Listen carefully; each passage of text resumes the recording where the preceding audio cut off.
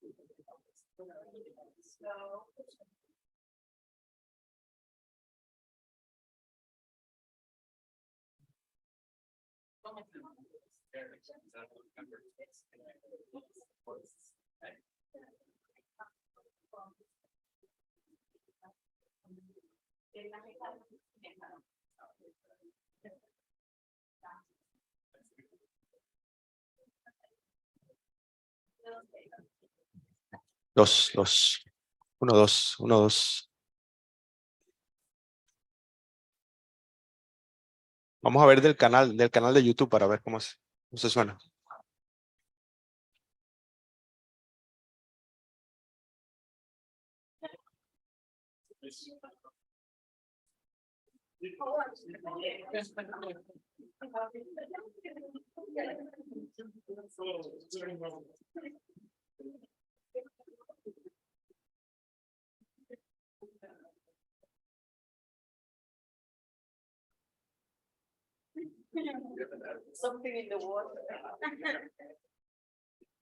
Uno, dos, uno, dos, uno, dos, tres, probando. Uno, dos, tres. ¿Estás desde el canal? Perfecto.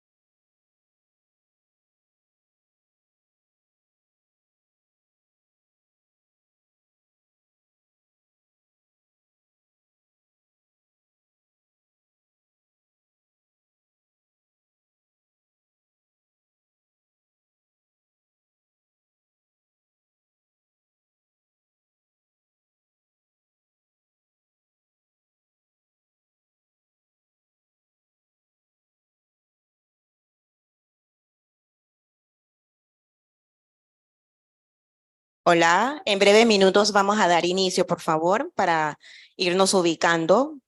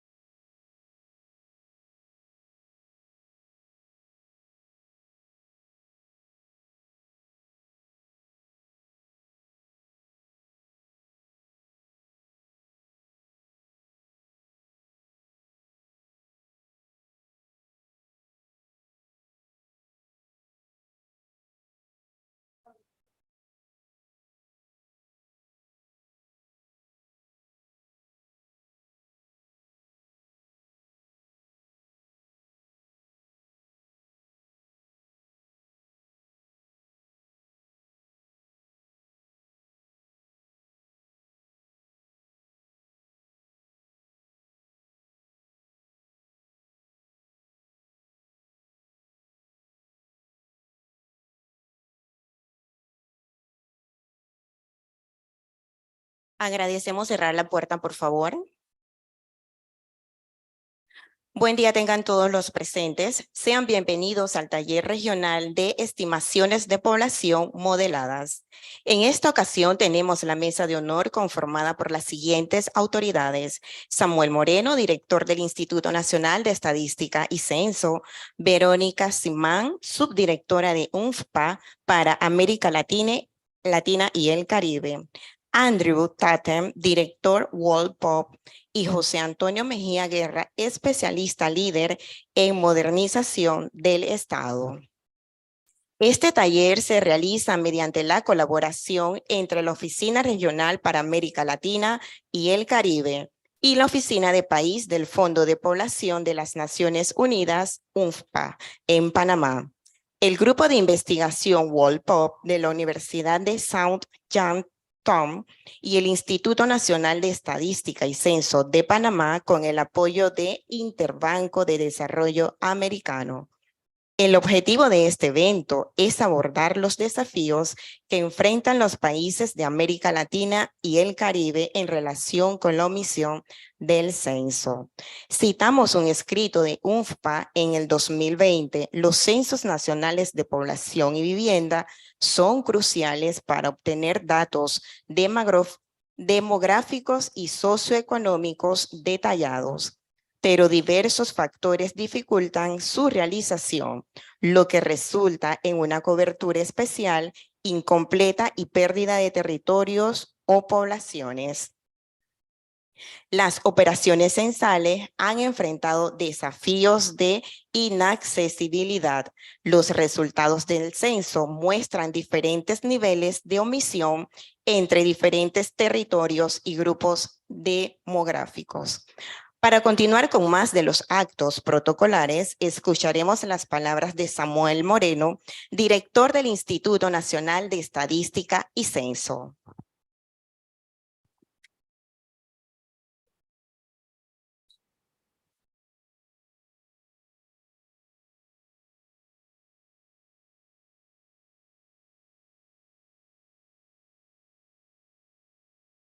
Muy buenos días, good morning, bienvenidos a Panamá.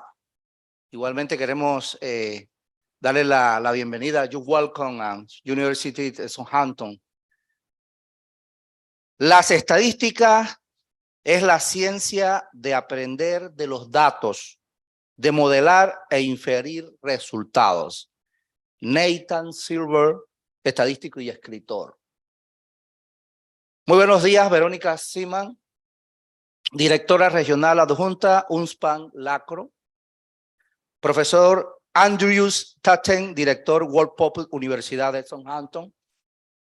José Antonio Mejía Guerra, especialista líder en modernización del Estado, Banco Interamericano de Desarrollo. Es un privilegio darles la más cordial bienvenida a este taller regional de estimaciones de población modeladas, organizado por el Instituto Nacional de Estadística y Censo, WorldPop de la Universidad Southampton, Reino Unido, UNSPA y con el apoyo del Banco Interamericano de Desarrollo.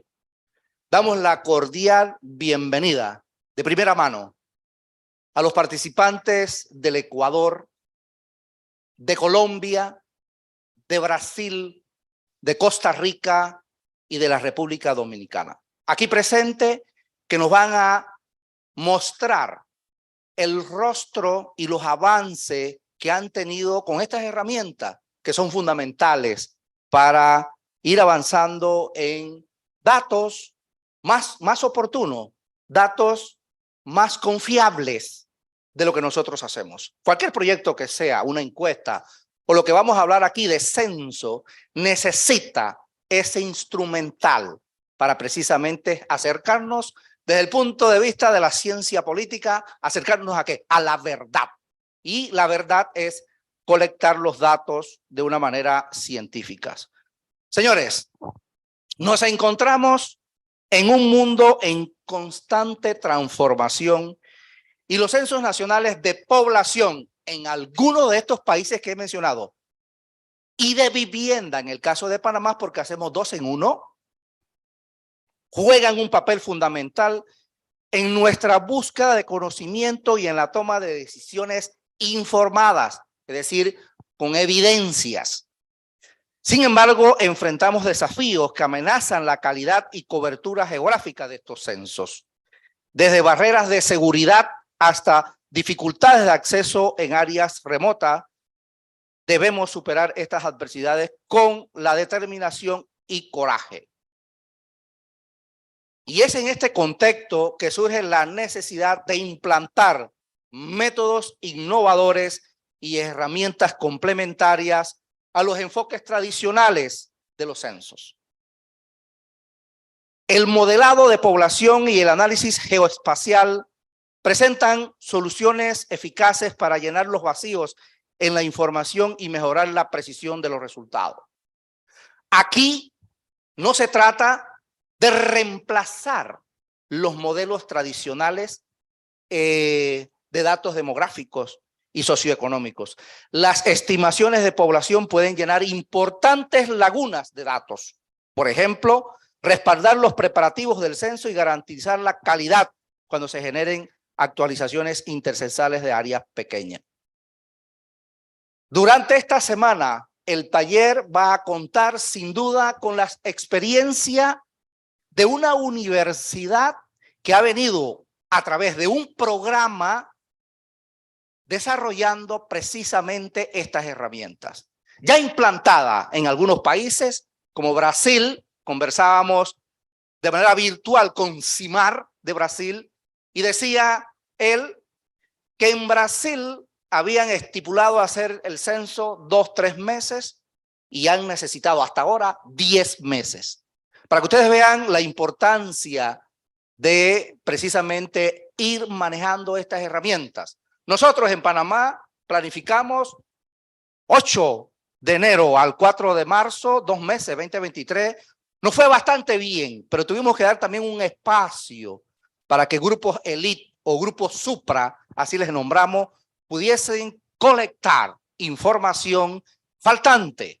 Y estamos en esos procesos porque esperamos precisamente el 11 de julio de este año 2023 dar los resultados preliminares básicos del censo.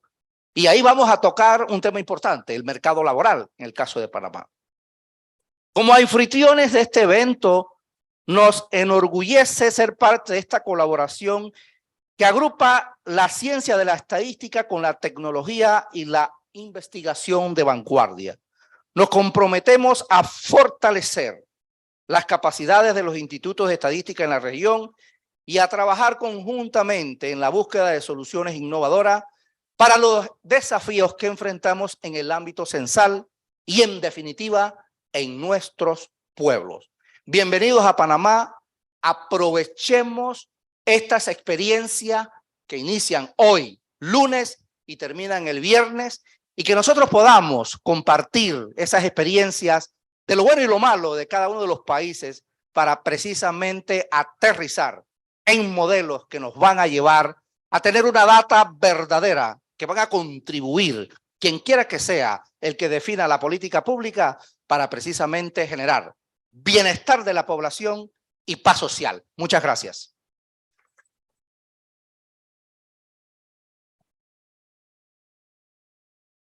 Muchas gracias al señor Moreno por sus palabras. Seguidamente, palabras de Verónica Simán, subdirectora de UNFPA para América Latina y el Caribe. Gracias. Muchas gracias. Muy buenos días. Señor Samuel Moreno, director del Instituto Nacional de Estadísticas de Panamá. Profesor Andy Tatum, director de WorldPop de la Universidad de Southampton. Señor José Antonio Mejía Guerra, especialista líder en modernización del Estado del BID. Estimados y estimadas participantes que nos acompañan de acá de Panamá y de otros países de la región. Estimados y estimadas colegas del UNFPA y de CEPAL-CELADE. Primero que todo, agradezco al INEC de Panamá por ser el anfitrión de este taller sobre datos de población modelados para el desarrollo sostenible. También agradecemos la colaboración del BID y de su apoyo financiero para asegurar la presencia de algunos de los participantes en este taller. También al equipo WorldPop por visitarnos en Panamá para continuar con el fortalecimiento de capacidades de los institutos y las oficinas nacionales de estadísticas de la región y, por supuesto, la continua colaboración con ALAP. Igualmente, quiero reconocer a la oficina de UNFPA en Panamá y a su representante nacional, Edith Castillo Núñez, así como a su equipo, la importante promesa de no dejar a nadie atrás y llegar a los más rezagados ha definido los esfuerzos en el marco de la Agenda 2030 desde el 2015, tanto en el área de desarrollo como en el área humanitaria. No dejar a nadie atrás es central en esta Agenda de Desarrollo Sostenible de las Naciones Unidas. Significa que a medida que trabajamos en conseguir estos objetivos, se deben considerar aquellas necesidades y desafíos de todas las personas y garantizar sus plenos derechos. Las personas dejadas atrás se encuentran en situaciones de mayor vulnerabilidad, agravadas por las múltiples formas de discriminación que se intersectan debido a factores de género, de edad, étnico-raciales, de clase social, discapacidad, orientación sexual, entre otros. Y solamente si les tenemos en cuenta, lograremos alcanzar los ODS. Y por eso es tan importante esta metodología que nos permite captar información de población dejada atrás. Los censos nacionales de población y vivienda, generalmente realizados una vez por década, brindan información crítica sobre la demografía nacional que es necesaria para poder brindar servicios sociales, asignar representaciones de gobierno, fondos federales a gobiernos locales, entre otros. Sin embargo, y como ya mencionaba el señor director, a menudo muchos países no logran un censo nacional de cobertura completa en regiones remotas, en áreas de conflicto, enfrentando omisiones en algunos casos más altas de lo esperado, excluyendo del levantamiento de información a alguno de estos grupos más vulnerables de la población. Incluso cuando el censo logra una cobertura total, los datos pueden rápidamente volverse, obsoletos por los movimientos migratorios que están dándose continuamente. Entonces, lo que nos parecía una fotografía bastante atinada, rápidamente puede perder vigencia. Los datos demográficos subnacionales y desglosados son una herramienta fundamental para diferentes aplicaciones humanitarias y de desarrollo, incluyendo la prestación y planificación de servicios, la planificación electoral y la preparación y respuesta a desastres. Y como sabemos, la pandemia del COVID realmente afectó la disponibilidad de datos de población precisos y oportunos, principalmente por el hecho de que muchos de los censos se vieron retrasados, porque en la pandemia no se quería levantar información o había medidas de confinamiento que limitaban el poder llevar a cabo un censo. La creciente necesidad de datos de población desglosados espacialmente para formulación de políticas basadas en evidencia y la ejecución de programas realmente enfocados en las poblaciones ha desencadenado la exploración de nuevas fuentes de datos a diferentes escalas geográficas como una herramienta, y ya lo mencionaba el director, complementaria a métodos tradicionales.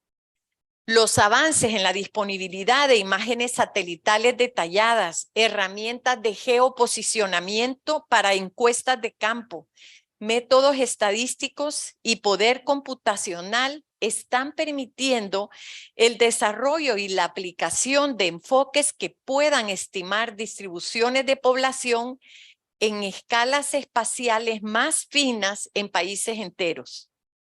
Y aprovechando estas innovaciones, junto con nuestros socios, trabajamos para producir estimaciones de población de alta resolución.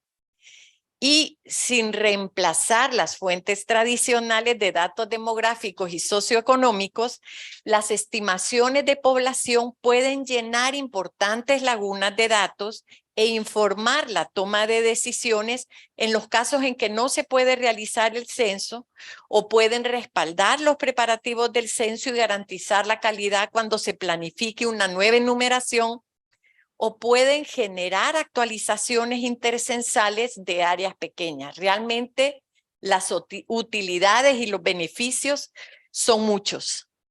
También en situaciones en las que es necesario distribuir la omisión o estimaciones de población en áreas no cubiertas, hemos visto el valor de las estimaciones modeladas.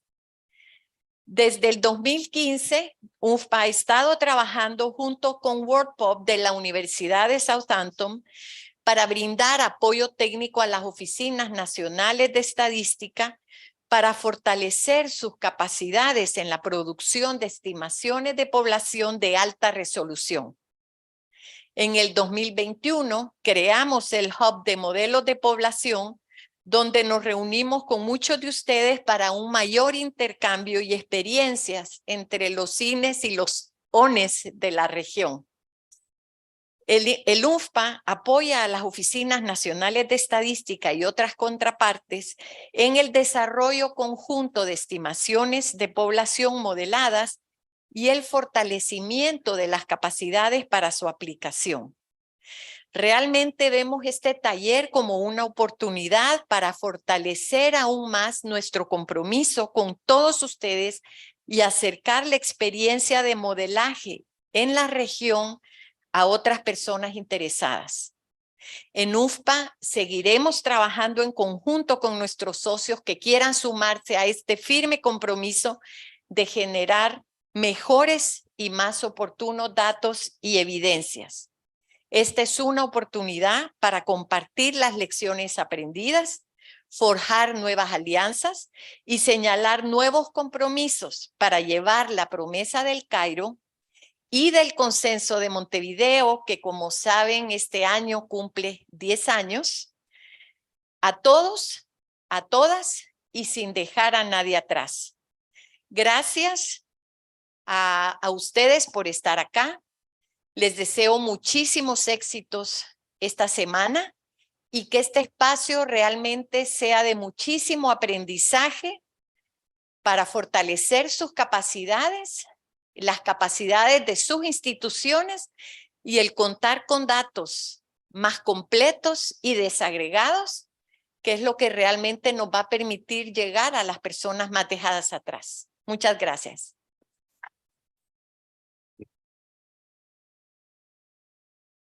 Muchas gracias por sus palabras, señora Simami.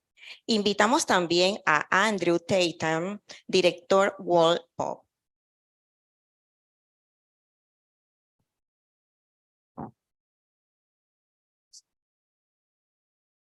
Hola. First of all, I want to apologize for my English. I went to a very small school in England and they could only afford a French teacher. So my French is okay, but my Spanish is not so good. So first I want to thank very much Dr. Moreno, Mr. Moreno, for inviting us, for hosting, for organizing, for UNFPA, for their excellent coordination and partnership over many years, and to ADB for their support for this workshop as well, and for all of you for coming such a long way for some of you. It's really exciting for us as academics in a university to be able to engage and to learn from all of you how the work that we do can really benefit and how we can work together. I have some slides. I don't know if they are here, that I can give an overview of WorldPop, because many of you may not know what we do. How do I?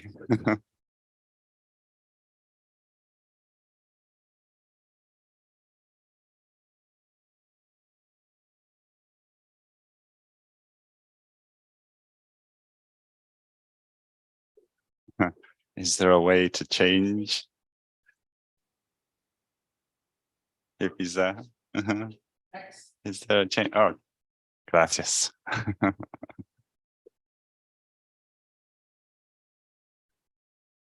Gracias. So WorldPop, we hola, and thank you for coming. We are a group of around 25, 30 people, and 3 of my colleagues are here.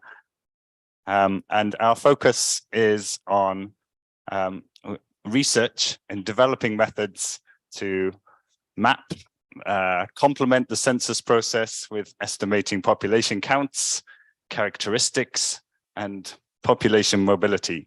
And we are at heart a research group at University of Southampton. So we focus on developing methods, solutions, but increasingly we are also working with partners like yourselves to implement those methods, to develop tools, applications to make it easier for statistics offices, for UN agencies to implement those processes themselves, and to do activities like this, so co-development of methods and capacity strengthening. A key part of our work is making sure that the international community is validating these approaches, that they are accurate, that they are reliable, and so having them peer-reviewed in academic journals is important for us. To publish these outputs open, to ensure that they can be open to questioning, to everybody can understand the methods, are also important to us. And to develop tools, infrastructure, applications, so that that data can be accessible to the world, or tools can be designed for specific purposes. And then to be able to actually implement those tools, to see where they work, where they don't work, to improve them, and to make a difference and ensure that people are not left behind. And then importantly is transferring that knowledge and ensuring ownership by governments, by agencies who are the ones in the field out there making the difference, and not us as academics in our universities. So we bring together partnerships on data and analytics, on research, and on implementation and co-development and capacity strengthening. And this is where this kind of workshop is so important for us all to link together and to understand what is possible, the challenges that are being faced, and where we may be able to help design those solutions. We have worked in, and as we've heard, in multiple countries around the world, always with UNFPA as a important partner for that, to support different statistics offices, ministries of health, and other agencies. And the underlying activity we are doing is trying to address challenges that exist in population data. And even the richest countries in the world find challenges with their data. It's impossible to enumerate everybody every single minute of every day. So what we look at doing is making use of geospatial data. And this is where we will come to this workshop to talk about the value of this. And when I was doing my PhD, this was the type of data that we saw from satellites. It was impossible to see anything. But now we are able to both see more information in terms of individual residences, but also the power of computing and the algorithms are such that we can extract information from those data. We can process them in different ways to map neighborhood types, residential buildings, even estimate rates of poverty. And there are more and more different types of data that are coming every single day that we will talk about in this workshop and explore as ways that we can try and use to complement the census process. And the aim is to try and build up a picture of the landscape in places that we cannot enumerate, or we want to try and validate places, and to bring together those data sets to estimate population. I think I will stop there with the slides because I think there's more to get on with, but I want to thank you all again for coming, and it's very exciting for us as an academic research group to be engaged and to learn from you and to help, rather than maybe standard university academics where we only talk at academic conferences. This is what we really enjoy doing. So I'm very excited to talk with you all this week, and hope you can learn and take away some new methods that may be of use to you. So thank you.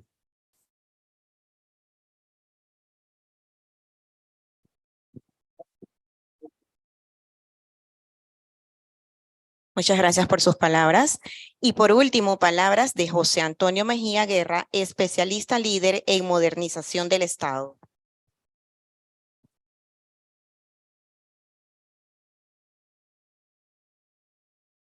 Gracias. Muchas gracias. Buenos días a todas y todos. Bueno, ser último es fácil porque puedo decir, concuerdo con todo lo dicho. Nada más que decir. Y también es fácil porque entonces puedo dirigirme a la mesa como Samuel, Verónica y Andy, ¿no? Tengo que ir con el protocolo de los grandes títulos de quienes nos hacen el favor de acompañarnos este día. Pero yo quiero aprovechar simplemente para decir gracias a todos ustedes, ¿no? Gracias por estar aquí en este espacio. El valor, obviamente, está dado por la cantidad de información que se comparte, pero el valor está por la cantidad de información que se comparte y que se recibe. Entonces, muchísimas gracias por estar aquí con ustedes.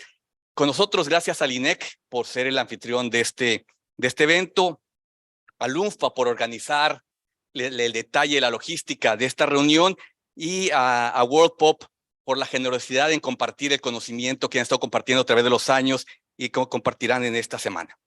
Insisto, ya mucho se ha dicho, yo no quiero además predicar al coro, ¿no? Hablarles a ustedes del valor de la información, insisto, es como predicar el evangelio al coro. Pero bueno, lo que hemos visto es que a través de los años ha habido una gran cantidad de desarrollos técnicos y metodológicos que han permitido mejorar la calidad de los censos. Sin embargo, la evidencia anecdótica de esta última ronda censal nos ha mostrado altas tasas de omisión o tasas de omisión mayores a las vistas en las rondas anteriores.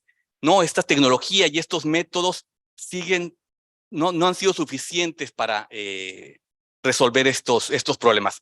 Entonces yo creo que la relevancia de este evento que tenemos esta semana es cómo estas nuevas metodologías que ya nos han descrito, ¿no?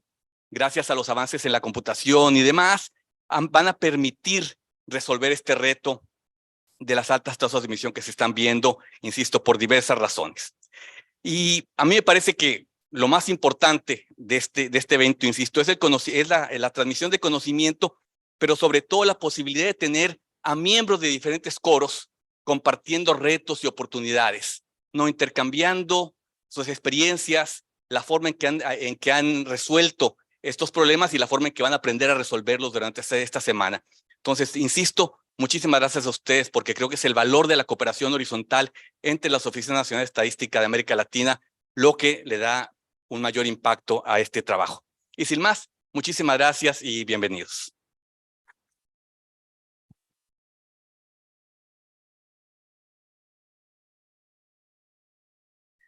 Agradecemos a los miembros que conforman la mesa principal ponerse de pie para realizar fotografía oficial. Una vez tomada la fotografía oficial, se incorporan los invitados especiales que nos acompañan. Vamos a realizarlas en dos grupos. Vamos a hacer el primer grupo hacia mi derecha, la chica que está de negro con azul, del lado de acá, y seguidamente entonces el otro grupo de acá, ¿sí? Agradecemos si se ponen adelante de la mesa, por favor.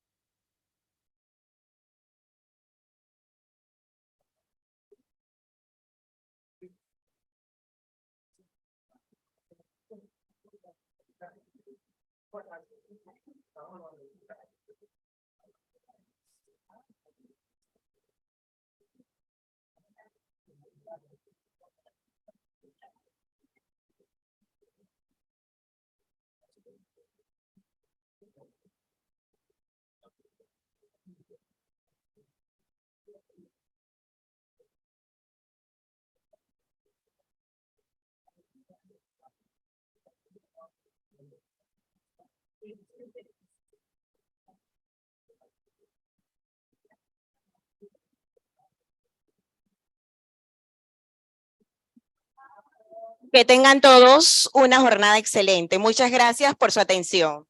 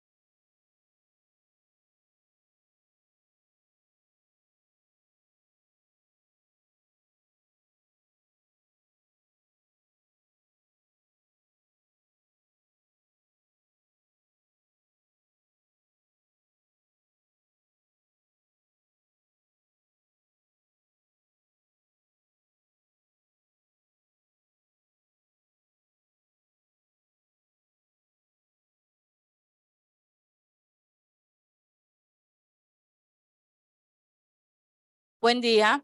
Vamos a tener una pausa de 20 minutos hasta las 10, de 15 a 20 minutos, por favor, hasta las 10 de la mañana. Pueden salir, allá se está preparando el refrigerio. Gracias.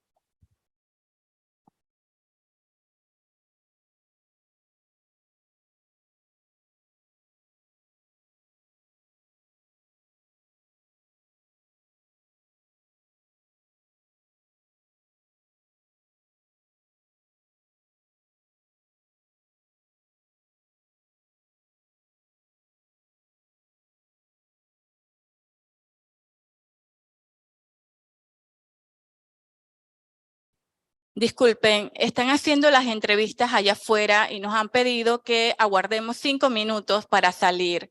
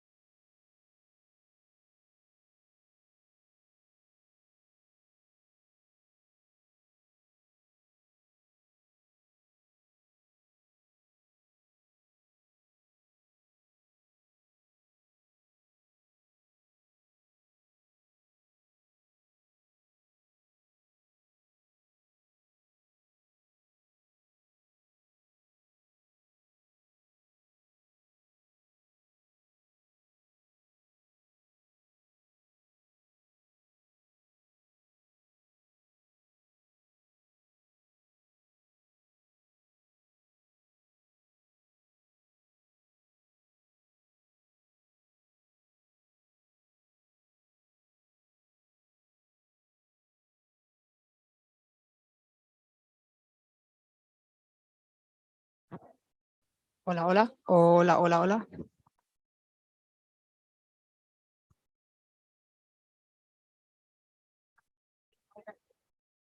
Hola, hola, muy buenos días. Una preguntita a los y las participantes. Una preguntita. Si alguien participó en la sesión preparatoria y tuvo retos con la instalación de AirScan,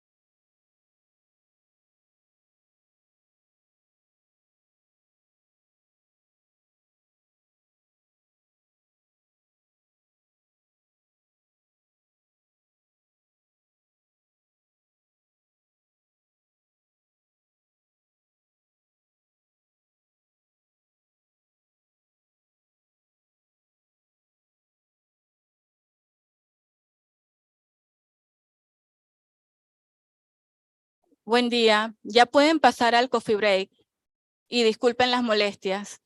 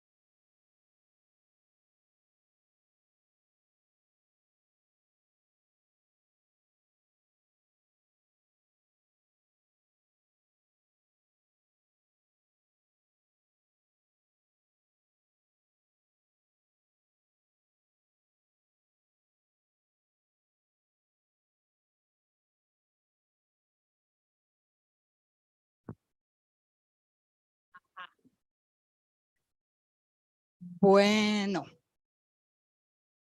Okay, Sachil first wanted me to, you wanted me to ask if they download and you send it via email? Yes. Okay. I mean, I can get it first.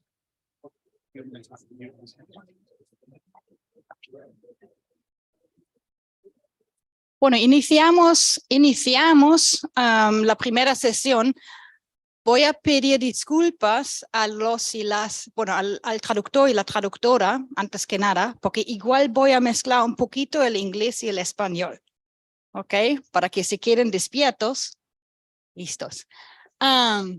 Bueno, a ver, me llamo Sabrina Jurán, yo soy la asesora técnica regional del Fondo de Población de las Naciones Unidas en nuestra oficina regional para América Latina y el Caribe. Hemos tenido, creo que, contactos con todos ustedes. Es verdaderamente un gran placer, un gran honor para nosotros contar con toda su participación en este taller. Nos hace mucha ilusión dar la bienvenida a nuestras colegas de CELADE. Obviamente, muchísimas gracias a los y las colegas de WorldPop por estar, al INEC por ser el anfitrión de este taller.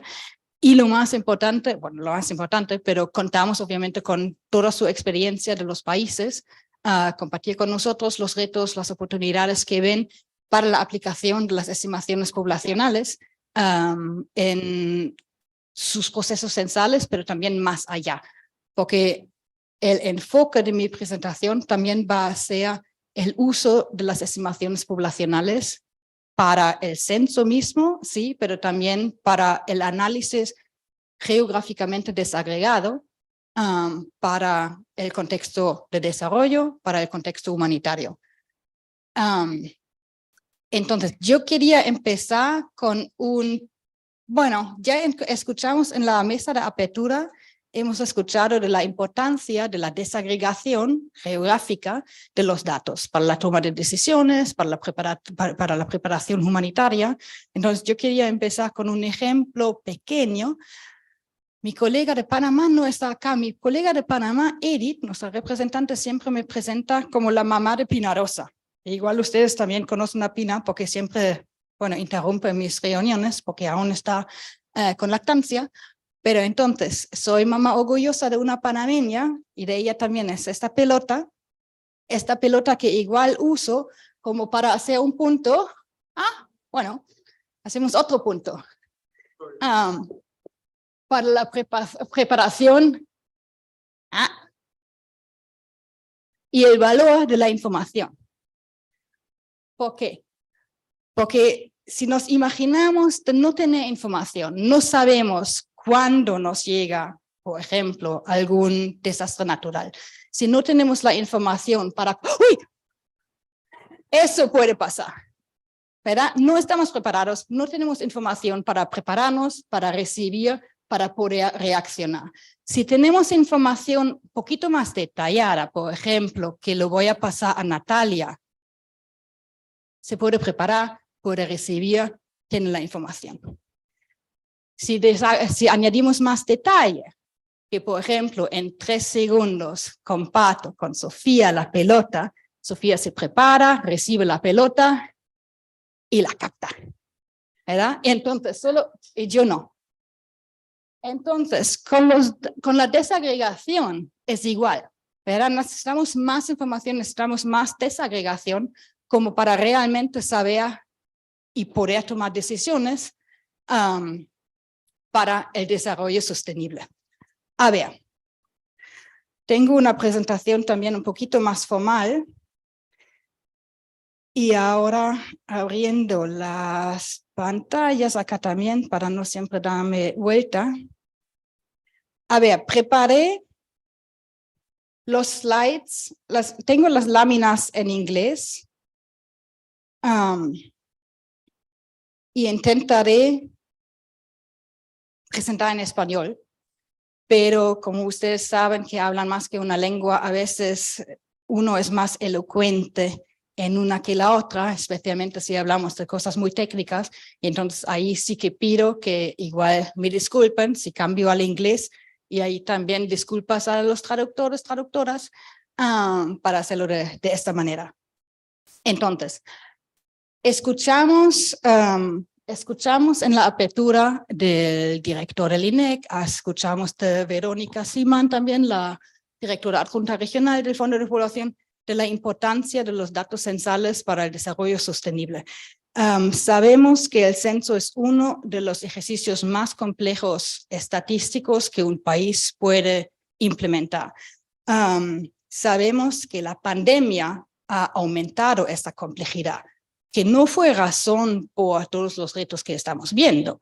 Ya había retos igual antes por un cambio, por ejemplo, de un censo de facto a un censo de derecho, por la introducción de nuevas tecnologías, nuevas metodologías, la introducción de las tabletas, por ejemplo, la compra de tabletas ha creado algunos retos administrativos muy, muy grandes.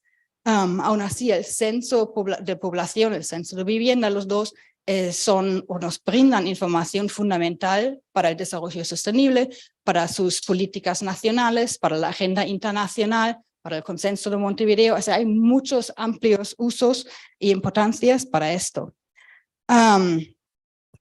Nosotros en los últimos años, y Verónica también ya lo mencionó, en 2015 nosotros empezamos a trabajar, colaborar con los colegas del WorldPop. Inicialmente la primera vez lo hicimos en Afganistán.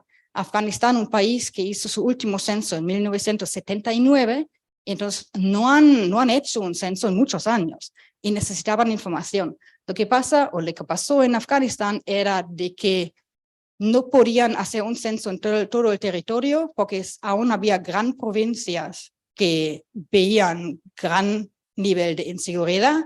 Había muchos movimientos dentro de las provincias, también por el tema de la inseguridad, y entonces recibimos una llamada del presidente de crear algo en ausencia de un censo. Y empezamos a hablar con nuestros colegas de WorldPop y pensamos en cómo podríamos usar esas metodologías como para crear alguna información en la ausencia de datos. Entonces, esto empezó, con ese ejemplo empezamos nuestra colaboración. El censo de Afganistán, bueno, el ejemplo de Afganistán fue el inicio. Desde entonces elaboramos más ideas, más usos de cómo podríamos usar esta información, siempre dentro del proceso censal, pero también una vez que el censo se ha acabado, para agregar una componente más geográficamente granular para el uso de la información, porque ustedes también saben que al nivel o a la hora de publicar los datos, el uso de la información y tener acceso a los datos, por ejemplo, a nivel administrativo, algunos temas van más allá de las unidades administrativas. Y entonces tener ahí la componente geográfico, tal como lo usan principalmente a 100 por 100 metros, nos permite una agregación a límites individuales. Podemos, por ejemplo, crear análisis a nivel de population catchment alrededor de un hospital. ¿Quién está llegando a los hospitales? ¿Quién está fuera de algunos áreas de servicios de educación? Y entonces, lo que ven en esta pantalla son los diferentes módulos o los diferentes escenarios donde nosotros ahora ya con WorldPop y las Oficinas Nacionales de Estadísticas hemos aplicado las metodologías. Y ven desde la izquierda hacia la derecha los escenarios diferentes de información de insumo de los datos. Aquí tenemos un país que tenían o han hecho un censo nacional. Aquí tenemos unos que tienen algunas áreas igual omitidas, pequeñas, grandes omisiones, siempre aún a nivel territorial. Afganistán casi era un caso así. Teníamos muy poca información en el caso de Afganistán, pero también hacemos trabajo en modelos de población a nivel diferente que mencioné antes, que usamos la información de los datos censales a nivel administrativo y le damos la vuelta para tener la información geográfica. Más reciente, estamos mirando cómo podemos usar las estimaciones de población en casos donde haya una omisión no necesariamente geográfica, pero a nivel de vivienda. Hay algunos censos donde hay una omisión a nivel de vivienda y estamos viendo cómo dentro de estos escenarios también podemos aplicar las estimaciones como para crear la información desagregada que nos puede servir para completar los censos. No necesariamente para completar, pero para sea para servir como un insumo en los procesos de la evaluación censal. Porque dentro de la evaluación censal obviamente también hay otros componentes, la consideración demográfica, las encuestas postcensales, que sirven como diferentes componentes. A ver, yo no voy a hablar mucho de las metodologías mismas, porque después de mi presentación viene la presentación de Andy y él va a explicar exactamente dónde se hace, pero básicamente hay dos metodologías. Uno es el top-down, que es lo que mencioné antes. Si tenemos la información a la unidad administrativa, integrarla con información geoespacial como para crear las estimaciones a nivel de cuadrícula. Esto, por ejemplo, ya lo hicimos basado en sus últimas proyecciones. O sea, el UNFPA tiene el mandato en contexto humanitario de identificar la mejor información subnacional por sexo y edad de todos los países, para que el sistema de Naciones Unidas y otros actores puedan todos usar la misma información. A nivel del año, nosotros desde UNFPA siempre hacemos el compromiso de identificar las mejores, más actualizados datos para hacerlo, y usamos estos como insumo en colaboración de WorldPop para crear las estimaciones a nivel de cuadrícula para todos los países de América Latina. Ahora, ojo, estos están basados en las últimas proyecciones poblacionales y no contiene información de insumo de los censos, o sea, de los más recientes censos. Pero la idea es realmente de poder agregar más detalle geográfico a estas proyecciones para saber a la hora de identificar poblaciones afectadas, saber exactamente la ubicación donde poder encontrarlos. Y eso es la metodología de top-down. La otra, y esto vamos a escuchar también de ustedes, tal como lo están aplicando ustedes en los países, es la de bottom-up, donde usamos la información que se tiene del país, del censo más reciente, integra esto y desde allá crea la información. Pero bueno, otra vez, no voy a entrar en detalle porque tú lo vas a explicar mucho mejor que yo.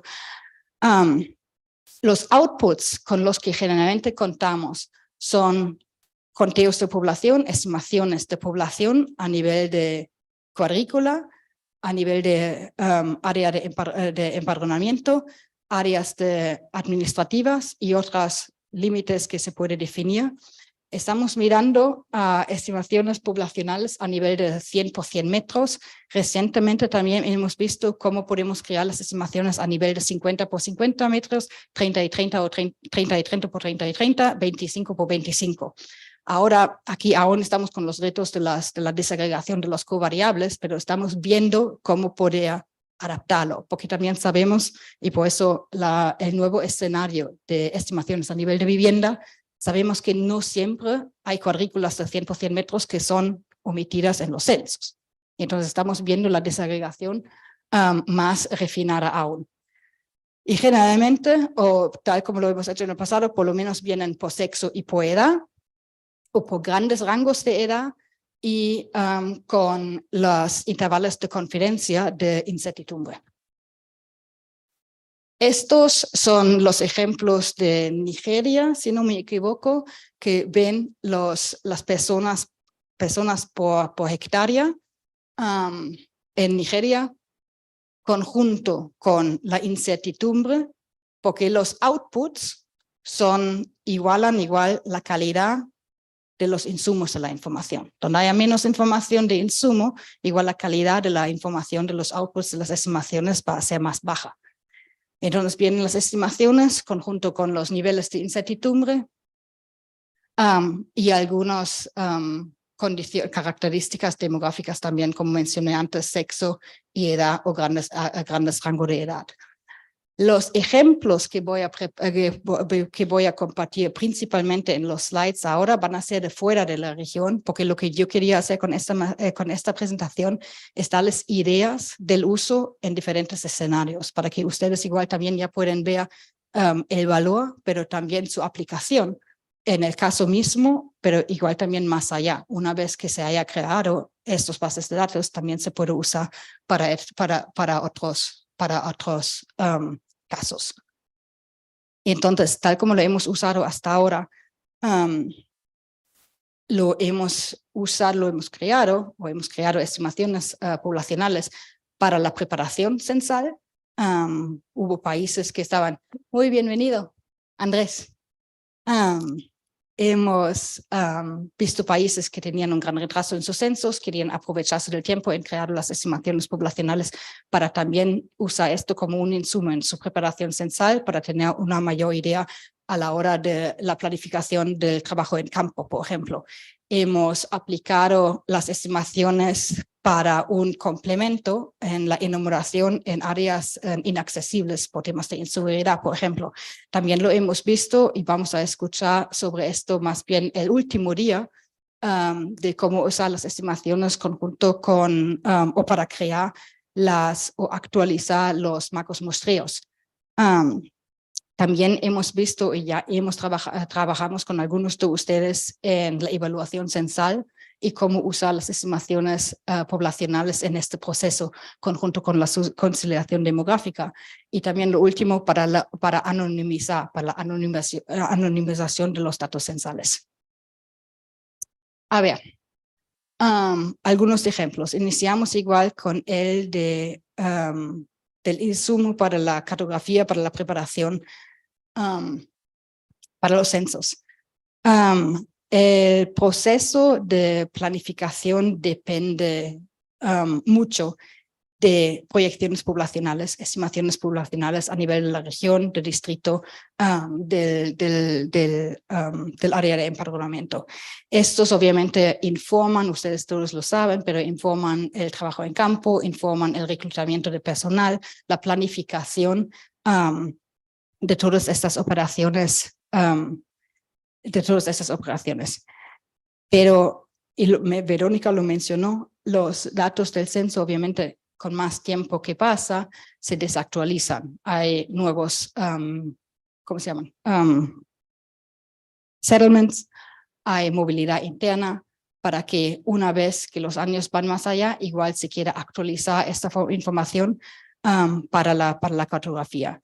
Las estimaciones poblacionales y cómo están desarrollados con la integración de información geoespacial, imágenes satelitales más recientes, nos da la oportunidad de actualizar esta información antes de iniciar el proceso en campo, antes de iniciar el proceso de la cartografía.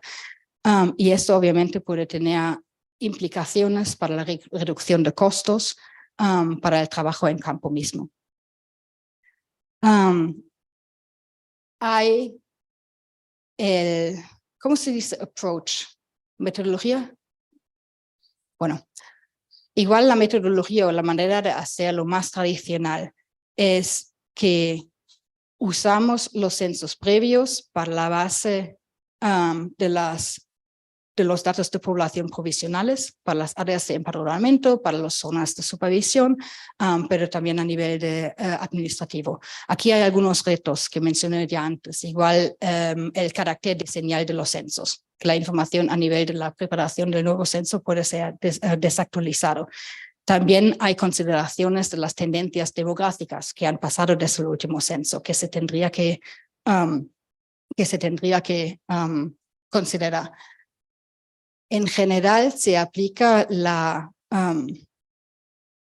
the demographic growth rate para la preparación, pero esto generalmente no considera la movilidad interna, especialmente a un nivel muy local. Y entonces lo que hemos visto que las estimaciones poblacionales integrados con las imágenes satelitales y los covariables geoespaciales nos pueden identificar nuevas ubicaciones, nuevos settlements, edificaciones, asentamientos, áreas donde hay más growth, crecimiento, pero también abandoned places, ¿ok? Y basado en las imágenes, entonces podemos crear los building footprints, la información sobre los asentamientos que existen y las áreas de ubicaciones. Esto es el ejemplo de Lusaka, donde se usó las las estimaciones poblacionales convertido a números a nivel de vivienda para la preparación, para la planificación de la cartografía. Y entonces aquí ven, perdón, estoy cambiando aquí en mi, el ejemplo de Lusaka, perdón, y entonces estos son las estimaciones que se convirtió entonces a unas estimaciones a nivel de vivienda dentro de las áreas de empadronamiento que usó el país en este momento. Las estimaciones poblacionales para complementar el empadronamiento del censo. Aquí hay un ejemplo de Burkina Faso en su 5º censo. Lo que ven acá son las escuelas cerradas en el país del norte por temas de inseguridad. Eso también corresponde bastante con los datos o la omisión censal, donde no se pudo entrar, donde no se pudo coleccionar información que vemos acá. Eso es la tasa de las áreas de empadronamiento omitidas, que corresponde a las áreas también con altos retos de seguridad que vemos en este mapa. A ver, había otros temas en Burkina Faso también, pero esos temas de inseguridad fueron los principales. Lo que entonces hicimos en el proceso de imputación fue que desarrollamos un modelo para todo el país y evaluamos la accuracy del modelo para sí, puede ser, ¿no? La certidumbre del modelo para todo el país, para ver cómo funciona, para desde allá derivar las estimaciones para las áreas que no estaban cubiertas con el censo.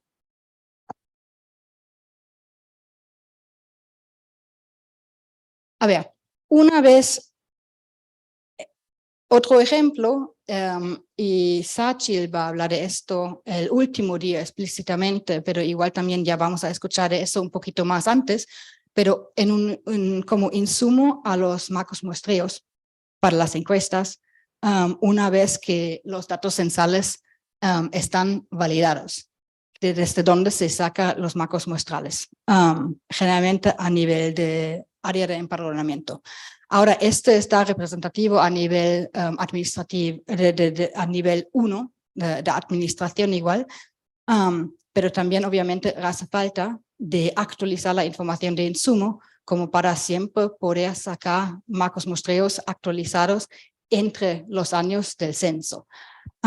Y entonces estamos colaborando allá para también tener una aplicación de las estimaciones con otras herramientas para siempre sacar marcos muestreos muy actualizados basado en las estimaciones.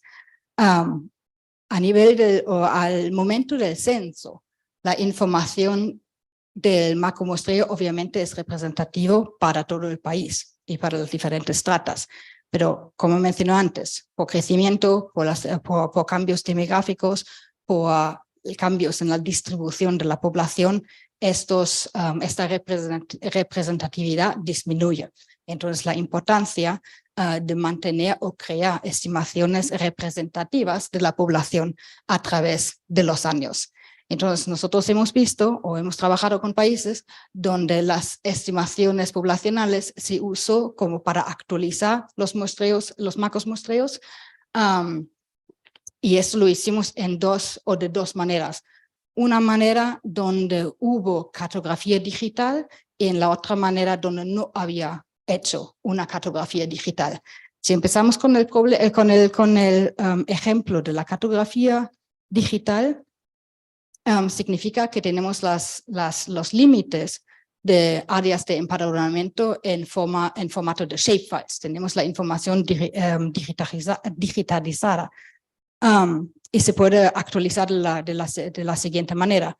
Podemos overlay, integrar, sobreponer las estimaciones poblacionales con los marcos muestreos dentro de los softwares GIS, SIC que usamos, y desde allá actualiza la población a nivel de área de empadronamiento a través de las estadísticas zonales, donde no tenemos información digital de la cartografía. Lo que se hace es delinea los marcos muestreos basados en las poblaciones, en las estimaciones poblacionales, considerando cada cuadrícula y cada grupo de cuadrícula contiguous, grupo de cuadrículas. Eso igual, saben, después lo explica mucho mejor Andy. Vale. Y en inglés, y ahí los traductores igual van a encontrar la solución de cómo se va a decir esto.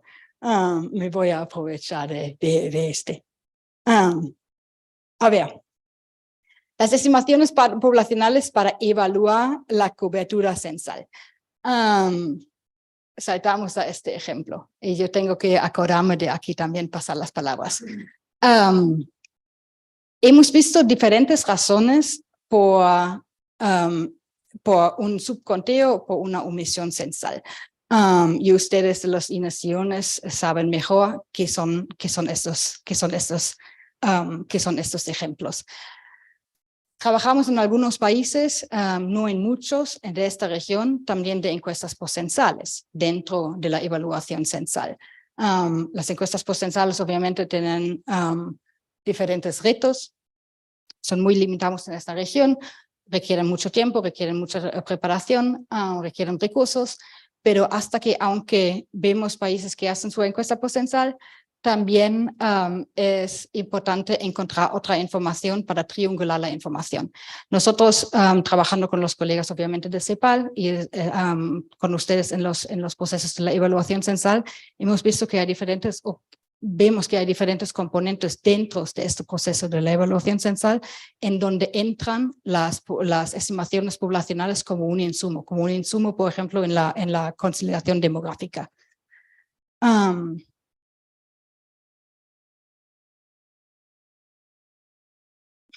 Perdón.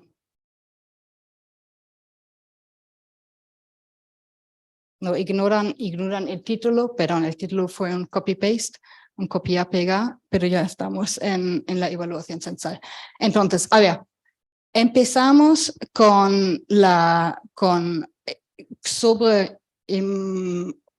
imponiendo los coordinados de GPS de las viviendas con imágenes satelitales más actualizados, más desagregados para identificar los áreas no identificados.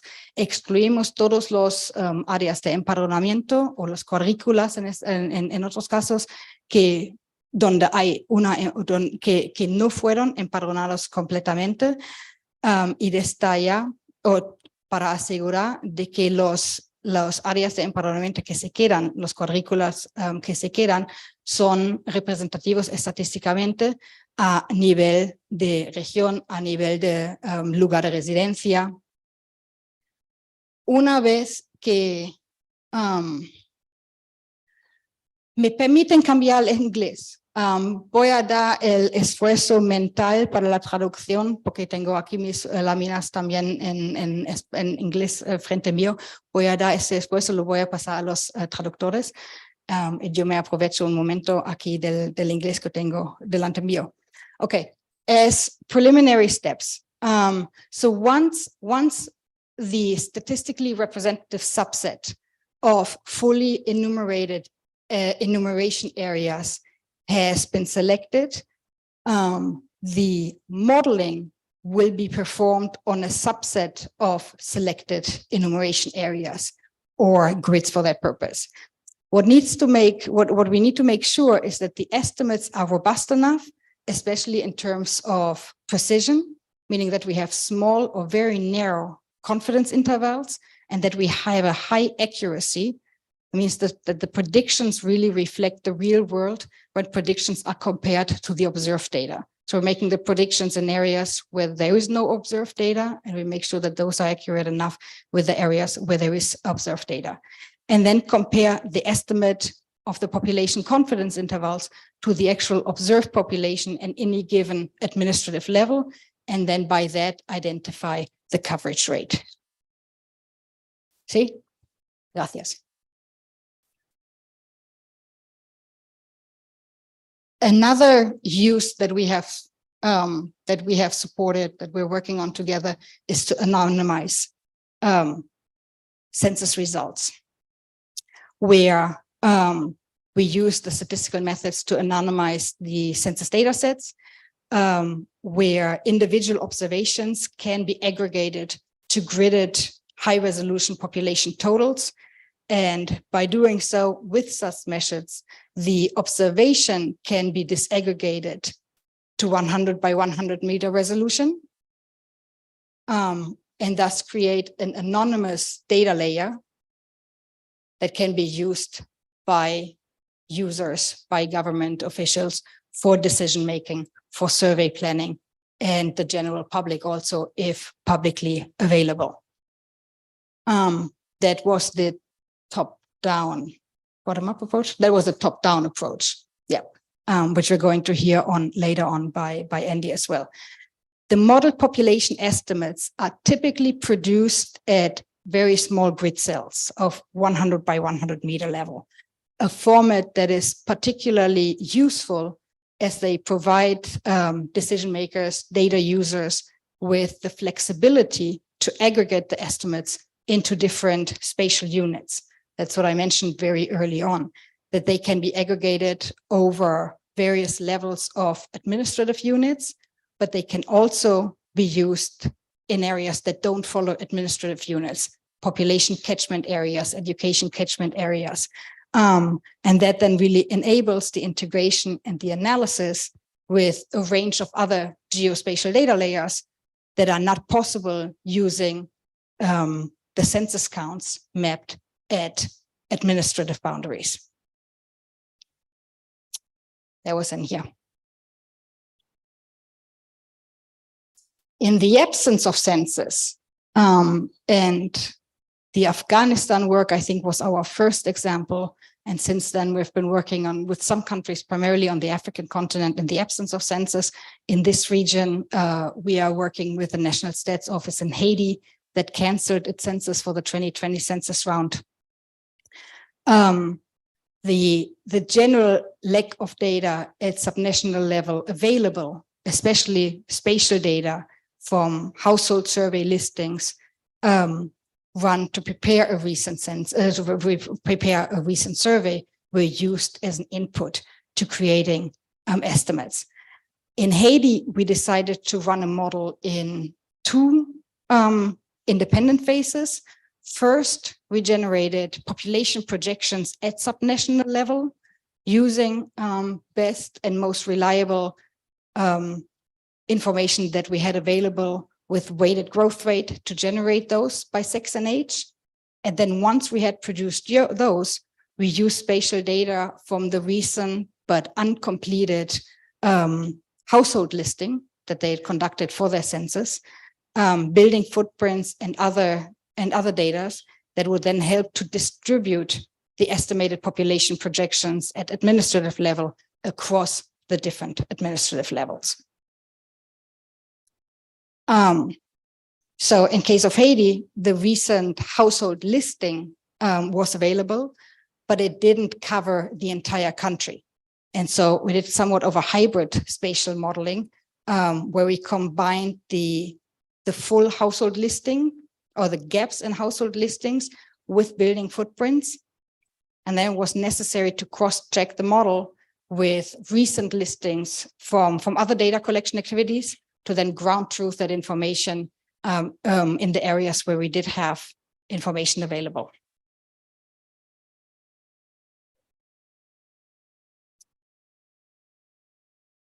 So then we went from one, as you saw, we went from the number at the administrative level, broke it down to then create the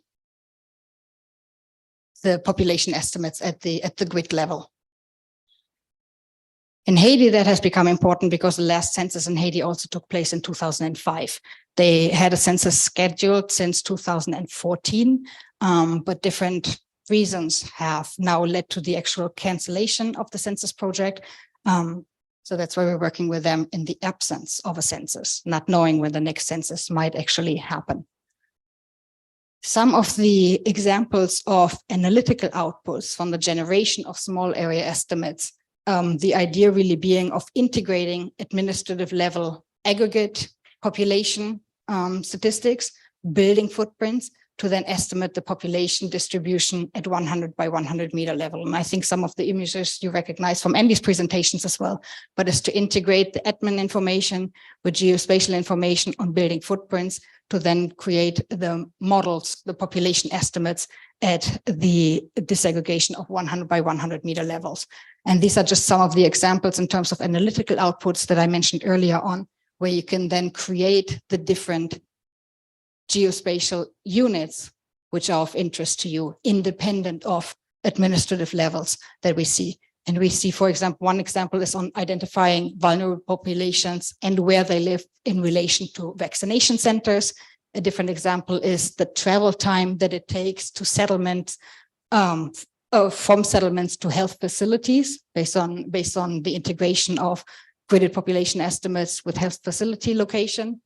What's missing here is obviously on quality on the attributes of the health facilities. And then the last one is to use the information to determine where to locate additional vaccination sites in order to increase coverage. So these are just some of the analytical outputs that we have produced based off of the different support mechanisms that we have supported. In terms of technical support, what we have produced is some guidance on thinking through the process of what kind of approach to apply, what kind of questions to answer, based on coverage of observations, based on the date of the observations, based on the data collections or the projections that are available and at what level of disaggregation, and if uncertainty estimates are necessary and or not. And then also obviously what time it takes, because with some countries that we're working, there is a time component to it, integrating it into census evaluation, there's a time component to it. Others do not necessarily have that because of other realities in which we're operating.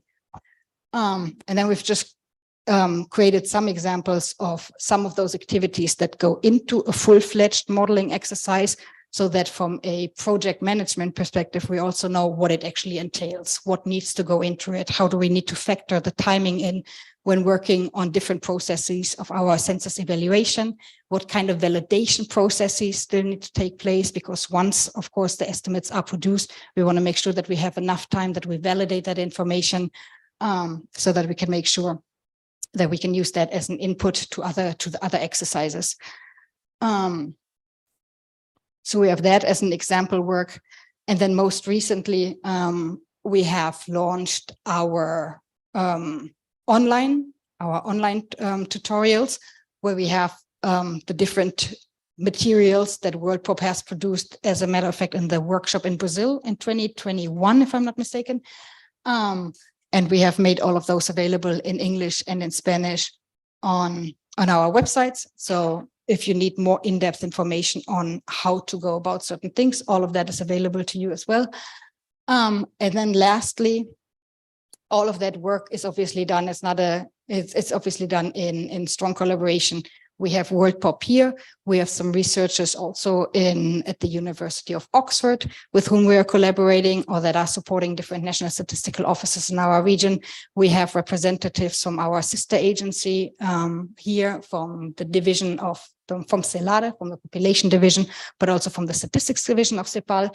And we obviously want to also recognize the work and the collaboration that we're doing with the Inter-American Development Bank, but also with ALAP, la Asociación Latinoamericana de Población, who is helping to bring some of those methods also through our regional academic circles. And with that, I'm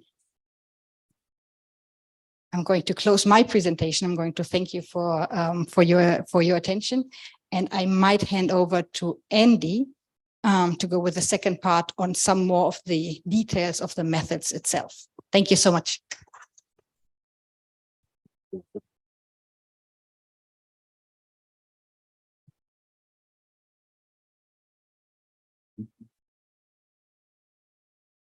Gracias, Sabrina.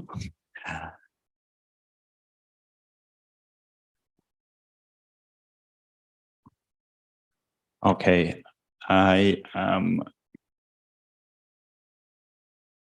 going to talk in a bit more technical detail on the top-down and bottom-up population modeling methods that you will be learning this week. Maybe much more focus on the bottom-up methods this week, but hopefully this gives you an overview of what they involve.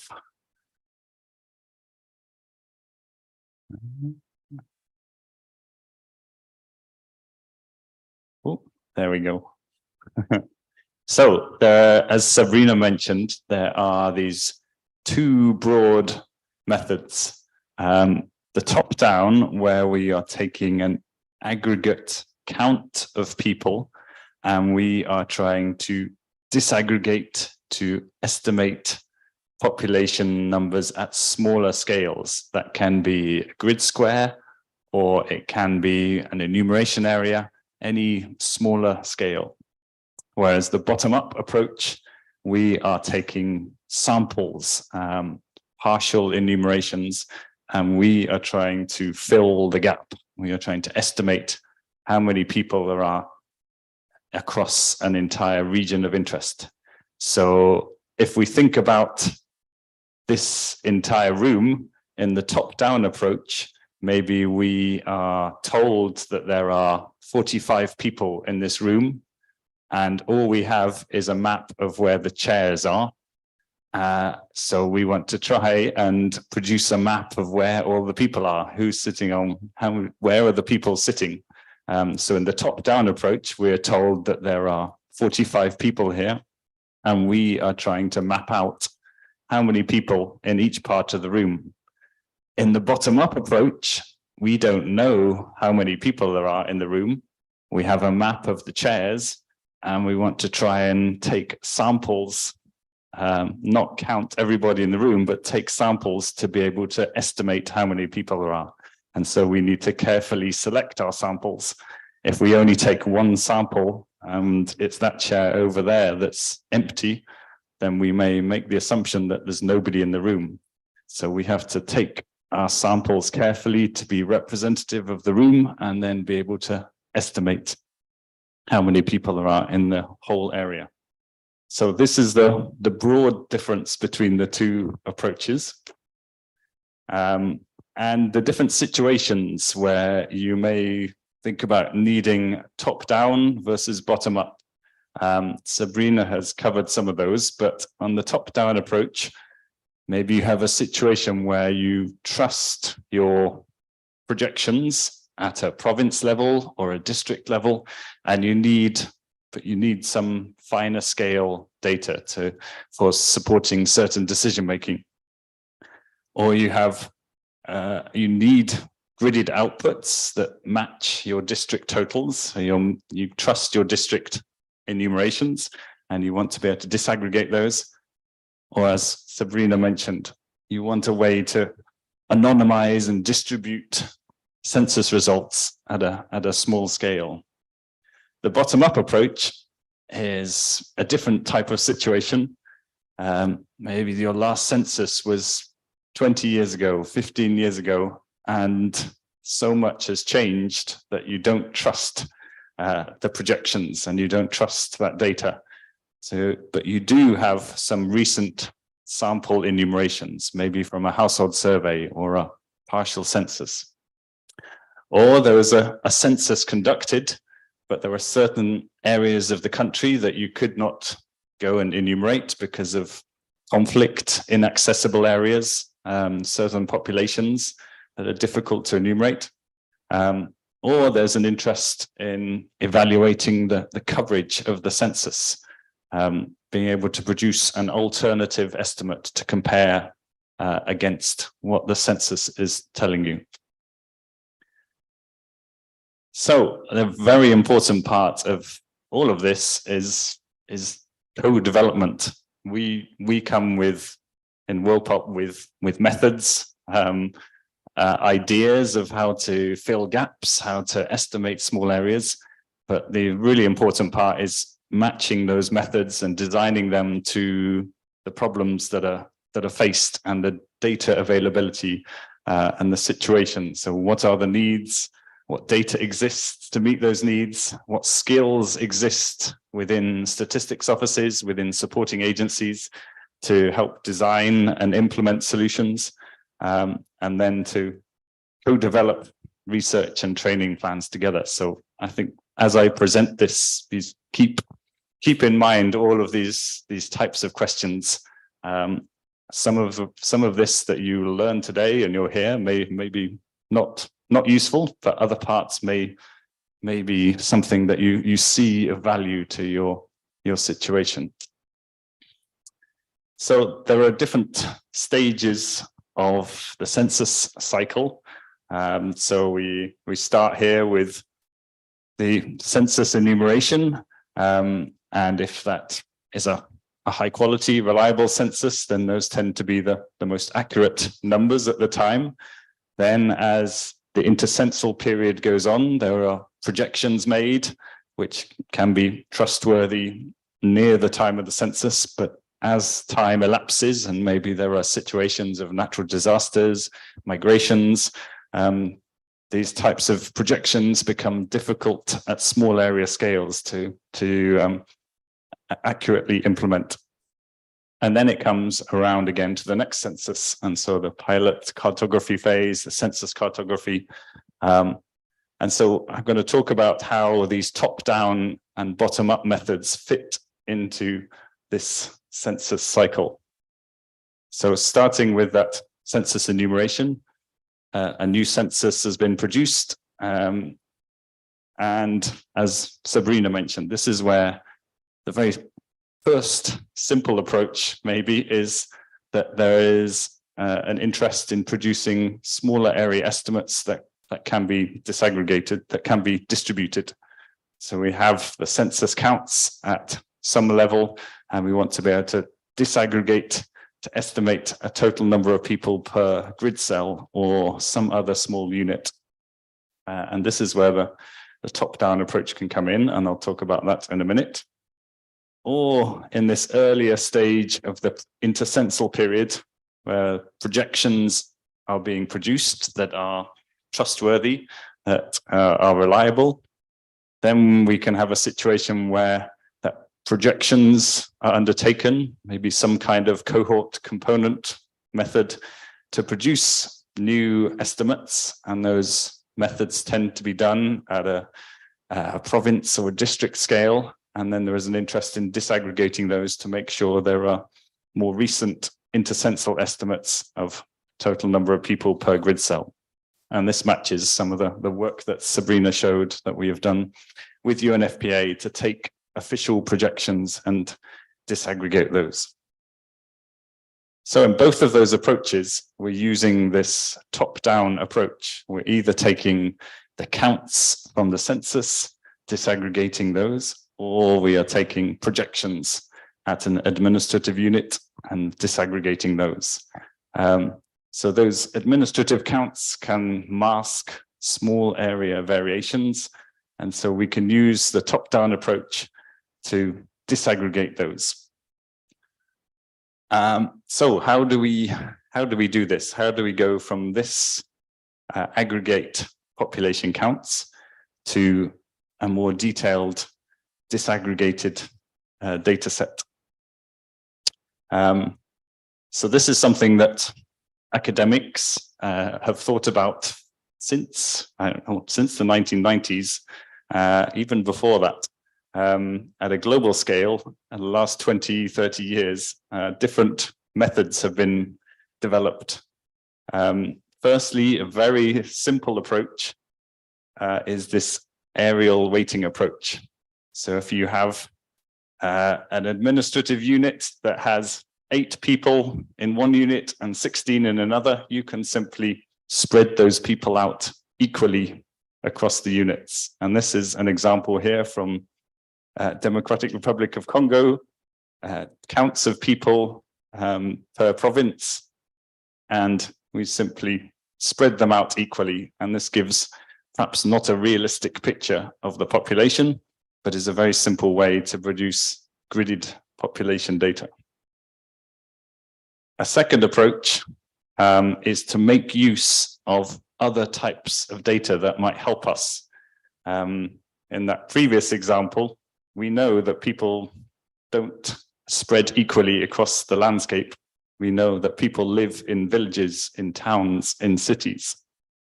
So if we can map those cities or towns, we can make some assumption and push the right number of people into those cities. So again, in the same example here, we may have a data set with the count of people per administrative unit. We may have some mapping of urban areas from satellites or another source, and estimates of people living in those cities. So we can combine the two to produce a map and a better estimate of where those people are living on the landscape. But that doesn't take into account all the different factors that matter when people are distributing themselves on the landscape. We don't all live equally spread across a city. We don't all live equally spread across rural areas. So these different types of approaches that have been developed more recently take into account multiple data sets to try and capture those variations. And what this eventually looks like is something like this, where we have maybe enumeration areas. Each one of those has a population count. We may have, firstly, data that tells us here are the areas of human settlement, and here are the areas where there are no people. So immediately we can mask out areas where there are no people. Then we want to try and make a layer that tells us, we call it a weighting layer, that tells us there are likely to be more people here and fewer people in this area. So I'll come back to this in terms of how we create it. But we start with this enumeration area population, and we end up with an estimated gridded population. So we're disaggregating those totals. And the recipe is really to take these counts. We use a weighting layer to redistribute and to mask out populations where they are not, and produce those estimates. So I'll go into a bit more details now of how we produce that weighting layer. And this is where all these geospatial layers start to come in. If we want to be able to understand why there is a high population density in one part of a city or one part of a country and not in another, we need to start to understand the landscape and be able to capture the patterns that exist. So that may be the location of buildings, it may be the size of buildings, it can be the height of buildings, it can also be some of the land use.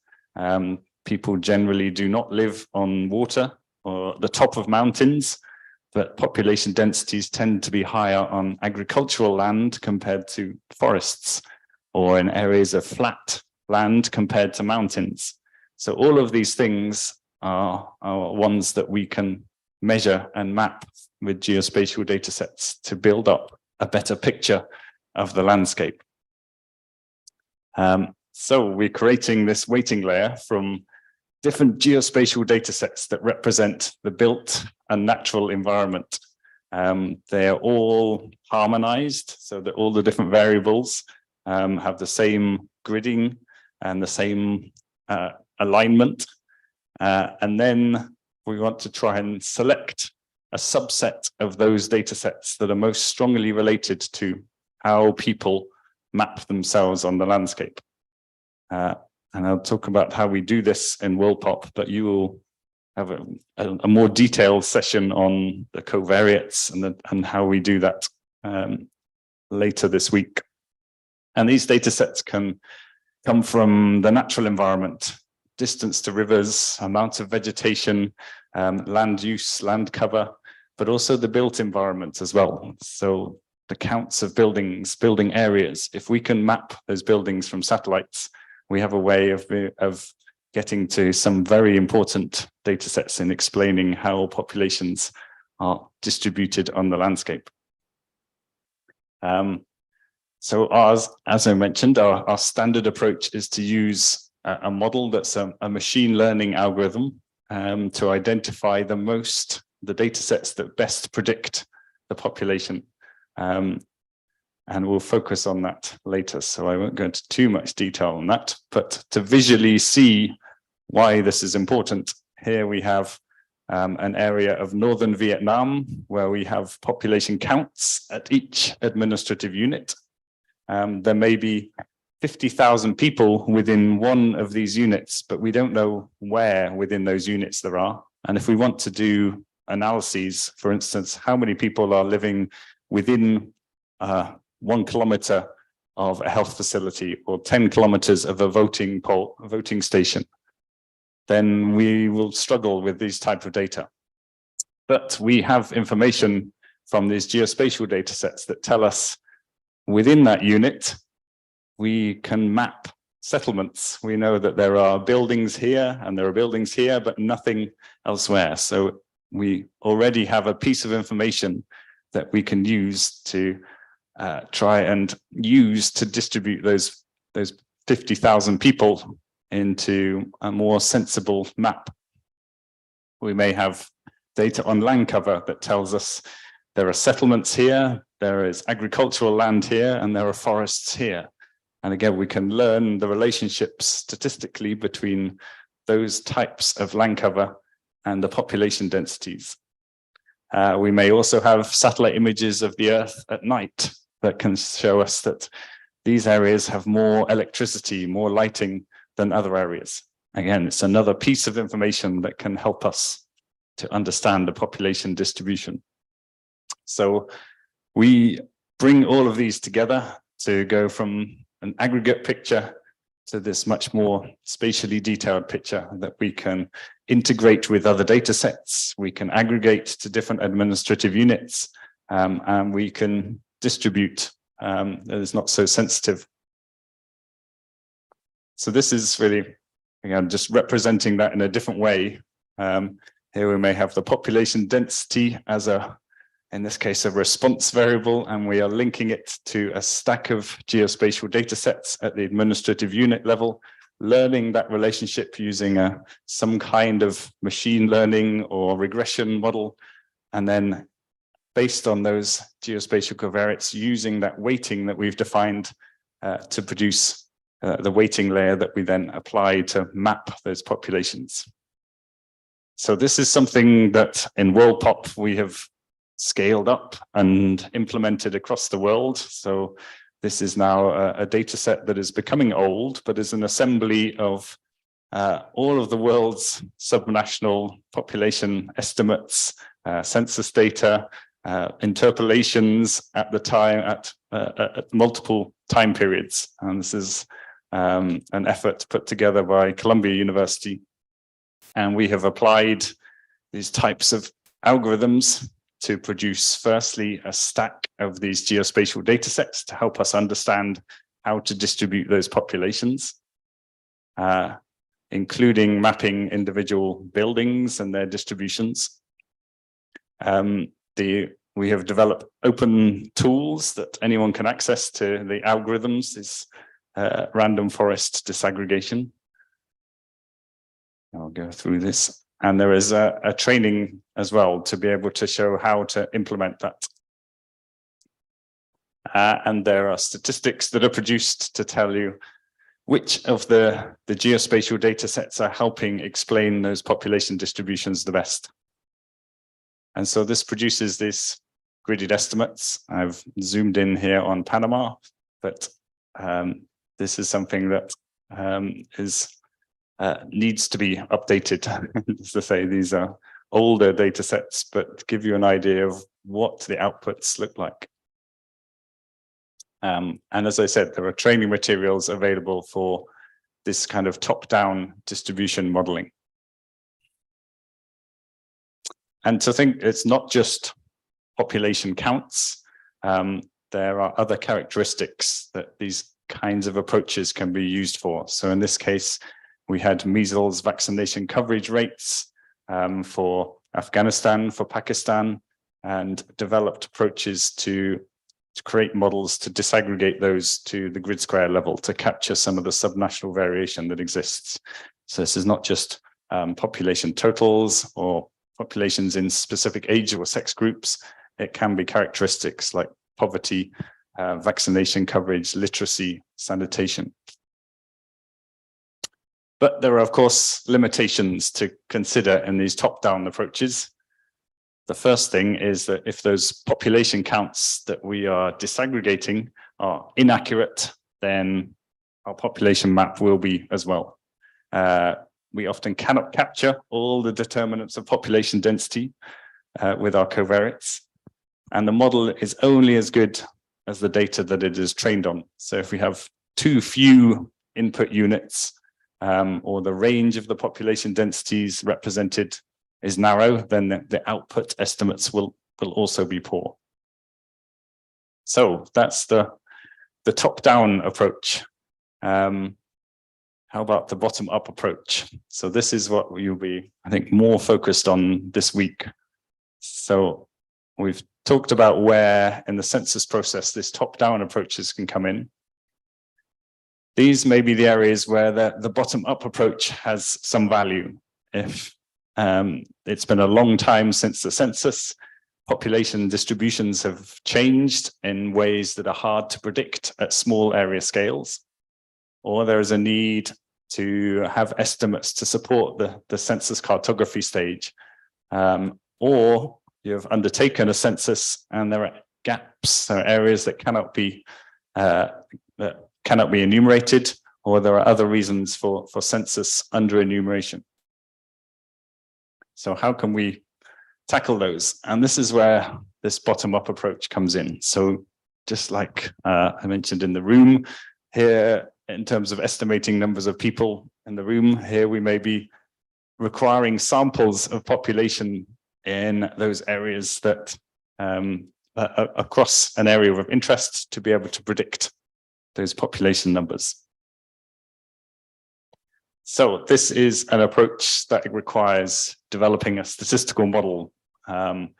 Just like the top-down approaches, we're still developing a model to predict the relationship between population densities and these geospatial data sets. And it's just, in this case, we're trying to fill the gaps rather than to disaggregate to smaller scales.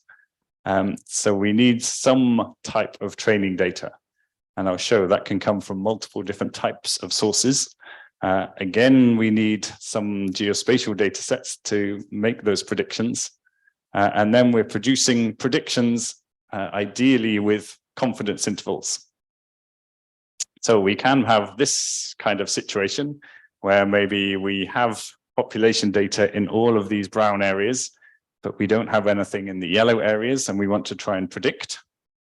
Or we can have the reverse, where we only have a few areas that we've been able to enumerate, and we want to try and predict and estimate population numbers in the yellow areas. The other important ingredient is the geospatial data sets again, so the same kind of data sets.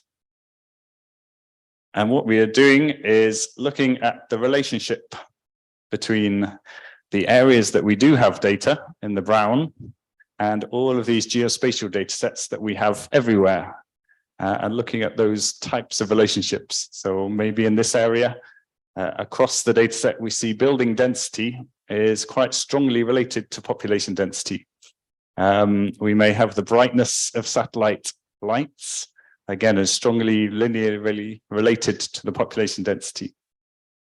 Slope, distance from urban area, each one of these relationships can be uncertain and messy, but together they can in some cases, quite accurately capture the population distributions.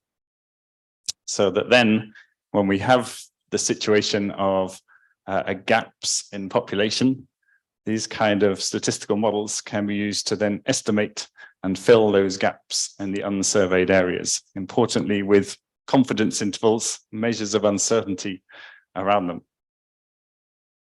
And whenever we have looked and done cross-validation and tested different types of models, these tend to be able to capture the population distributions that exist, provided that the samples, the input data is representative and of good coverage. So this is just to show the kinds of processes that we need to go through when we are producing these types of bottom-up models. It's a collection, review of what types of data you have available. It's the creation of the geospatial data sets, harmonizing all of those, exploring and testing some of those relationships. So how does building density relate to population density? Then testing and selecting the strongest set of those prediction data sets, exploring different types of models, and sometimes that involves going back again to see that didn't work. Maybe we need to try a whole new strategy and going round and round until eventually we're happy with the type of model, and we do checks, we do cross-validation, and finally producing those predictions.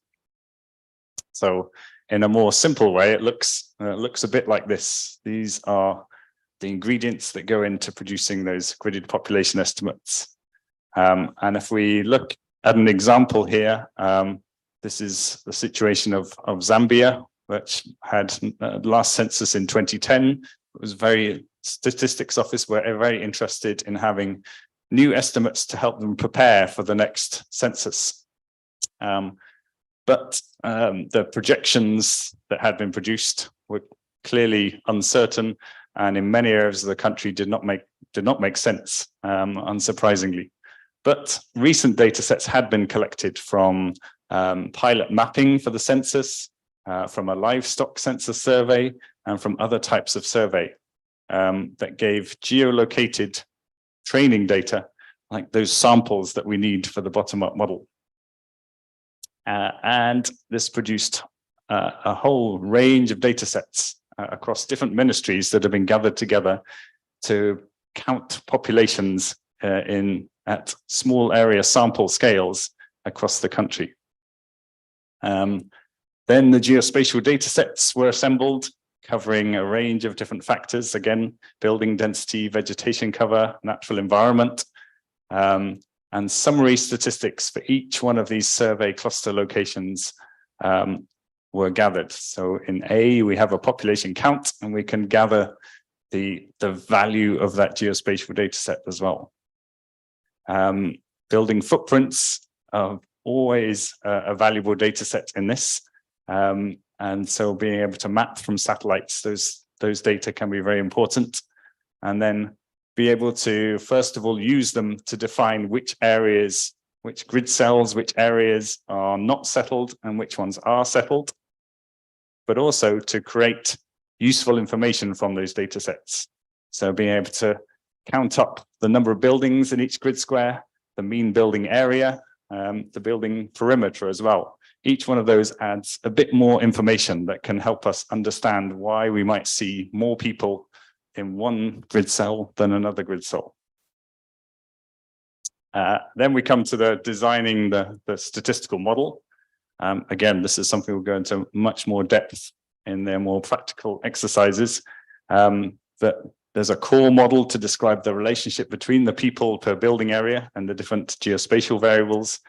And there is then a submodel to account for the fact that some of these data were collected with sample weights that were not designed for census or for population modeling. There's testing, there's cross-validation, there's accuracy statistics that are undertaken.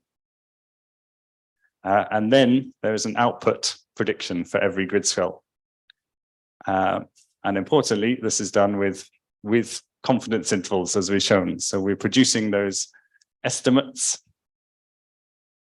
which are in each of these cases I'll show are available to download from our site, and we can share these slides afterwards so you have the links. They can also be explored online, and importantly here, this is where you can explore the uncertainty in those predictions. So we can delineate a specific area and get both a prediction of the number of people, 74,000 here, but also the confidence intervals. So we are 95% sure that there are a minimum of 63,000 people and a maximum of 90,000 people.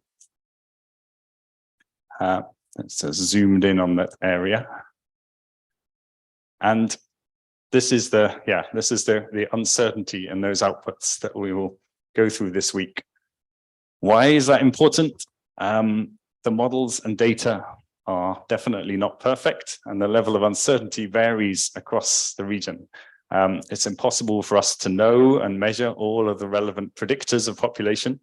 There may be errors in data collection, and our sample may not be representative of the area that we're trying to map. But if we can measure that uncertainty, it can be used for specific types of questions. So a question here, is my enumeration area too large? In our gridded estimates, we can provide an estimate that we're 95% sure that there are no more than 308 people in this area. Or we can think about how much vaccine do we need to make sure that we are covering all the under 5 children. And here we're 90% sure that there are no more than around 900 people living there. And so we can take the right amount of vaccine with us by using these confidence intervals.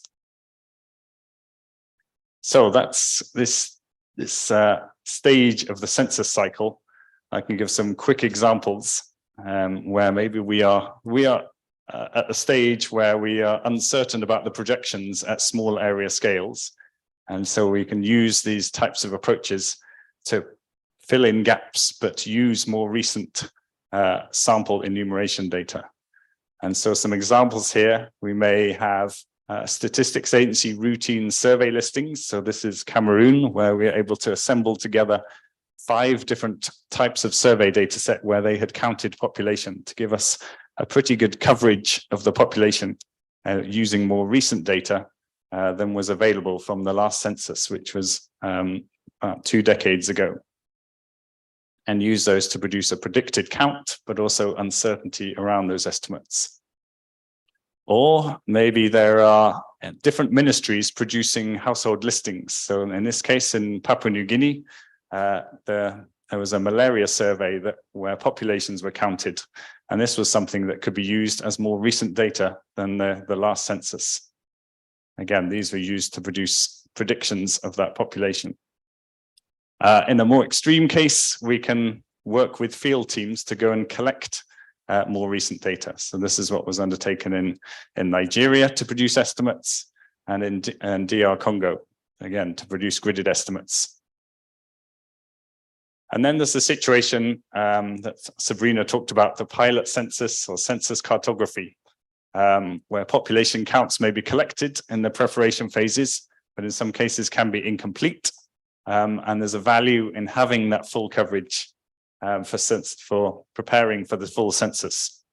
So here we can make use of the data that was collected to produce estimates using a bottom-up model, and then disaggregate those, as I'll show here. This is the situation in Mali, where we're combining the 2 different types of approaches, where in the dark gray areas, census teams could not go in the mapping phase, but we could use the data that was collected in the surrounding areas to develop a model to predict those population numbers, to produce complete coverage that was then disaggregated to grid squares. And then finally, this census enumeration phase, maybe there is situations where there are gaps in the census collection or some other form of under enumeration. Maybe we can, there are hard to access regions, and this bottom-up estimation for the under-enumerated units, again, similar to the Mali situation, followed by the top-down disaggregation. So Sabrina has showed this, but this is the Burkina Faso example where there are areas that could not be enumerated. And so here, those areas that could be enumerated were combined with our geospatial data sets to produce predictions in those areas that could not be enumerated. And that combined with the areas that were counted, created a complete enumeration. And then we used the top-down approach to disaggregate to the grid squares. And again, this is the similar type of approach that was used in collaboration with Dane for filling gaps in the census. So as Sabrina mentioned, there is modeling training materials online, and we will be going through some of those in this workshop. And just to keep in your mind, again, just like I mentioned, it's not just population, but there are many these types of approaches can be used for other characteristics. So this is something that many of our colleagues at WorldPop are focused on, things like vaccination coverage, taking samples that are taken from household surveys to be able to predict factors like poverty, in this case, with uncertainty around those intervals. So there are limitations. The population data for training those models, as I mentioned, need to be representative. Just like if we're trying to estimate the population of this room, when we just sample that one empty chair, then we're going to get our estimates wrong. So we need to make sure we are sampling in a representative way. And the models need to be designed to match the needs and the data of the situation. So it requires the expertise that's in this room and across statistics offices to be able to design the model appropriately. And these types of models can be complex. So you need the relevant skills, which we hope to transfer some of those this week. So I will finish here. Hopefully I've shown enough of an overview that you have an idea of the differences, the types of approaches. But keep in mind, this is also a very active research area. There are always new things being added, different models. So for instance, in Papua New Guinea, we came across the fact that we could not map buildings from satellites everywhere because of the canopy, the tree coverage. So we had to think about a new type of model that could estimate populations under tree coverage. So just to finish up, these types of approaches offer opportunities to support and complement the census process. As we've heard a lot this morning, they're not a replacement. It's important that the census is still undertaken. The model type, data needed, all depend on the local situation. And importantly, the estimates that are produced are never going to be perfect. So it's important to validate outputs, understand, and where possible, measure and communicate those uncertainties. And finally, yes, this co-development, local ownership by statistics offices, by governments are vital in these cases. If these models are going to be built in an appropriate way, and that trust is going to be there in the outputs to be able to communicate that to the public. So, thank you. I will stop there, and I think Sabrina and I will answer any questions.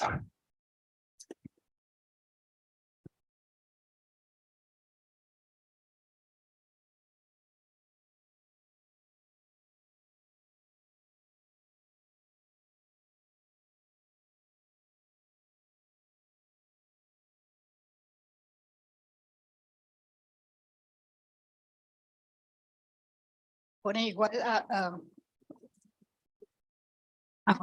nos aprovechamos del espacio de tiempo que tenemos para abrir para preguntas de todas ustedes. En español o en inglés, tal como quieran. Y voy con el micrófono. ¿Saben qué? Nos aprovechamos. Ahora, si pasamos el micrófono, igual nos presentamos con nombre e institución del país. ¿Les parece? Hola, yo soy Marcos Robles, soy de Perú. Dos preguntas, una muy fácil, si nos pueden compartir las presentaciones o si están ya en los enlaces en internet. Ok, dos es sobre lo último, la incertidumbre los resultados, seguramente, cuanto más desagregación haces, hay más incertidumbre. ¿Y cómo mide la incertidumbre? O si es parte de los resultados que uno obtiene después de obtener un resultado, hay indicadores de incertidumbre. Creo que esto es importante porque hasta donde sabemos, cuanto más desagregación tienes y más dificultad para tener información, pues vas a tener intervalos de confianza más amplios o cualquier otra medida de dispersión.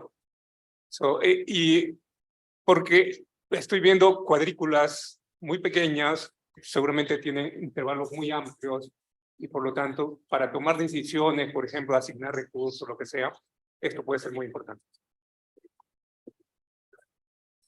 La primera pregunta es muy fácil, porque obviamente vamos a compartir todas las presentaciones hasta que Sachil creo que ya compartió con todos ustedes también carpeta donde pueden acceder a las presentaciones de hoy y de los próximos días. Agregamos estos también y lo van a tener.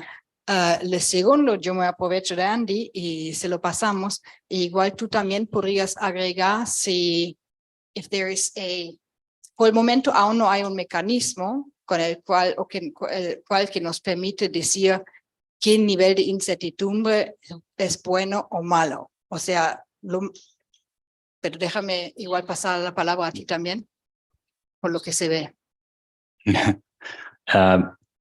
Thank you. It's an excellent question, and you are correct that as at the very small scales, we cannot hope to accurately estimate how many people are in each individual building. So the uncertainty widths are very big at those grid square scales. And often we do not expect the estimates to be used at that very small scale.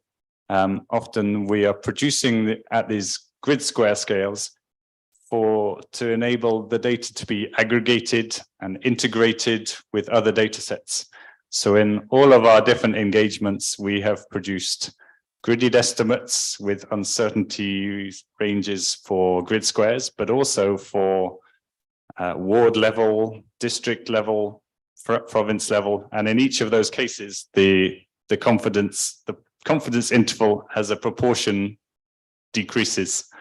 So the tool that I showed that is online and you can explore enables you to choose your own boundary or your own area of interest, and then the confidence interval varies as a result of that. And I think if you're here the whole week, you will get to explore this data and to understand the methods in producing that. They are Bayesian statistical methods. Don't know if Bayesian translates, but and that enables producing for each grid cell not just one value, but a full distribution of values.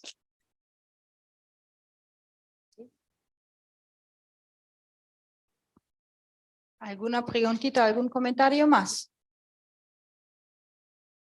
Conscientes también de que era mucha información. Así si necesitamos una pequeñita pausa para digerir, estamos aquí todos los días, toda la semana. También podemos aprovecharnos los demás días, pero está abierto si quieren.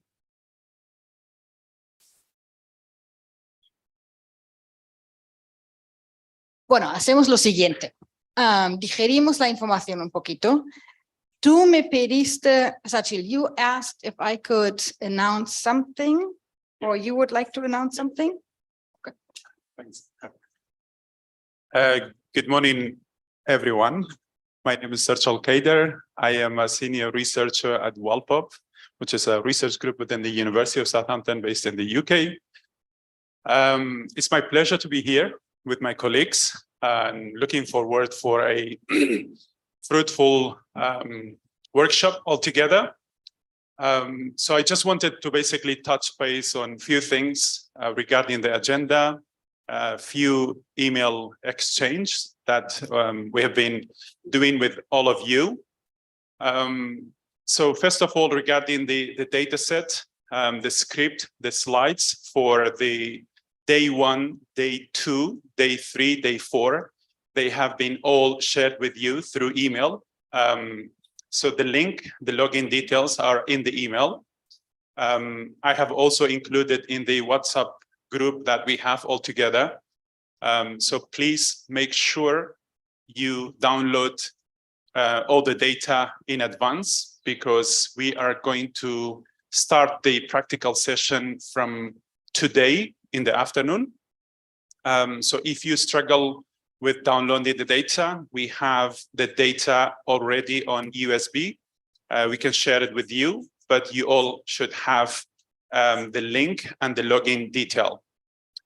In addition to that, we probably may have some time until 1 p.m. for our lunch. So if you are also struggling with downloading the specific software packages that we have asked you to download, please come to us. We will stay here until 1 p.m. before lunch, and we will try to download the required packages, because they have to be installed to be able to work with the instructions that has been provided. So the other thing that I wanted to also touch base on the agenda. So we developed the agenda from the very basic up to advanced kind of modeling techniques, and then using some tools for census preparation or post-census activities. We know that some of you might have like advanced skill in geospatial techniques and modeling. Some colleagues may have been just started or at the kind of medium, let's say, stage. So please don't get disappointed at some point if you struggle with the techniques, with the modeling concept. So we are here to help. From like the afternoon session, we wanted to make it more a kind of interactive workshop rather than just presenting. So anything that you are not familiar with or you don't understand, please raise your hand or just ask question. So we want you to understand every single part. Maybe some of you at some level, it could get quite advanced. Since we are sharing all the details for the instruction with you, then you will basically have more opportunity later on to go back to the instructions and then repeat the same exercise and again until you get to the point that you get familiar with the concept, because some of them could be quite complicated and advanced. So the agenda starts with some basic in R for those colleagues that may be just starting with the R, providing some syntax about the basic, and then we go into the more about preparing the covariate for the modeling. So you will get familiar with what kind of covariate is important for building the population modeling. And then we go to the providing the concept of the modeling techniques that we're using. And then we will have hands-on training from the very beginning, how to construct the model. And then once you get familiar with that, then we will go into the more details about how our population techniques will be used for helping with the lack of census coverage, census omission, and then we will end the workshop with providing some sophisticated tool that could be useful for census planning or post-census activities, and also quite few metrics that could be calculated to identify hard to reach area or difficult enumeration area to enumerate. So that was just a kind of brief summary of the agenda of the workshop. So as I said, please, whenever you don't understand, you struggle with any step during the workshop, ask us question, and again, make sure that you download the data that has been shared with you last night through email, and also the software. And thank you very much. Lo que estamos viendo, la comida ya está llegando. Entonces, una vez que haya la comida, también ya podemos igual iniciar a almorzar, porque entonces no tenemos que esperar hasta la 1 para comer, sino lo adelantamos un poquito y así ya podemos seguir con la próxima sesión. We don't have to wait until 1. The food is arriving, so we can also have lunch a little bit earlier, and that way we don't have to wait until 1 to start eating and all of that. That being said, eso dicho, si nos queremos aprovechar para el apoyo técnico, para asegurar de que todo anda bien, lo hacemos.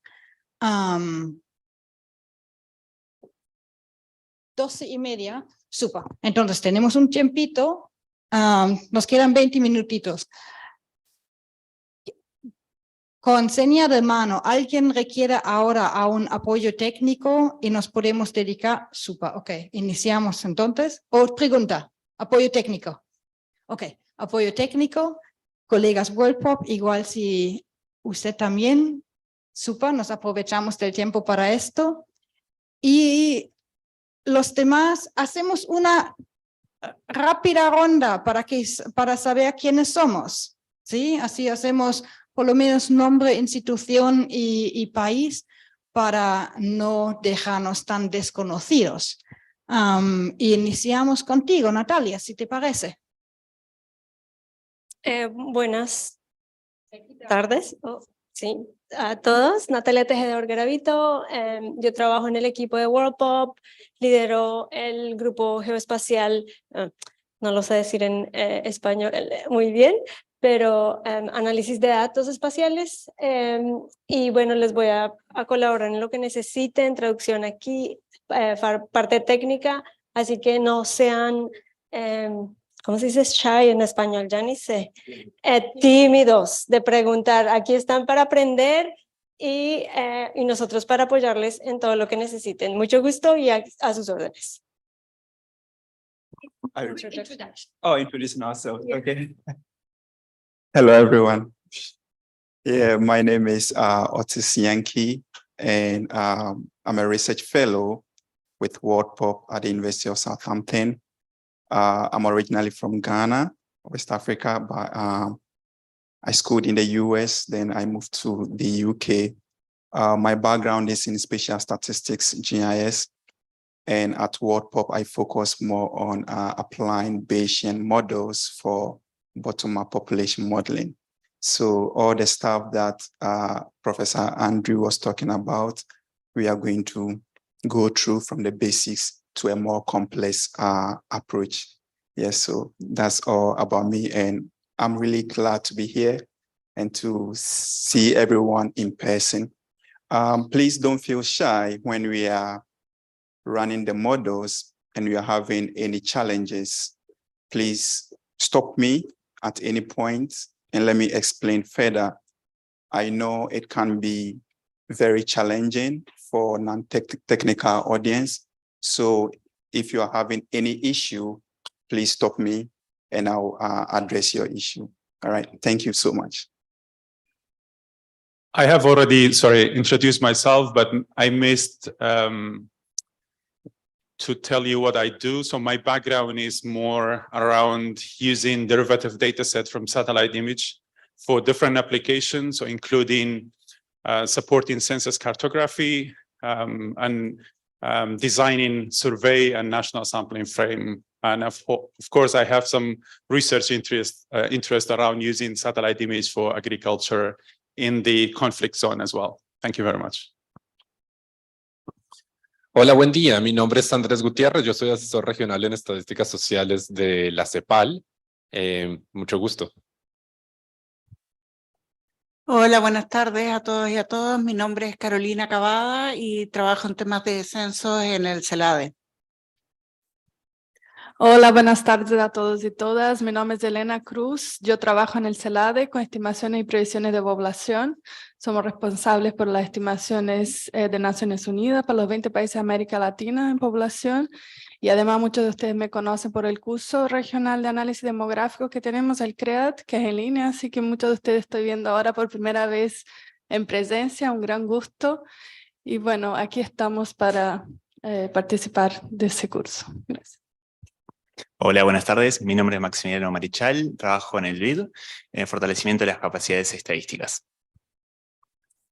Hola, yo soy Marcos Robles. Fui invitado por el Banco Interamericano debido a que hasta hace un año trabajé allí por 20 años, trabajando en temas de censos, de encuestas. Hemos apoyado a varios países en la construcción de mapas de pobreza, etcétera. Mucho trabajo sobre estadísticas sociales, sobre todo. Y actualmente soy consultor independiente y vivo en Estados Unidos. Gracias, buenas tardes para todos. Mi nombre es Carlos Alberto Durán, soy el coordinador de Grupo de Investigación y Desarrollo de la Dirección de Geoestadística del DANE Colombia. Gracias. Muy buenas tardes a todos. Es un placer poder estar aquí para aprender acerca de esta temática. Mi nombre es María Morales y trabajo en el INEC, Contraloría General de la República, en la sección de cartografía y sistemas de información geográfica. Estoy muy contenta de estar acá porque sé que voy a aprender muchísimo de este tema, que es de mucho provecho. Sí, buenas tardes. Mi nombre es Víctor Rodríguez. Somos colaboradores en el Departamento de Cartografía y Sistemas de Información Geográfico. Bienvenidos a todos y pues dispuestos a aprender bastante en esta capacitación. Saludos. Buenas tardes, mi nombre es Blanca Castillo. Trabajo en el Departamento de Muestreo como analista de estadística y censo en el INEC de Panamá. Buenas tardes, mi nombre es Pedro Silva. Trabajo en la sección de producto cartográfico. Nosotros atendemos las solicitudes de material cartográfico de las diferentes instituciones y también privadas que nos solicitan información. Gracias, bienvenidos todos. Sí, buenas tardes a todos y a todas. Mi nombre es Rommel Cervantes, soy analista en la sección de análisis de información sociodemográfica del INEC de Panamá. Sí, muy buenas tardes a todos. Bienvenidos a todos los compañeros de Latinoamérica. Mi nombre es Elvis Stossel. Yo soy el jefe del Departamento de Encuesta y Análisis de Información Sociodemográfica del INEC. Buenas tardes a todos y todas. Emerson Córdoba del INEC, el Departamento de Información y Análisis Sociodemográfica. Buenas tardes a todos y a todas. Mi nombre es José Luis Rodríguez, laboro en el Instituto Nacional de Estadística y Censo en el Departamento de Tecnología como analista programador. Buenas tardes a todos y todas. Mi nombre es Omar Moreno, de la Dirección de Análisis Económico y Social del Ministerio de Economía y Finanzas, Panamá. Gracias, buenas tardes. Mi nombre es Evelyn Rodríguez. Yo vengo en representación del doctor Luis del Basto, director de Ciencia de la Información de la Autoridad Nacional para la Innovación Gubernamental. Yo laboro con él como analista de sistemas y métodos informáticos y tengo un título de licenciatura en estadística de la Universidad de Panamá. Hola, muy buenas tardes a todos y todas. Mi nombre es Sofía Mora. Yo soy la coordinadora de la Unidad de Diseño Conceptual del Censo de Costa Rica. Buenas tardes, mi nombre es Elizabeth Olaya. Trabajo en el Instituto Nacional de Estadísticas y Censo de Costa Rica y formo parte del equipo del área de censo y soy estadística. Buen día a todos y a todas. Fue por casualidad que nos sentamos juntas las Elizabeth. Mi nombre es Elizabeth Springer. Trabajo en la oficina regional del Fondo de Población de las Naciones Unidas, apoyando en todo lo que se pueda. Creo que recibieron algunos mensajes de mi parte por vía correo electrónico. Bienvenidos a Panamá, los que no son panameños y los que son panameños, bienvenidos a este taller, a todos y a todas. Olá, buenos dias, colegas. Eu sou Jaqueline Romeu, sou especialista de programa em Poblação e Desenvolvimento. Também sou demógrafa e sou de Fundo de Poblação da Oficina Regional. É prazer estar com vocês e o que necessitarem também, junto a Elizabeth, estamos para servi-los. Muchas gracias. Hola, buenas tardes. Mi especialidad es estadística aplicada. Mi nombre es Milagros García y estoy en el área de población y desarrollo. Mucho gusto. Buenas tardes a todos, mi nombre es Diego Cáceres, también soy del Fondo de Población de las Naciones Unidas, Oficina de Panamá, y estoy en el área de salud sexual y reproductiva. Muy buenas tardes, mi nombre es Elisenia Mendoza, vengo de parte de la Universidad de Panamá en representación del Departamento de Geografía. Somos de la parte de Sistema de Información Geográfico. Buenas tardes, mi nombre es Gonzalo Carrasco, soy del Departamento de Estadística de la Universidad de Panamá, actualmente soy el director de la Escuela de Estadística. Gracias. Buenas tardes, mi nombre es Samela, sou do Instituto Brasileiro de Geografia e Estatística, IBGE. Buenas tardes, Kisori Sánchez de la División de Estadística Demográfica, ONE República Dominicana. Muy buenas tardes, mi nombre es Edgar Vázquez, soy del equipo de coordinación de censo del INEC de Panamá. Bienvenidos a todos.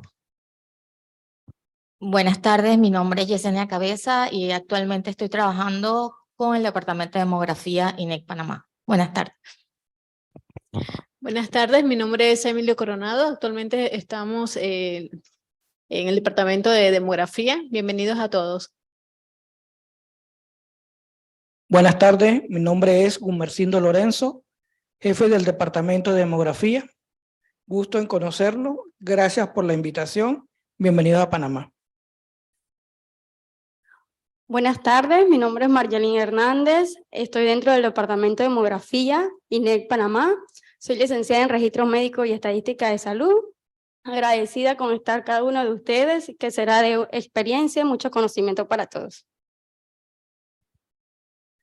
Buenas tardes, mi nombre es Cristian Garcés, actualmente responsable de Evaluación Censal y Proyecciones de Población del INEC de Ecuador.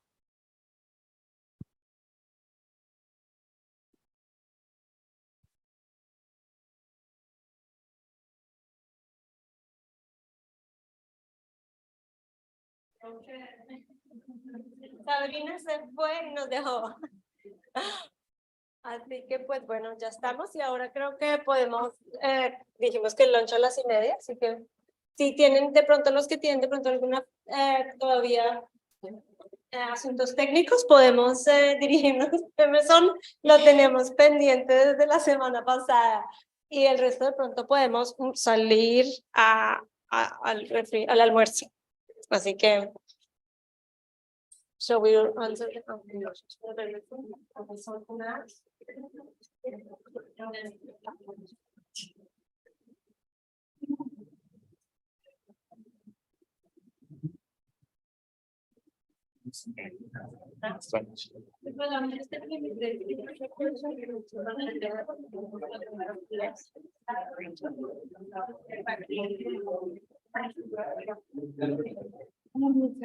apart from Emerson, that you will be in the still Emerson, since they were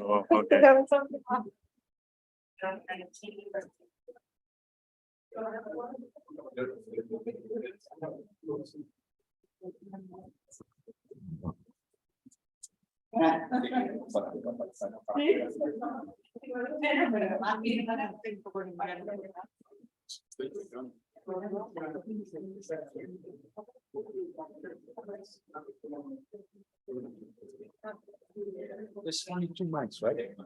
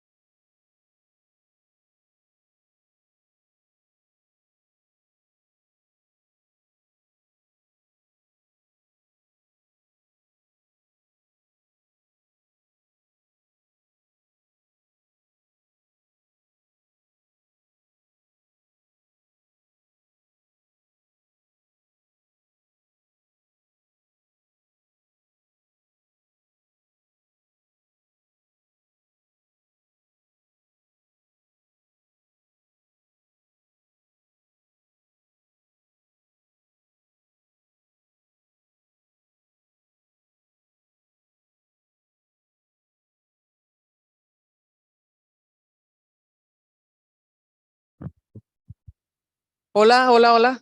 Buenas tardes. Ya está el almuerzo listo, así que pueden ir saliendo poco a poco. Lunch is ready. Okay, we have to be back at 1:30, please. A la 1:30, por favor. Necesitamos que estén de vuelta.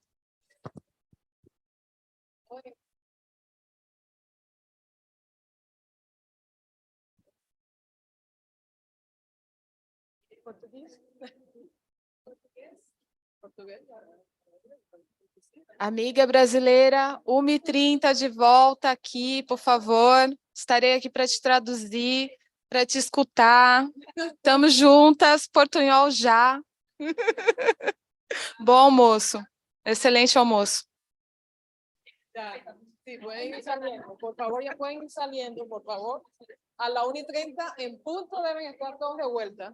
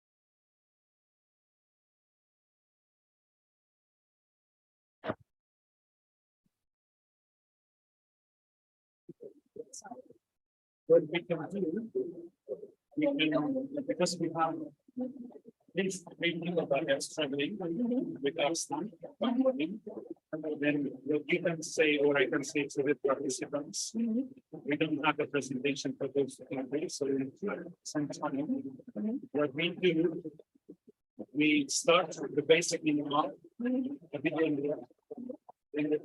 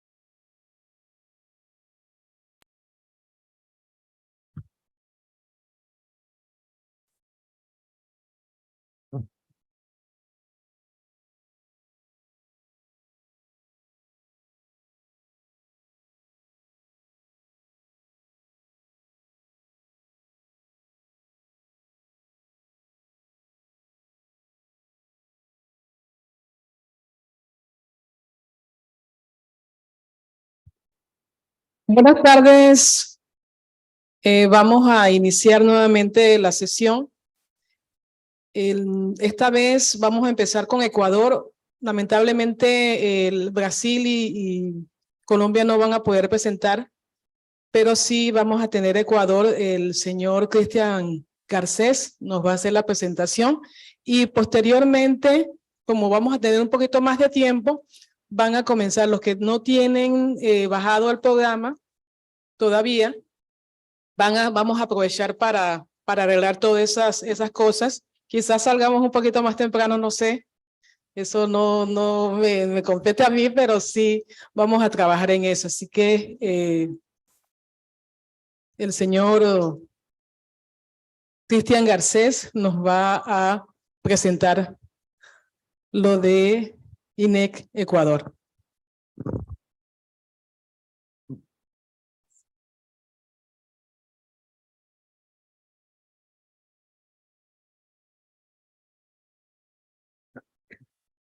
Gracias. Muy buenas tardes nuevamente con todos y todas. Mi nombre es Cristian Garcés. Actualmente soy funcionario del Instituto de Estadísticas y Censos del Ecuador y responsable de la etapa de evaluación censal y proyecciones de población de mi país. Por hacer un recuento de en qué etapa nos encontramos actualmente en el censo de población, nuestro censo se ejecutó en el año 2022, en el periodo de octubre a diciembre de ese año, y actualmente en este año nos encontramos en la etapa de procesamiento de la información. Digamos, una novedad que se incorporó en este censo es que tuvimos también levantamiento web. Entonces hubo censo en línea y en razón de eso, digamos, la etapa de procesamiento se encuentra en este momento en la integración de la información. Pero una parte muy importante justamente es la evaluación censal. Y aquí queremos un poco hacer el recuento del trabajo que ha realizado el INEC del Ecuador referente a este tema y también aprovechando el tema del curso o del taller que estamos en este momento, de alguna forma en la propuesta de implementación para nuestro país.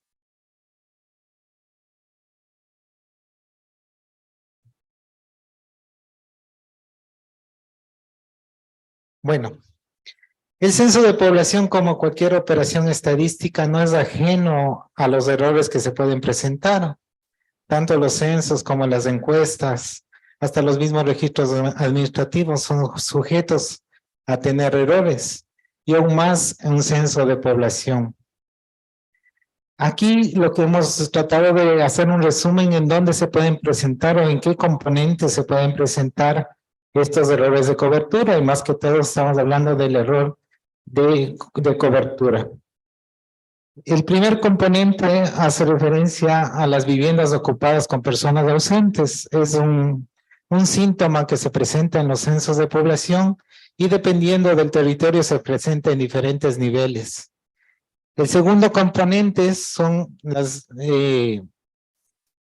viviendas que no fueron alcanzadas por los censistas. Existen territorios por dificultad de acceso, territorios tal vez de estratos altos, donde no se alcanza o el censista no tuvo apertura para lograr la entrevista censal.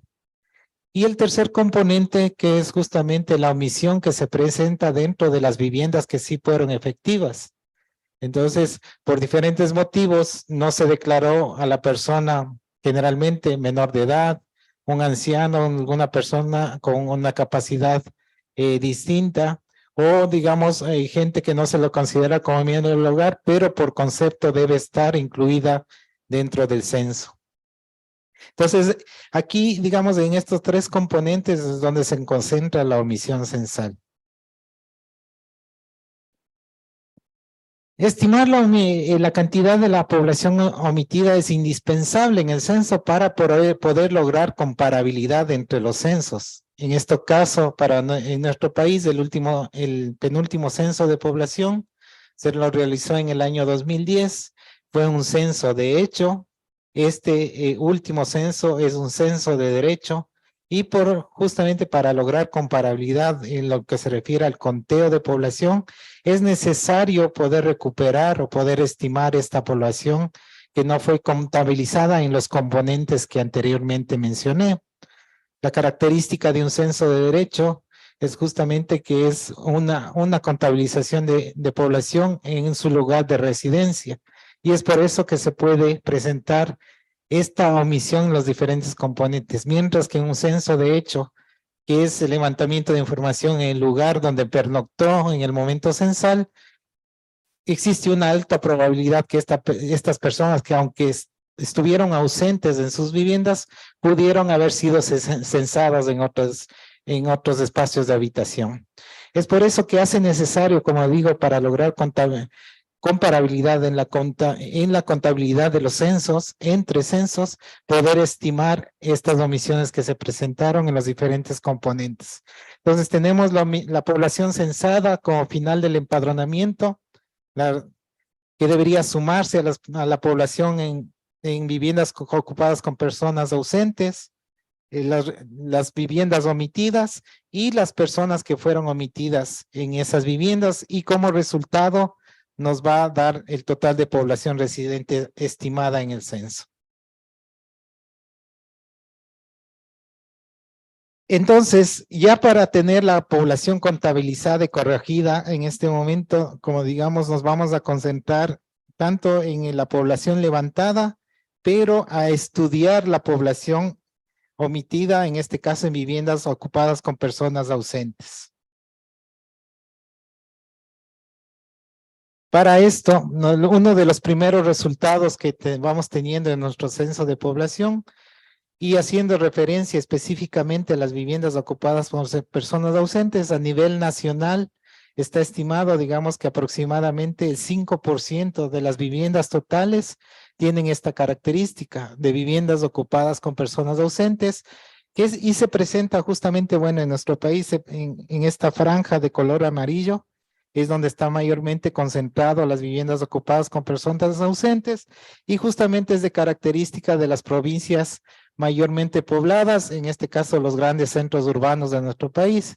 Entonces, digamos, es una característica, ¿no?, de las ciudades más grandes, es donde se presenta justamente la mayor cantidad de viviendas ocupadas con personas ausentes. Existen varios métodos para poder estimar la población en estas viviendas. Entonces, un poco nosotros hemos tratado de explorar los diferentes métodos que existen para poder llegar a determinar esta población. Existen métodos determinísticos, métodos de imputación, métodos de el vecino más cercano, métodos de regresión, aleatorios, y los métodos bayesianos que estamos, digamos, estudiando en este momento en el taller y que son motivos del taller. Entonces la idea, y con el apoyo, en este momento estamos con el apoyo de UNFA y también de CEPAL, nosotros queremos utilizar las técnicas o una propuesta justamente para poder llegar a estimar la población en las viviendas ocupadas con personas ausentes, es utilizar los métodos bayesianos y podernos bajar hasta el nivel de vivienda, ¿no? Poder estimar a nivel de vivienda la ocupación de estas viviendas, ¿no? Y digamos, contamos con la información, o estamos recolectando la información necesaria de las covariables necesarias para poder llegar a hacer el ejercicio que estamos promoviendo en este momento. Entonces, como les menciono, la propuesta en este momento, estamos generando una propuesta para poder llegar a estimar población en viviendas ocupadas ausentes con los métodos bayesianos.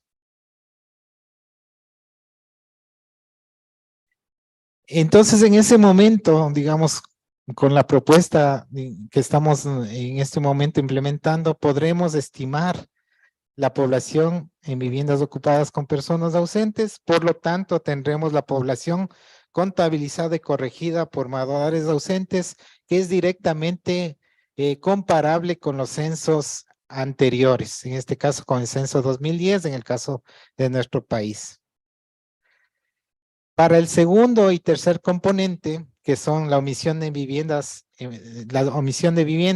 y de personas en esas viviendas, utilizaremos el método indirecto o demográfico, que es, digamos, el común que se utiliza dentro de la conciliación censal, en donde se utiliza justamente información de censos anteriores, encuestas especializadas y registros administrativos o registros vitales para poder estimar una población que debió haber sido censada en la fecha que se fue el levantamiento censal. Vale, solo mencionar que nosotros ya hemos tenido un trabajo un poco anticipándonos al trabajo que nos espera una vez que tengamos la información censal. Ha sido un trabajo que hemos tenido el acompañamiento de CELADE, en este caso de Elena y su equipo, para poder ir de alguna forma ya preparando la información para el momento que contemos con la fuente del censo, poder establecer los nuevos niveles, tendencias y proyecciones de población. Para el año 2022 hicimos una nueva revisión de las estimaciones de proyecciones de población con las nuevas fuentes disponibles, y en este caso, digamos, también esa información sirvió para control y seguimiento del mismo censo de población que se ejecutó en ese año.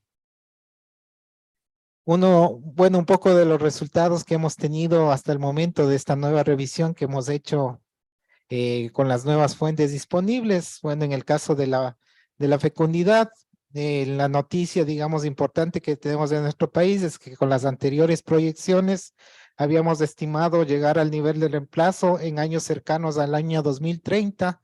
Sin embargo, con la nueva información, podríamos decir que al momento ya en nuestro país nos encontramos en niveles menores al reemplazo.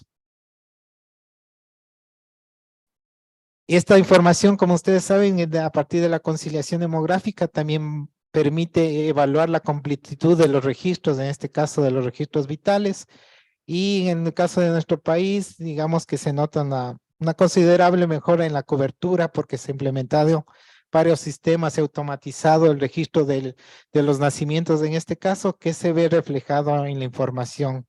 Aproximadamente en estos últimos años, podríamos decir que estamos alrededor del 95% de cobertura o de completitud en los registros, en este caso de nacimientos.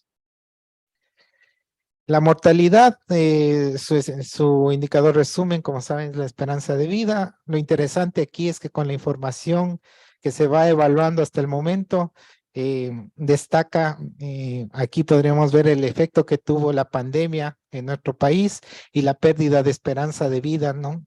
Que va alrededor de 6 años para los hombres y 4 años para las mujeres, digamos en el año 2020, ¿no? Y de ahí en adelante, una forma de recuperación hasta los niveles que nosotros veníamos dando o veníamos en nuestro país. Y por último, la migración, bueno, en nuestro país, y tal vez es característica del resto de los países de Latinoamérica, es que existe una fuerte migración y que es notorio con la información que disponemos hasta el momento de registros administrativos y que debe confirmarse con el censo. En los últimos años hemos tenido una gran salida de población.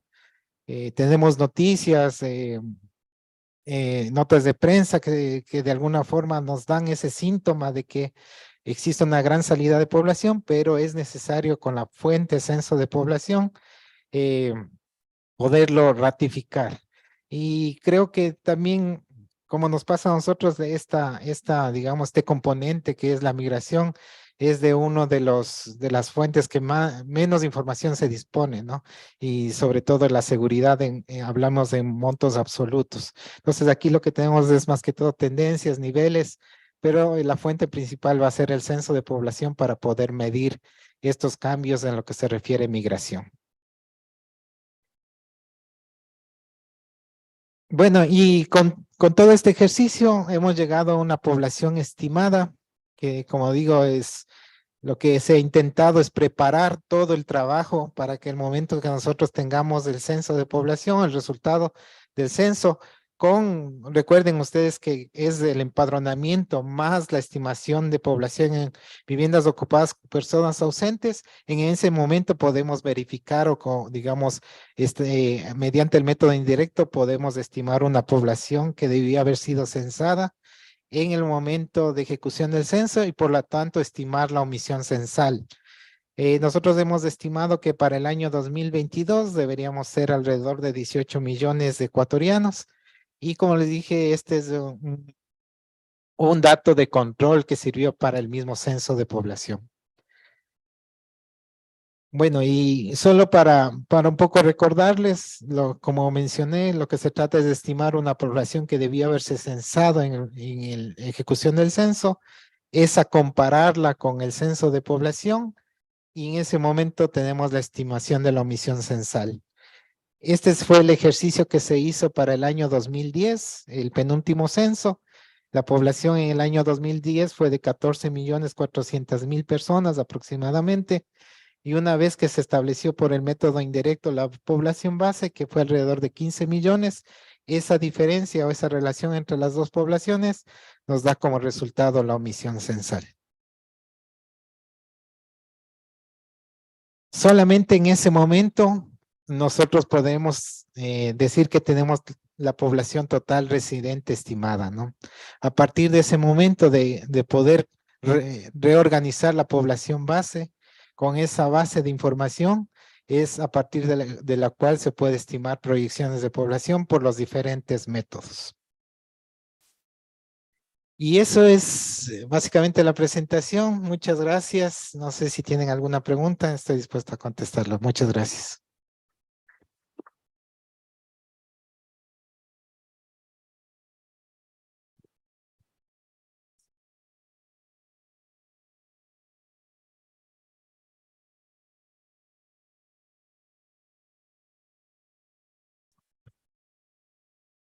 You made me.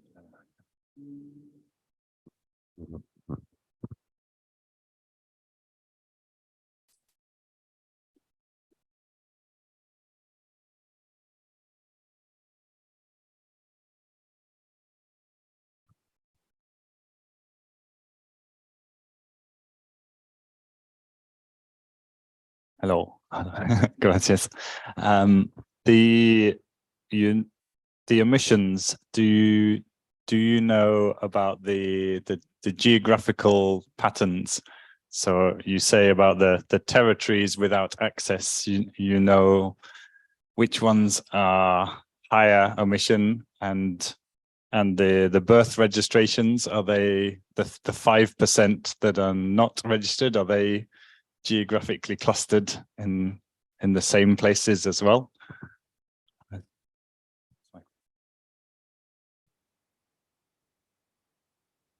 La omisión, bueno, en lo que se refiere a registros administrativos, la omisión de alguna forma está más presente justamente en las ciudades más grandes, sí, donde concentra justamente, y porque ahí están los establecimientos de salud también.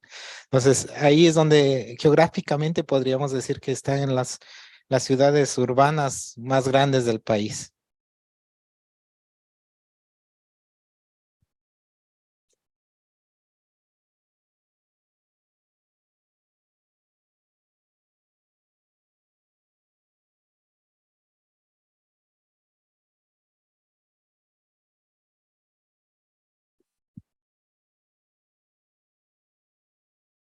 Yeah, thanks for the nice presentation. I think you made mention of using a Bayesian method to do the omission.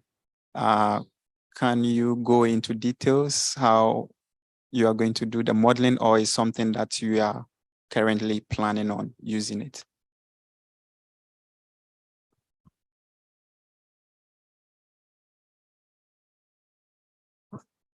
Sí, el censo, nuestro censo va a tener un nivel de omisión, sin duda, pero no estamos pensando en aplicar un método de ponderación o de elevación al censo, sino más bien estimar esa omisión a partir de las técnicas que vamos a ver en el taller y en este caso principalmente de las viviendas ocupadas con personas ausentes.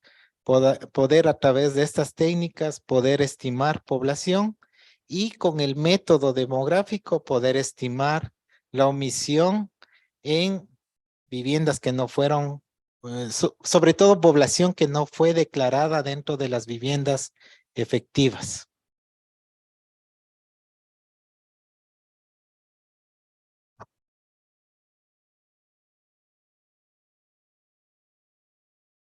Thank you very much for the great presentation as well. Could you provide more detail? What are the major challenges for missing those population? I mean, you generally talked about the accessibility. Is there any other particular reasons that those people were not surveyed during the census? And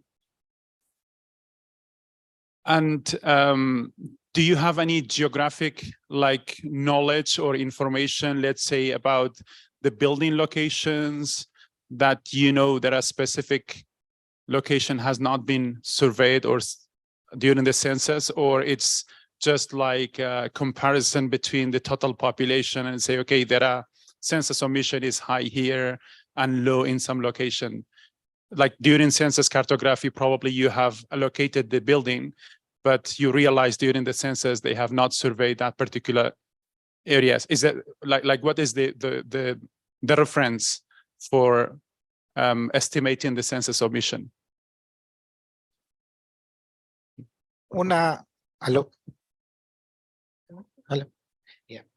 gran ventaja que tiene nuestro censo es que previo al operativo de empadronamiento o levantamiento de información, hubo una actualización cartográfica previa, o sea, un precenso, donde se hace la actualización de los mapas y planos a nivel nacional y un conteo de las viviendas y población dentro de esas viviendas para efecto de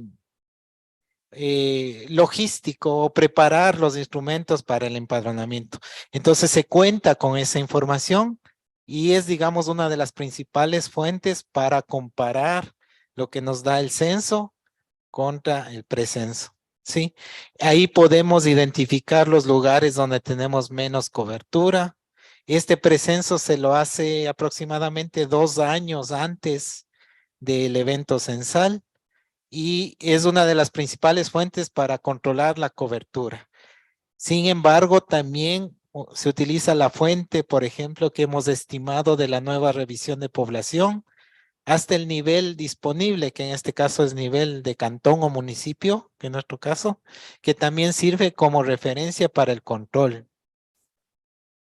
¿Dónde se presentaron las mayores omisiones? En nuestro país, en estos últimos años, ha habido un aumento de la violencia, podríamos decir, donde ha habido decretos desde la Presidencia de la República, donde se han limitado ciertos horarios, accesos a ciertos territorios, y justo coincidió con la fecha del censo.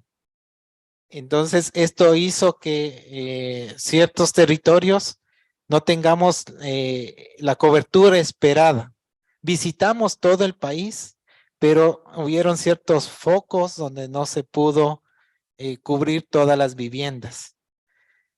Y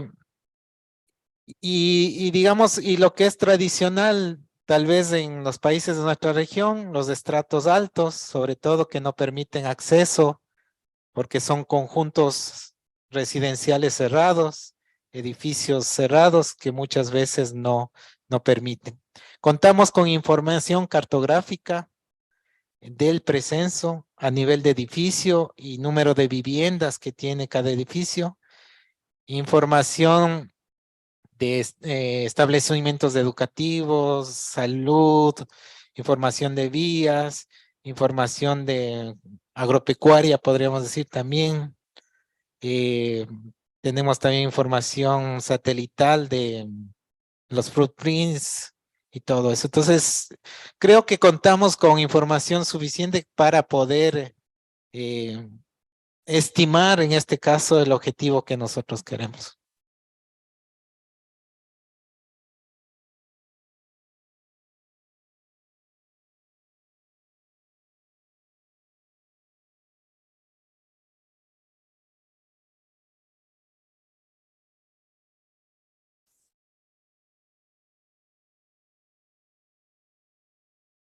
Ahí sí. Quería preguntarte, porque no me queda muy claro por qué distingues en los dos métodos para estimar, porque la omisión en estricto rigor deberían ser los tres componentes. Entonces, cuando tienes los moradores ausentes, porque vas a imputar por sexo y edad. ¿Esa es la razón de separarlos o entendí mal? Sí, un poco de lo que comenté al inicio, ¿no? El censo de hecho, o los censos de hecho que hemos venido realizando, tiene la característica justo que la población se censa en el momento en donde estuvo la noche anterior del censo, ¿no es cierto? Y existe la alta probabilidad, por decirlo así, que a pesar de que un censista fue a una vivienda ocupada con personas ausentes, esa población pudo haberse sido censada en otra vivienda, pero al final fue contabilizada. En el caso del censo de derecho, como hay un periodo de levantamiento, la instrucción, a pesar de que la instrucción del censista que tiene de visitar varias veces la vivienda, terminó como vivienda ocupada con personas ausentes. Entonces, para poder lograr en este caso, comparabilidad entre los dos censos, en lo que se refiere a montos de población, es necesario estimar, o en este caso, la población en esta característica, en las viviendas ocupadas con personas ausentes, para poder entre los dos censos, poder medir justamente esos cambios, ¿no? Que se pudieron presentar en los dos eventos censales. Y el otro, digamos, y el resto sí va a ir por el método demográfico, por la conciliación demográfica. La población omitida dentro de las viviendas efectivas, principalmente va a ser, digamos, estimada a través del método demográfico. Entonces, el supuesto es que en un censo de hecho no hay omisión por moradores ausentes porque tenían decreto de inamovilidad en 2010. Justamente, ¿Sí? ajá. Eso. O sea, el supuesto, o sea, puede haber, pero se reduce mucho por el decreto de inmovilidad y porque pudieron haber sido censadas en otras viviendas. Ok, gracias.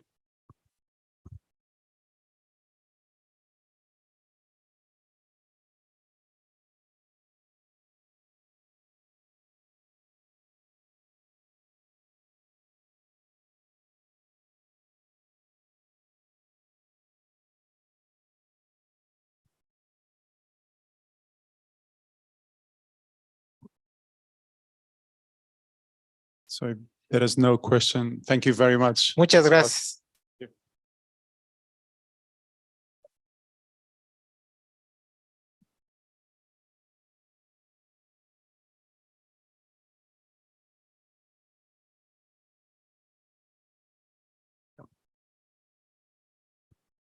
So I think for the next session,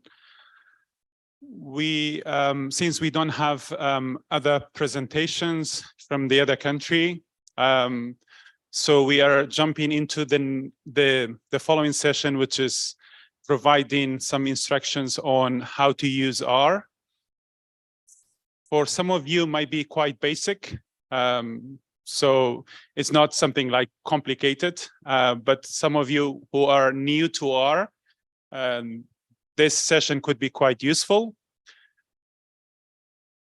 And probably we will end the workshop today a bit earlier, but we will try to work with the colleagues that they haven't managed to install the required software and packages. And then we will end the workshop for today. So for the next session, my colleague Ortiz is going to lead the training on providing some practical sessions on R, basic R.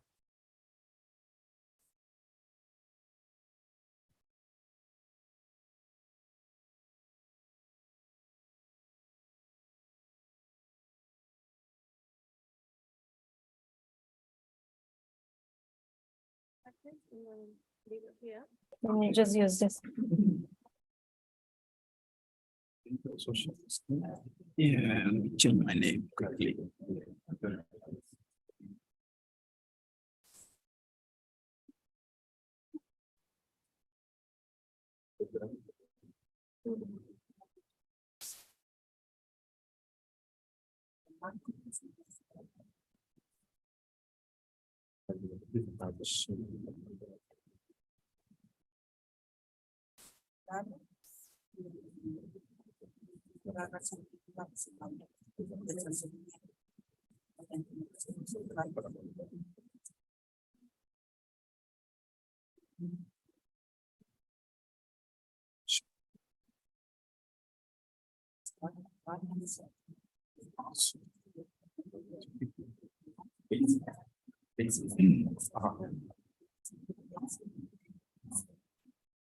Hello, everyone.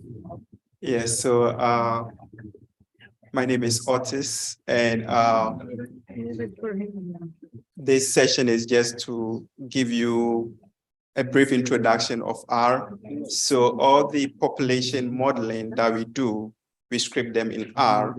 And so as we are here, I think it's important to give some basics when it comes to R. I understand some people here are very efficient. Okay, that's fine. Sure. So I know some people here are very efficient with R. This is just, if you are very good with R, this is just for all of us, those who haven't used R before, to also get conversant with R. So we are all learning in the process, right? So, okay.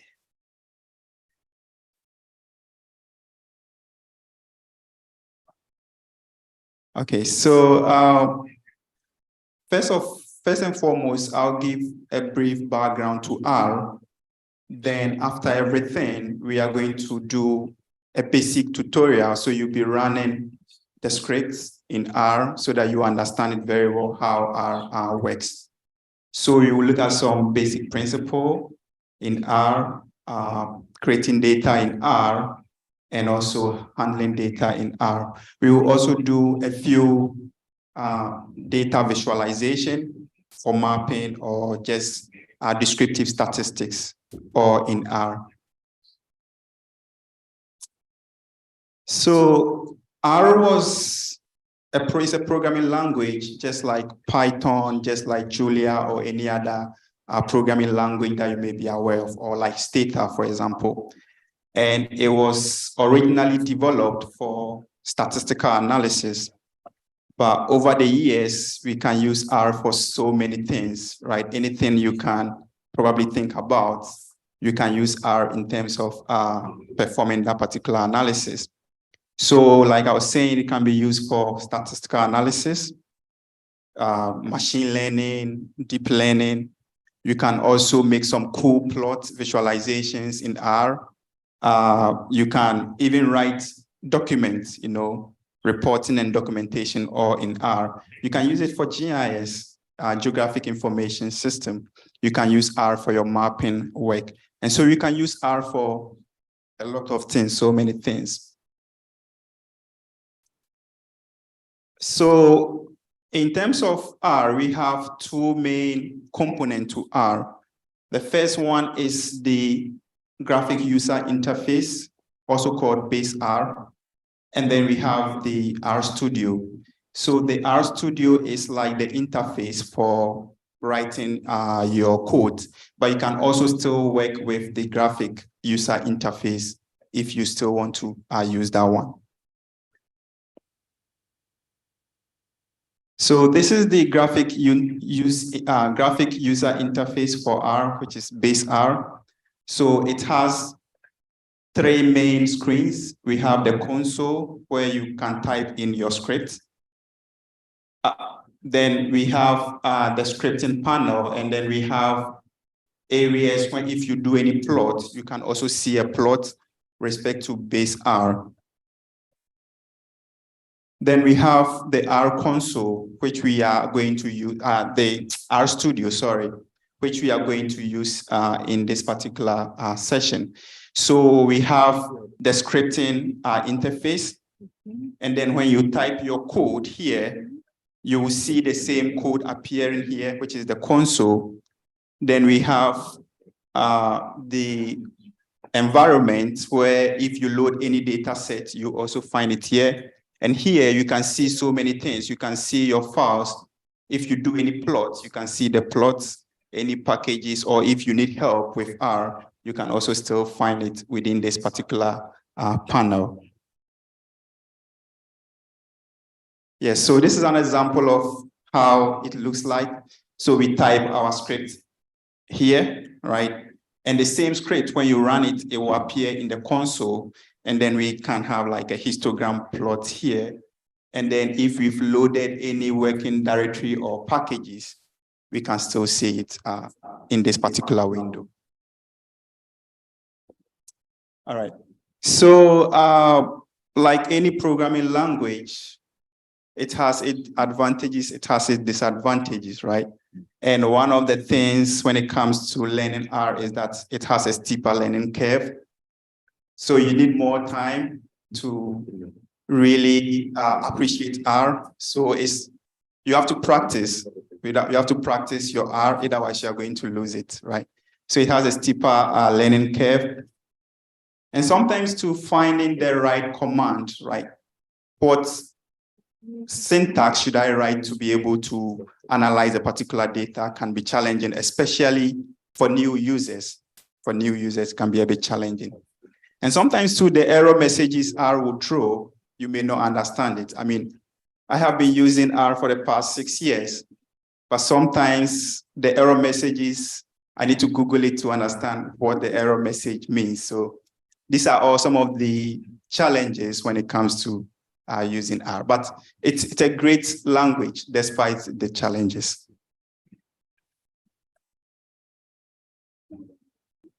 So in terms of advantages, it's easy to record what you did and you can repeat specific pieces of your work. So you write your scripts, you can run it time and time again. You can close it, come back to it, and still run it and everything will be fine. Unlike maybe using for example, point and click statistical software, for example, like SPSS, where you have to always repeat the process, you know. But with R, if you have your script, you can always run it anytime you want to do something.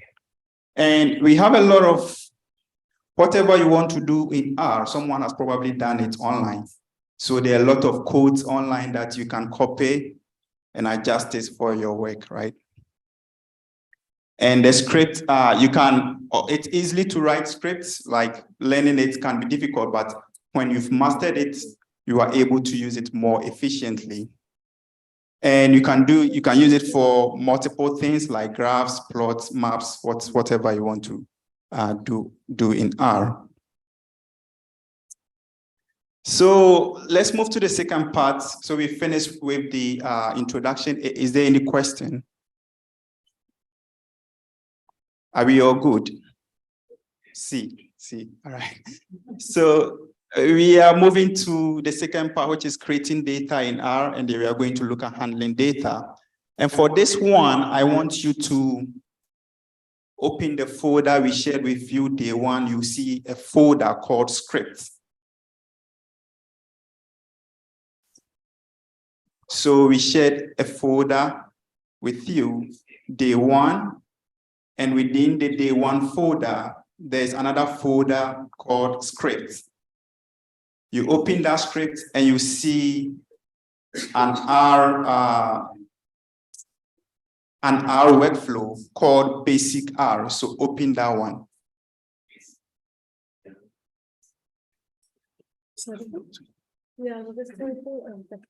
Are we okay? Have you all seen it? Right? No?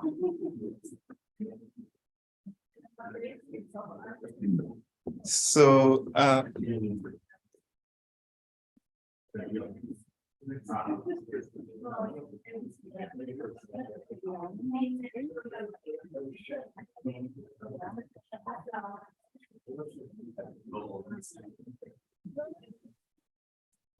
So I'm trying to open it from my side.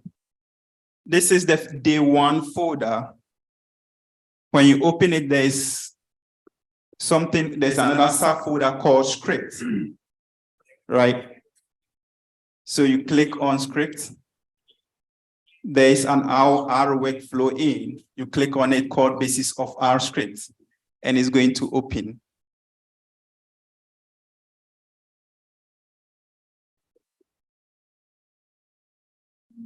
See? Okay. All right. So this is more of a practical session. So I'll be explaining and then we'll all be going through it, if that's okay with everyone.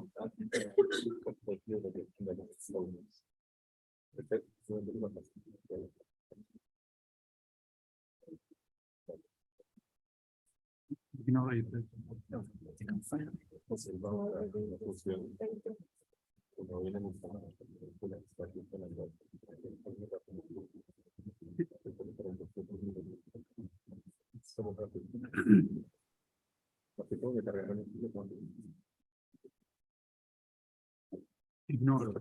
Yes, ignore.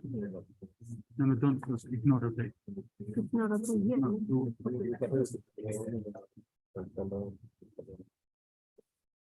Okay. So when you open your R, we are typing in the scripting window. First and foremost, we are creating a data set, right? This is called an object, right? We are creating an object called nation. And nation is, we are saying it's a vector and it contains the countries Argentina, Brazil, Mexico, Colombia, and Panama, right? And then we have another object called population size, which is also a vector, and it contains 71, 87, up to 54. And we have another object called writers, and it contains 22 all the way to 145. So this is an example of a data type in R, right? So to run this particular line, you put your cursor here or anywhere on line 6, right? Anywhere on line 6, and then you hit the run function up there. Yeah. So when you run it, as you have seen, when we run the first line 6, the script, the line that we run appears in the console here. Are we all okay? So I know some people are very efficient in R, but for the sake of some of us who are very new, just so we can all be on the same level, because we would need it in the population modeling, right? So we run our pop size. Creo que el puntero tiene láser. So you can. You can point with it. I think it's this.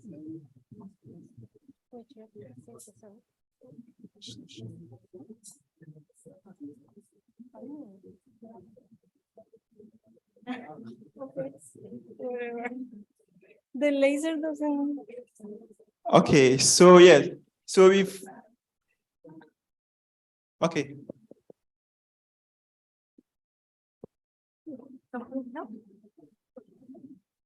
You have a question, right?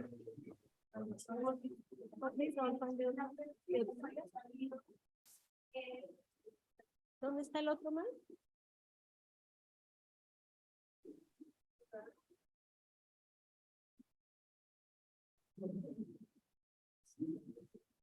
¿Aló? ¿Me escucha?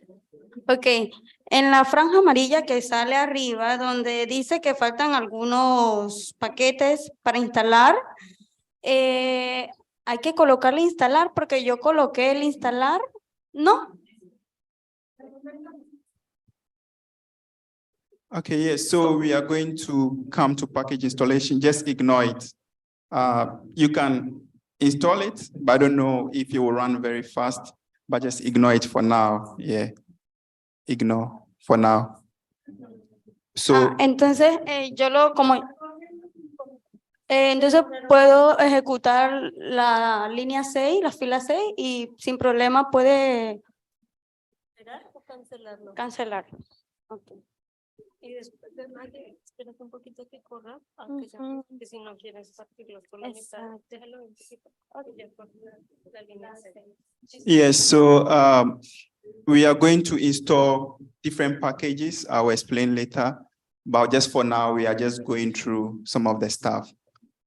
All right, so just ignore the warning. It says we are missing some packages. Just don't do anything to it. Let it be there for now. Yeah.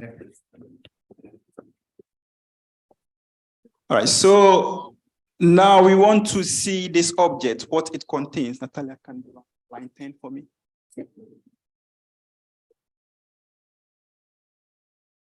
Right.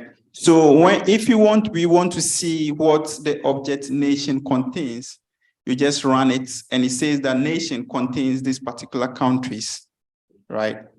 Which is a character containing the names of the countries that we created here. We can also run population size. We can run the writers. Now, if we want to see the type of data sets that each of these objects contain, there is a function called class. We are going to talk about functions. So if Natalia, for example, ran 14. 1 second, I'm writing down. Okay. Yes, so when we run line 14, it says that nation is a character vector because it contains the names of countries. Line 15 says it's numeric because it contains numbers, and line 16 will also contain numeric because it contains numbers. We can combine numbers and character vectors all together in creating a particular data. Yeah, come down. Yeah. So when it comes to R, we use objects. Object stores the data. We have functions and we have operations.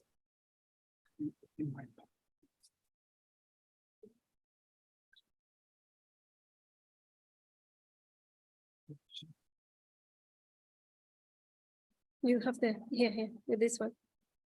With this. You can Yes. So just some background. So R stores data as variables, right? And the variables, like I showed you in the console, can be numbers. It can be a set of numbers. It can be name. It can be a table. It can be a spatial data object, right? You have it.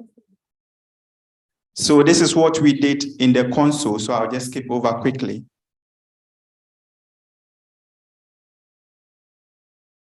Yes. Now we are moving on to function, object functions and operations. So objects are used to store values. So the object we created, nation, we said that nation contains countries like Argentina, Brazil, the one that we did in our R console. So the nation is called an object because it stores the values in which we created in R. Then we have functions in R. There are a lot of functions that enables us to perform different analysis or manipulate our data set. And in mathematics, we have various operations like plus, minus, equal to, less than, greater than. All these things too are in R, and we use them to create interaction between objects or between an object and a function. So in your R console,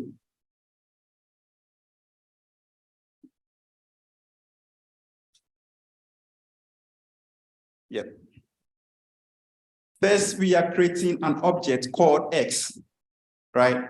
And we are saying X is a vector. It contains 1, 2, 3, up to 5. So Natalia ran it. So we ran that one, and we want to see what the object S contains. And when we run it, we see it says it contains 1, 2, 3, 4, 5. We do the same thing for another object called Y, right? We run it, and now we want to add X and Y together. So this is an operation. We have X here, X contains these values. We have Y here, Y contains these values. And then we want to add them, right? So basic mathematics, when you add them, let's see, it will do. So when we added them, it is adding 1 plus 2, this one plus this one plus this one, 4 plus 3, 5 plus 1. And this is the results that we get. So now we've been able to add 2 objects in R. You see, R is very simple, right? So, yeah. Now, we have a function. We want to find the mean of this particular object called X. And we know that X contains 1, 2, 3, 4, 5. So we want to find the mean, the average of those numbers. So there's a function in R called mean. So you put mean into bracket X, and let's see what it gives. So it says the mean of those values is 3, right? I know most of us here are statisticians, so we all know some of these things. So these are some basic things. This is also another function called square root. We want to find the square root of 100. So when you run it, you see the square root of 100 being 10. Now, R deals with arguments. So when you have a function, there are certain parameters that you need to provide to that function for it to execute. If you don't supply those arguments to the function, it's going to throw an error, right? So this was intentionally created. We are saying we are finding the square root, but R doesn't know which number we are finding the square root of, right? So when you watch here, we are finding the square root of 100, but here it's empty. So R is going to throw an error. It's going to cry out that, oh, you are doing something, you are not doing something right. So most errors, you see it in your console. There's an error, the code will give an error. And we can create an object to square the results of a function. So we are creating this object called test object, and the test object is the square root of 144. So run that. So when we run it, it comes in the console. But to see the answer, we have to come and ask R the object that we created. So it says square root of 144 is 12. Are we okay? See? Right. So these are some of the basic things that you can do in R. Anytime you have a function, you have to supply various arguments to the function that you want to implement. Let's do this quick one, then we have a lot of things to cover, so I'll go a bit faster so that we can have some time to install those who couldn't install the RStan package. So here, we want to run this number, right? There are some functions that require multiple arguments. If you don't specify the extra argument, it uses the default arguments for the function. So here we want to find the square root. We want to run the number 2.71 to some kind of decimal places. But because we didn't supply the number of decimal places that we want the function to run the values to, it will use the default. So it defaults to the only one decimal place. Right. So the default is that it runs the number off to only one decimal place, which is 3, right? 2.7, so it will make it 3. Now here we are saying that we want 2 decimal places. We specifically specified the number of decimal places we need. So it's going to use 2 decimal places, right? So 2.72, you can go on and do 4.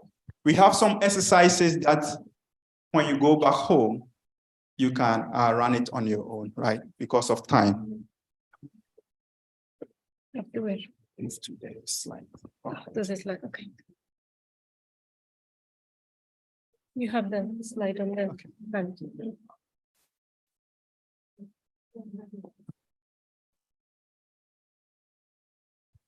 All right, so this is just a quick one. So anytime you are doing anything in R and you are having issues, right? Within your the console, the R Studio. Yeah, sure. Have you seen this help button here? If you don't understand any function, just come here and type the name of that particular thing you want to do. So type min over there. Min. M-E. Right. So take, yeah.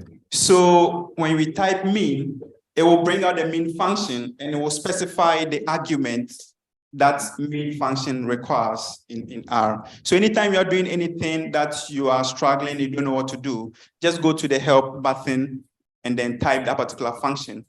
Or you can also use quotation, question marks, and then you type the name of the function, it will still do the same thing for you, right? Move to the PowerPoint. So, yeah. So if you have any issue like this, you want to find the head, which is the first 7 rows of a particular data frame or something, you use question mark head and it's going to show you what you need. We also have a website called Stack Overflow. So anything you want to do in R, someone has already done it. So you go there and there are a lot of information that you can borrow, then use it for your own work, right?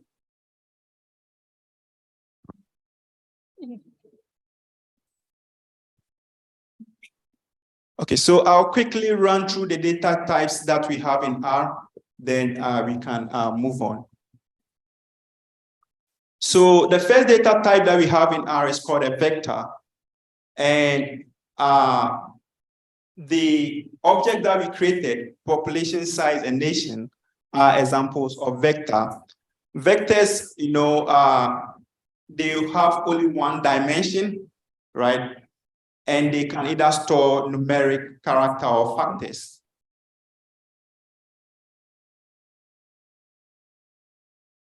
And within an object, we can use square bracket to select items by indexing.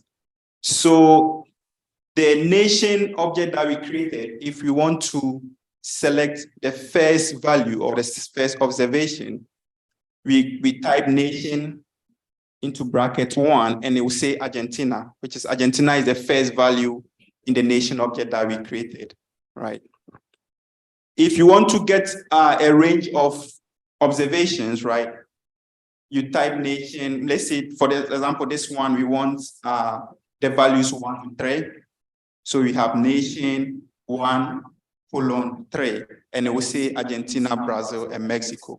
So these are the first 3 values within the objects that we created.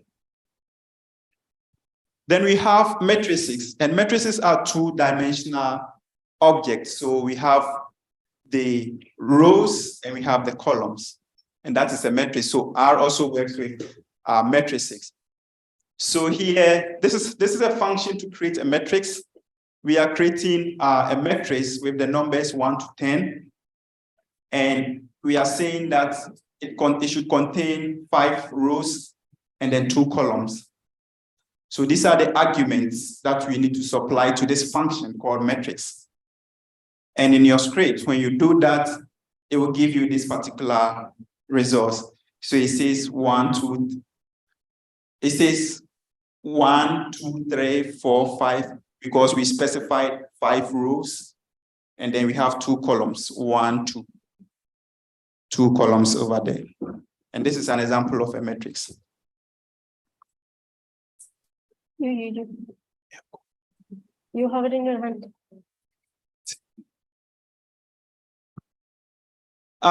So when you have a vector, we can combine multiple vectors to create a matrix using a function called cbind, column bind.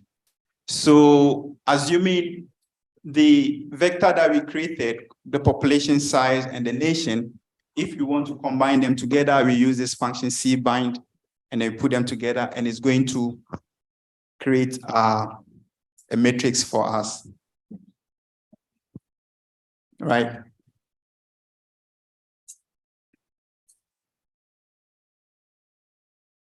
I think this is in your script, but in a matrix we have the first object being the rows and the columns.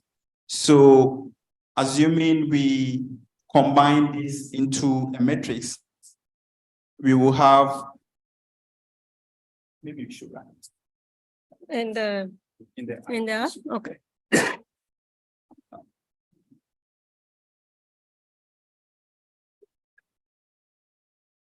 Okay, here, this one, cbind, or okay, this one, yeah.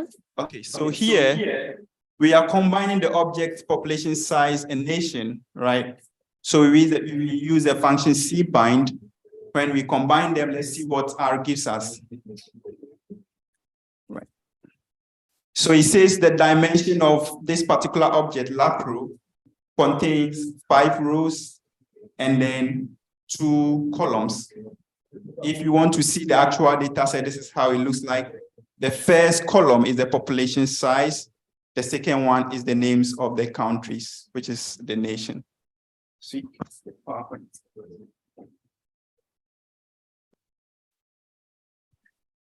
So are we all okay? See, are we okay? Yeah. Okay. Then we have a data frame. So if you've seen, I mean, most of you are statisticians, so Excel is an example of a data frame where we have so many variables within our Excel sheet and different values. So that becomes a data frame. And R also works with data frame. So here is an example of a data frame that I created. So in our data frame, we have the first variable called country, then we have the population and the writers. So that's an example of a data frame. I also work with data frames. So this is an example. Then we have another one called a list. So list can contain elements of different types, and list can be numeric or character. It can be a vector that we create a list of, or it can even contain a list. So this is an example of a list that we created. So the object we created is called out, and we are saying it should be a list containing the observation 1, 2, and 3. So when we do that, we see that it has created this particular list for us. We can also name each element within a list, for example, like this one here, where we are saying we are creating a list. And then we say that the first observation is the name of a person, his gender, and the company that he works for. Right. There's an example in your the workflow. So because of time, when you go, you can have a look at it. Then in R also, we can do various forms of logical and as well as Boolean operation.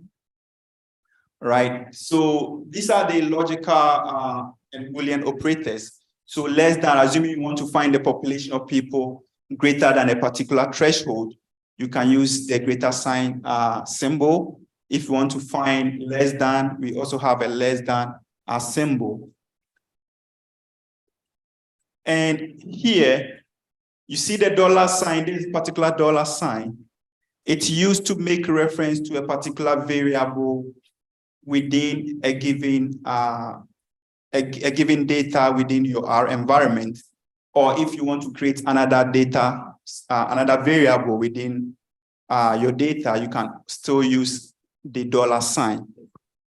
So here we have our object called DF, and we are saying we are creating an area. And then the area we are creating is that it should be the population plus 10, right? And this will create a new variable within your R. The script is within your workflow. We can use less than, greater than to do a whole lot of data manipulation within our R environment. We can also do within our logical operators, we can have various analysis that we can do. So here, for example, assuming we have object DF, and then we want to subset areas where the population density is greater than 0.5. But at the same time, we want to say that the number of writers in that location should also be greater than 50 people. Then R will evaluate this particular syntax that we've supplied to it. Then it will provide an answer to that particular thing that we've supplied in R. Okay, so these are some of the basic things that we can do in R. I hope we are all good to go on that. Right? So you can be running your script. The script will run correctly. You just follow the PowerPoint slides over here. Okay.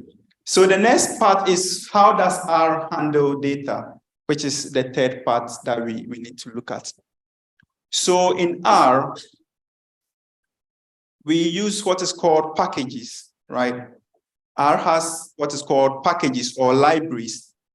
It is with these libraries that we use to perform various analysis, right?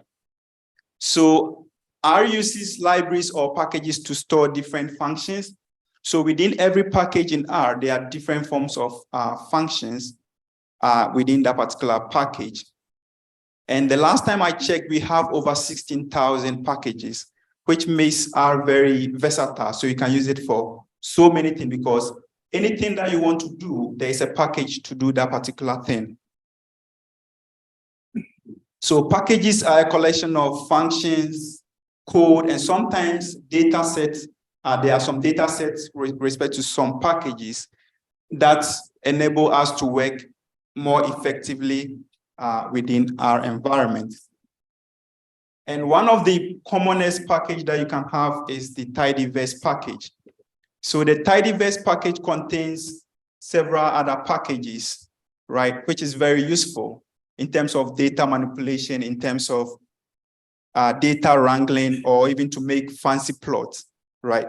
And you can get that package in the tidyverse package. One example too that we are going to use is the SF package. So for geographic data analysis, we also have packages for it, and one of them is the SF package. Then this is the Bayesian package that we had to install, and so there are some challenges with installing the stand package, which we are going to do at the end of this particular class. So we have Bayesian packages that you can also install and then do your analysis with it. So let's move to our script. We are going to install certain packages within our R environment.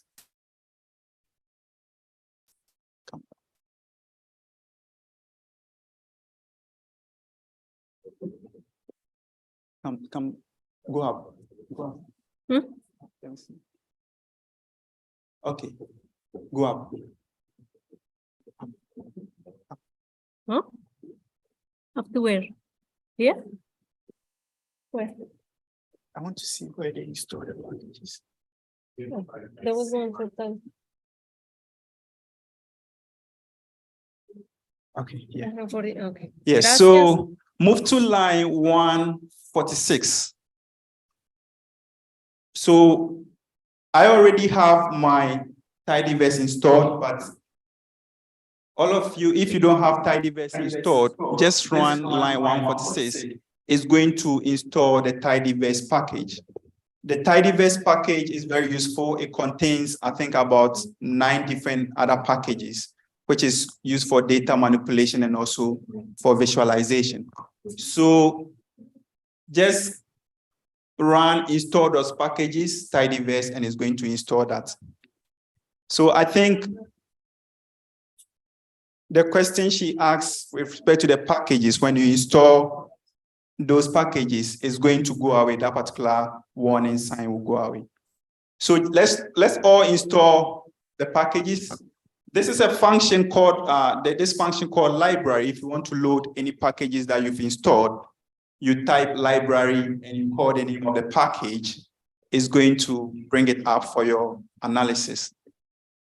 So you can all go ahead and install it if you've not already installed those packages.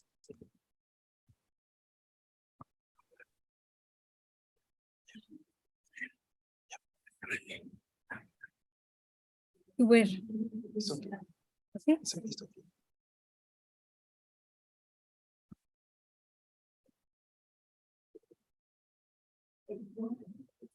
Are we okay to go? Wait, let them see if they install those packages, because it might Okay, take a little bit. It's go on. like mine is trying still. Have we all installed those packages? Is it installing? So when it's installing, you see this red symbol. It means it's R is doing some operation, so you just have to wait. So depending on your internet speed and your machine type, the capacity is going to take some time to install those things.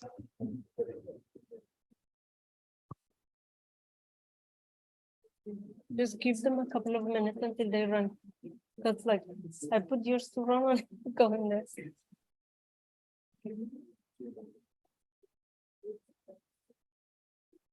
Yes. No, when I tried the library for one, it says it's not there. Like, look, I tried the how is it called? Schema.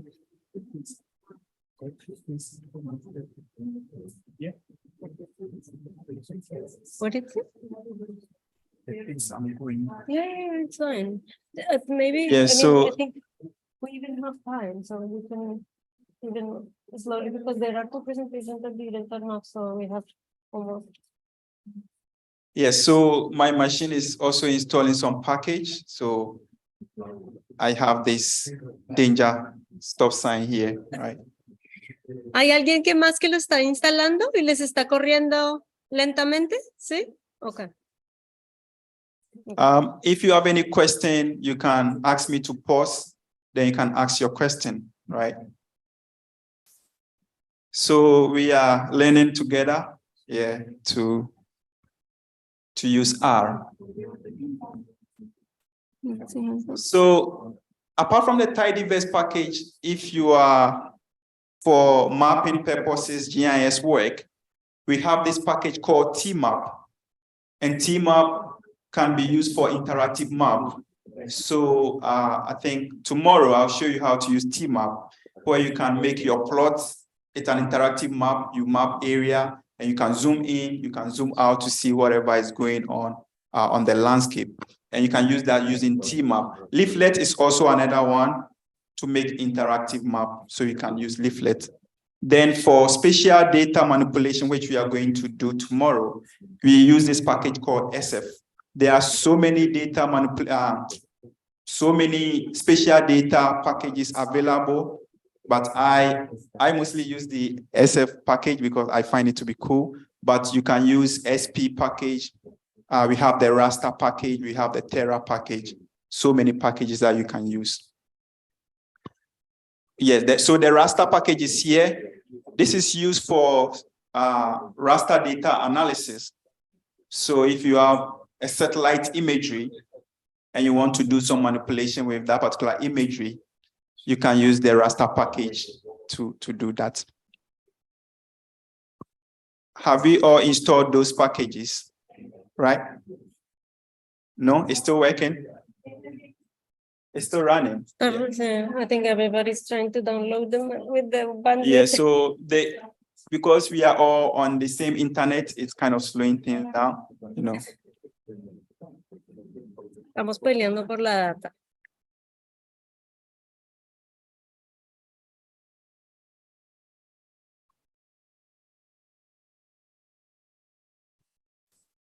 We are fighting for data.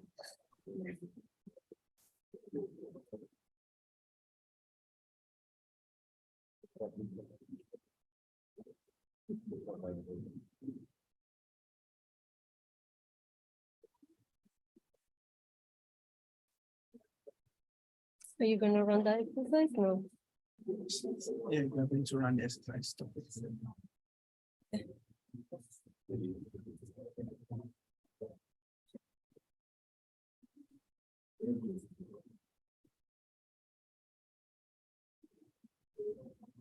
Scroll up a bit. Huh? Up.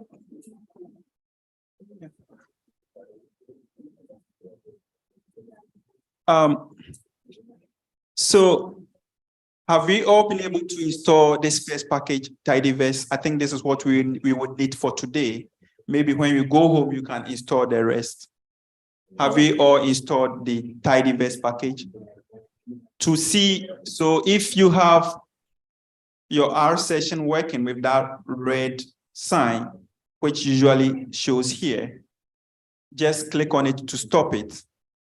Because let's work with this package alone for today, because that's what we are going to need for this particular class. Then when you go home, you can try and install all these packages, right? Are we okay? So click on the red thing that appears here to stop any operation R is doing. And then let's try and load run line 147, library Tidyverse. Let's see if everybody has the Tidyverse package. So run my library Tidyverse. Line 147. Okay. Done. Oh, okay, done. Yeah, it's done. So let's step back. Click on session. Click on restart. So we are restarting R. Now run line 147. Line 147. So when you run line 147 and you see something like this, let me know. It means your Tidyverse was installed successfully. Are we all seeing this? Run line 147.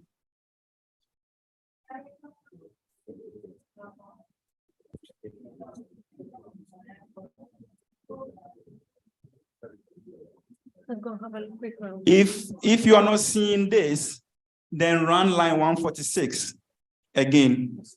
Only line 146.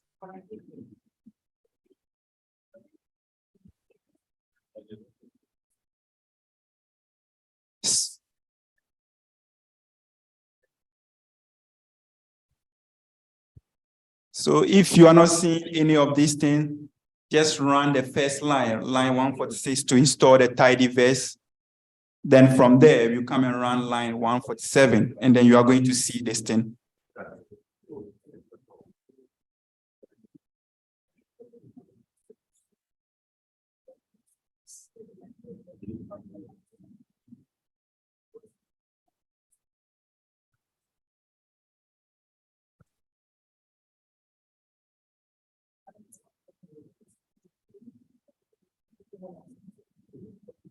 Are you okay? Okay.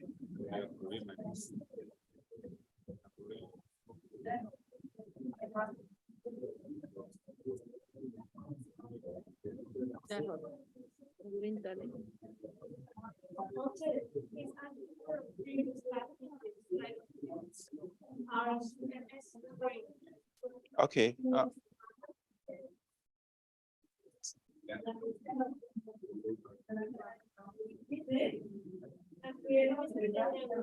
Okay. It's missing the R string package. I don't know if we need to Install it. install something prior. Yeah. to- To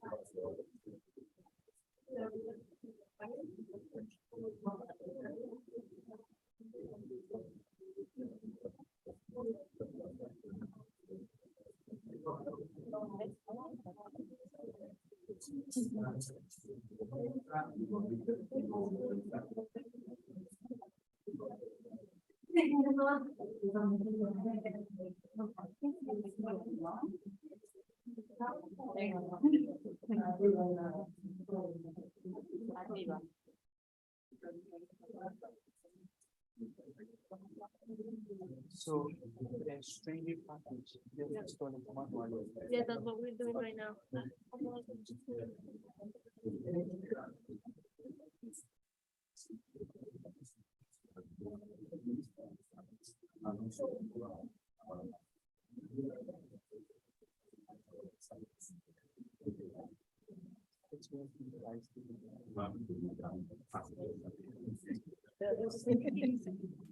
I said it's working. So Okay. Okay.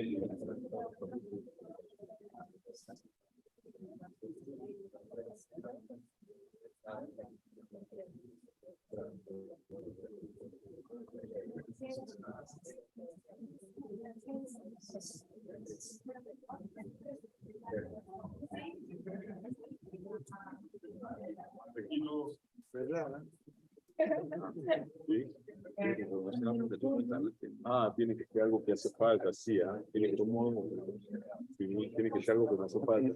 Corrió allá.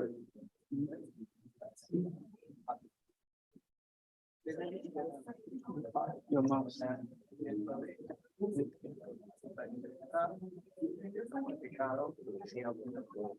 Please help me. I mean, you are good with R, so if they have an issue, can you please help me? Good. I think it's missing string up package.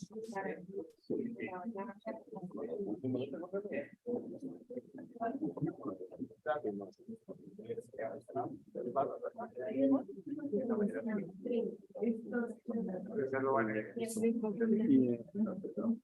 It's missing that package, so.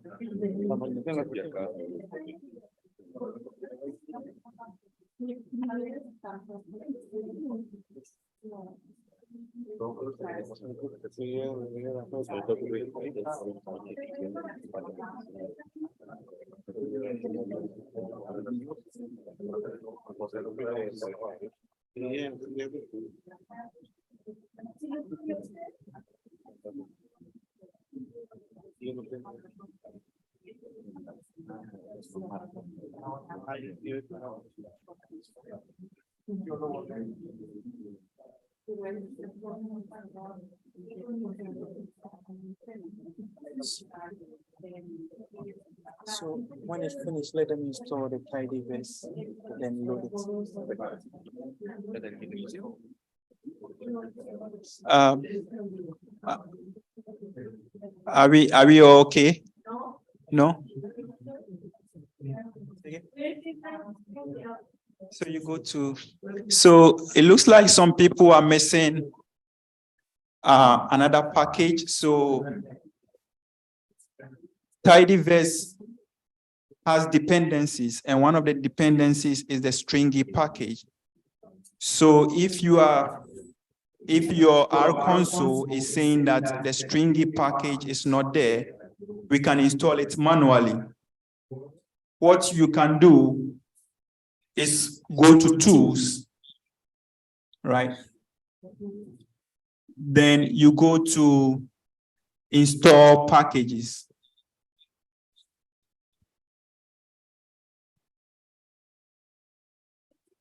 Then we type stringy, STR. So when you type stringy, you see the stringy package here. You click on it, then you click on install. It will install that stringy package. Then from there, you come and install your tidyverse. Now your tidyverse should work. Are we all okay?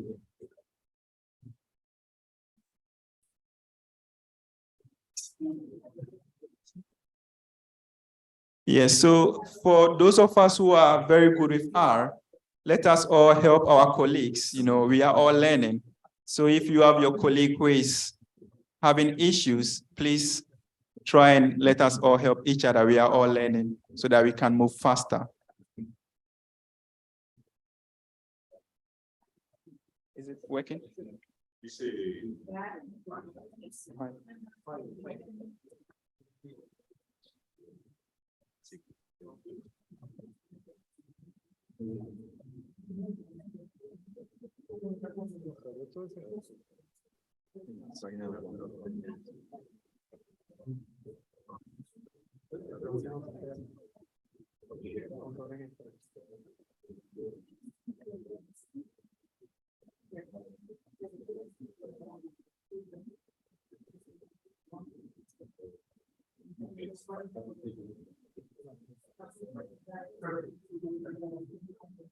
Porque está incompleta, ¿no? Puede ser. Sí que no ha terminado.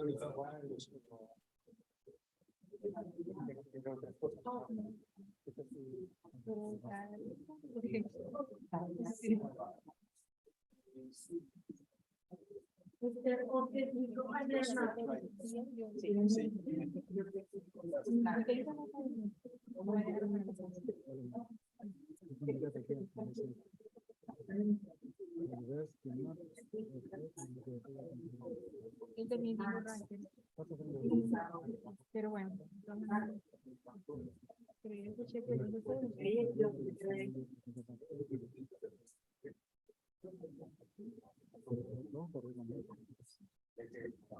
pero por lo menos tenemos una cartografía, que si ahí vamos con un bit, tenemos que trabajar en grupo, porque si estás pegando demasiado, no vamos a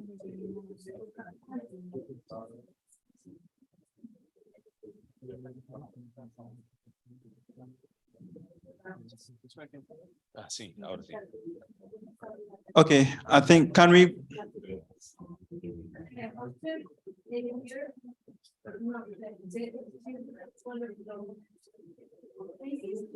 One, two, three computers. The string. Go.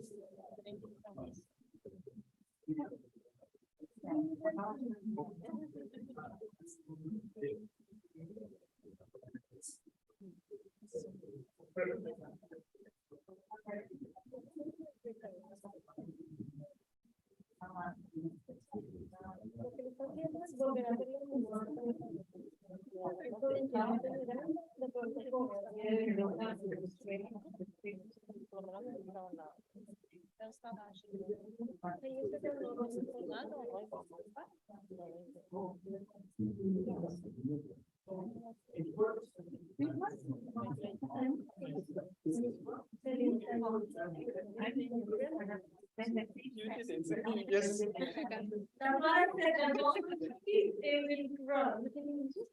Hizo lo mismo, install stringy. Yes.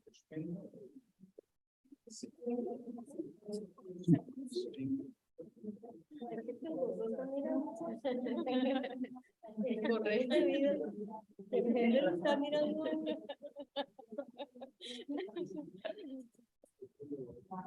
Lo corrió y ya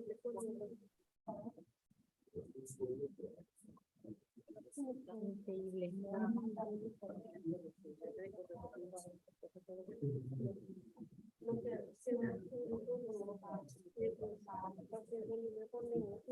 Puedes poner todo lo que se ve en el código, pero el batido algo no te corrió, sigue las otras líneas y te va a decir error. Si algo no corrió, va a seguir. Pero puedes coger todo un código entero y correrlo a la vez. Pero él va corriendo como línea a línea. Si es como un código más complejo, coge todo y pero va corriendo como paso a paso, como lo tengan diseñado. Se corre línea a línea.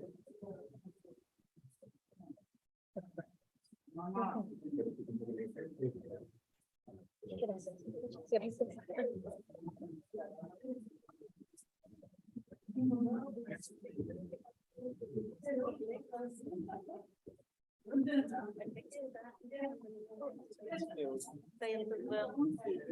Pero mira, de darle mayor 3 veces a la cuarta y siempre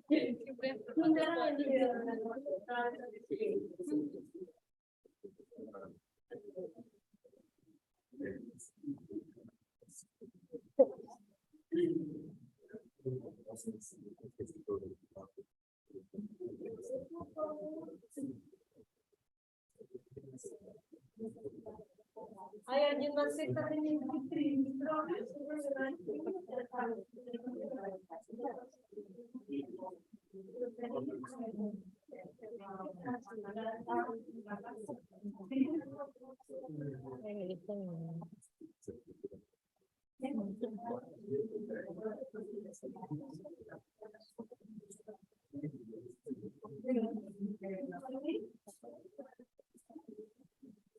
¿dónde es el error? No, adelante.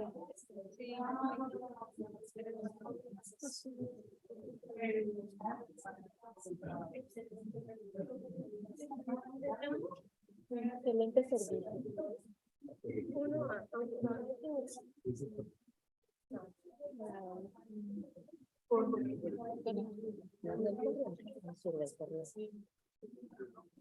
Sí, la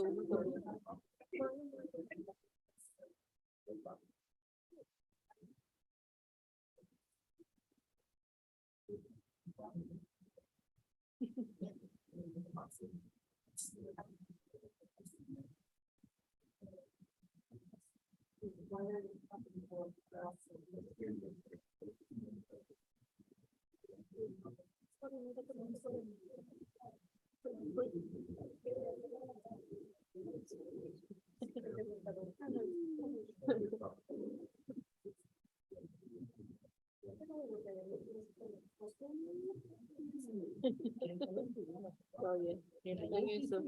Sí, rapidito. El de ella lo pone porque a ti se lo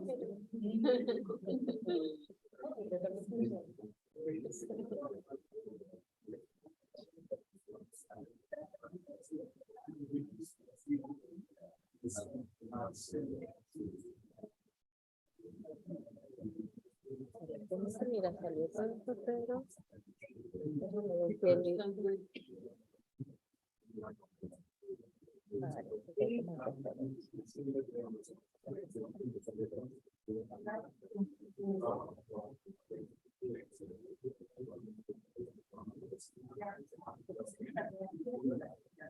sí, sí, él pudo. No terminó.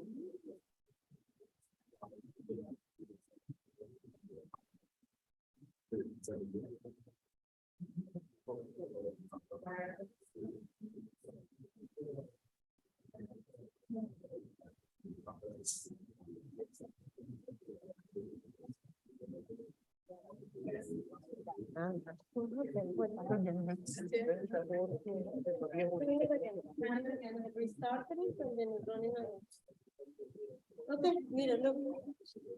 Yeah? No, I did it, I ran it. And he just touched it. Yo lo hice. Y lo puse a correr y él lo miró y salió. Yeah, I think we are all okay now, right? Everybody has tidy vest, right?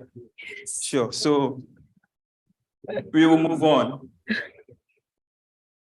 Okay, what do you want? Close this, okay. No veo por qué. Mhm. Okay, scroll down. 1 second, 1 second. Okay. So when you go home, try and install, Natalia, the Yes, sir. packages. The packages. Okay. When you go home, 1 second, sir.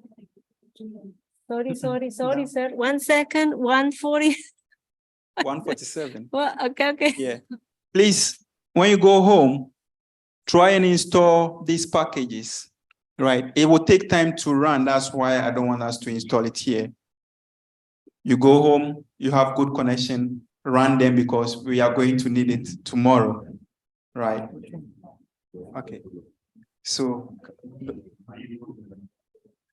Okay. Where shall I go, sir? Come down. Yeah. Yes. So sometimes when you are working with a particular data, it will be in a folder, assuming you have an Excel file and it's in a folder and you want to read it in R. You have to set what is called a working directory to tell R where it should go and pick the data from. So there is this function called set working directory, right? Set working directory. And when you have the set working directory, it specifies the path where your data set is located. Now we are all going to set the working directory. So let's click on session.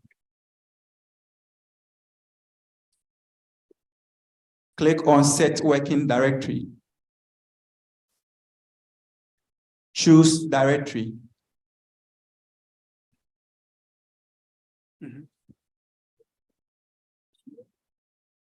So when you click choose directory, you navigate to the folder, the day one folder. Mine is on my desktop. So my day one folder is on my desktop. It's called day one. And the data that we are using is in this particular folder called data. So you click on it. Click open. Yeah, open. Yes, sir. 1 second. Okay. Yeah. So if you do that, we tell R where our data is located. So from now, if you want to read our data, it will just link the data set to that particular directory.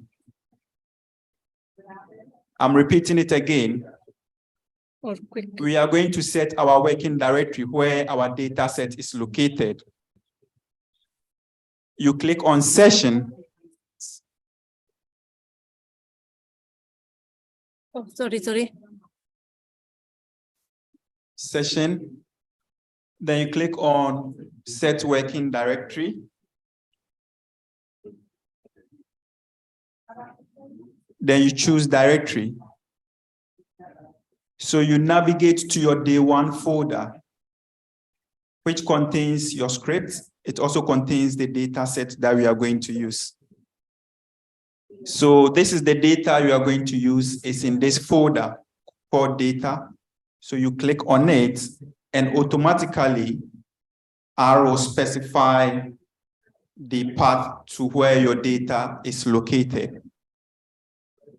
This thing, if you're also good with R, you can also type it manually in specifying the location of your data set.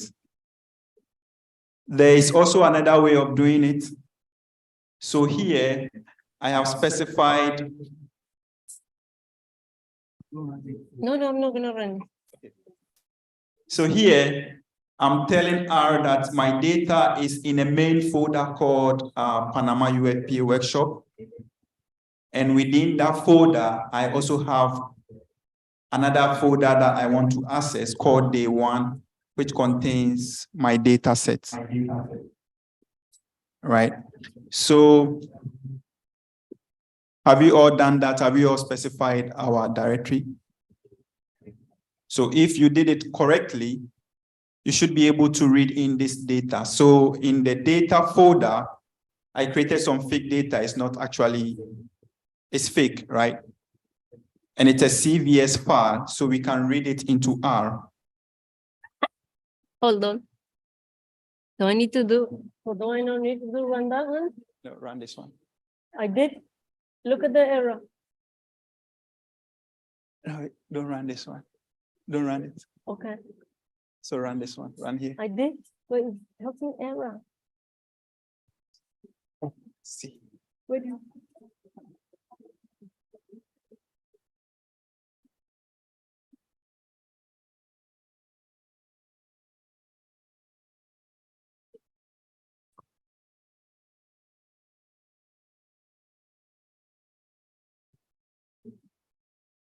No, because I run that one.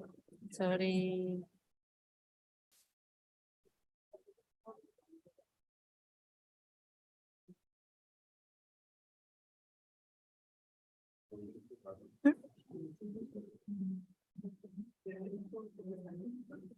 Are we okay? Okay.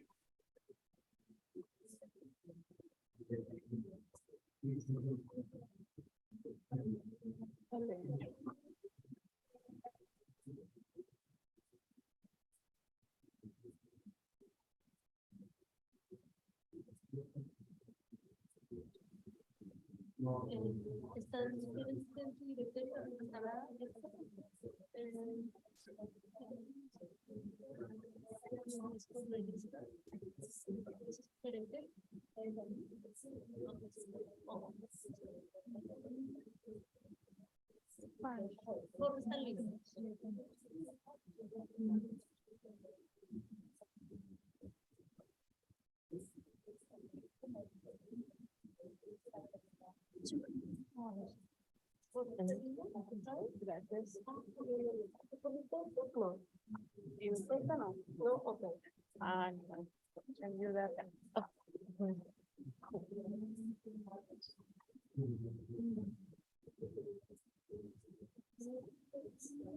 No, la 186. Pone view page data para ver la data view de. No, pero Corre la 186 para esa, ajá. ver dónde no está. View.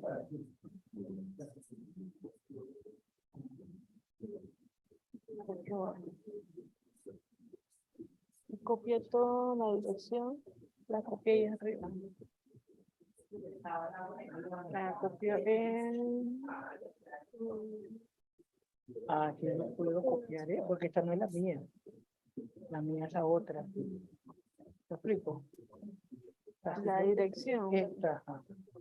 Yo no puedo correr esa porque esta no es mi dirección. Ah, ¿verdad? parece que copia la que tienes acá ahí arriba. Sí, tienes que buscarla. Por eso es que es mejor ir a sesión. En sesión vas a the document directory, seleccionas el portal, pero está ahí.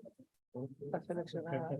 No, ve a día uno. Día 1. Día 1, eso, y selecciona ahí. No, no tienes que abrir. Ok. Día 1. Solo seleccionalo, hace clic encima una vez, a data, y después open. Y ya puedes correr aparentemente. Pero ¿por qué te sale Word? No te sale tu dirección. A mí me sale M coronado. Ah, porque no. Y ahora puedes correr la Ah, la de... tuya no está así. Espérate. De otra forma. Este fake. No, el corrió view al 170. Thank you. Esta. No, después de la comida.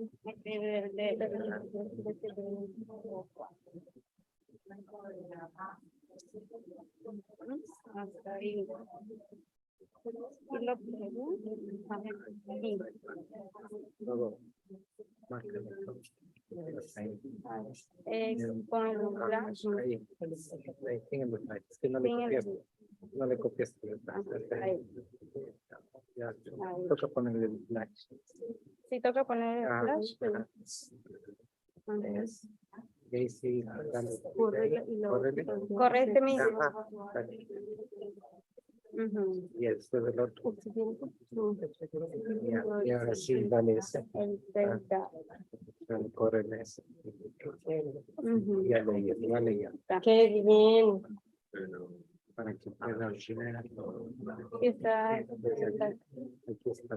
El 30. Ok, gracias. Are we all done? So what we just did is that in our day one folder, there's another subfolder where our data is stored.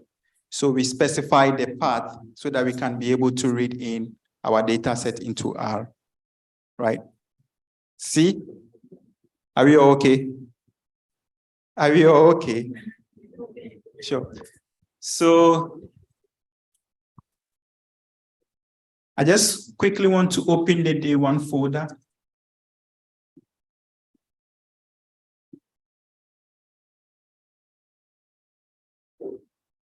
Yes, so our data is located here. Yeah, open it. We have two data sets, which is in a CSV file. So we have the fake data, we can open it.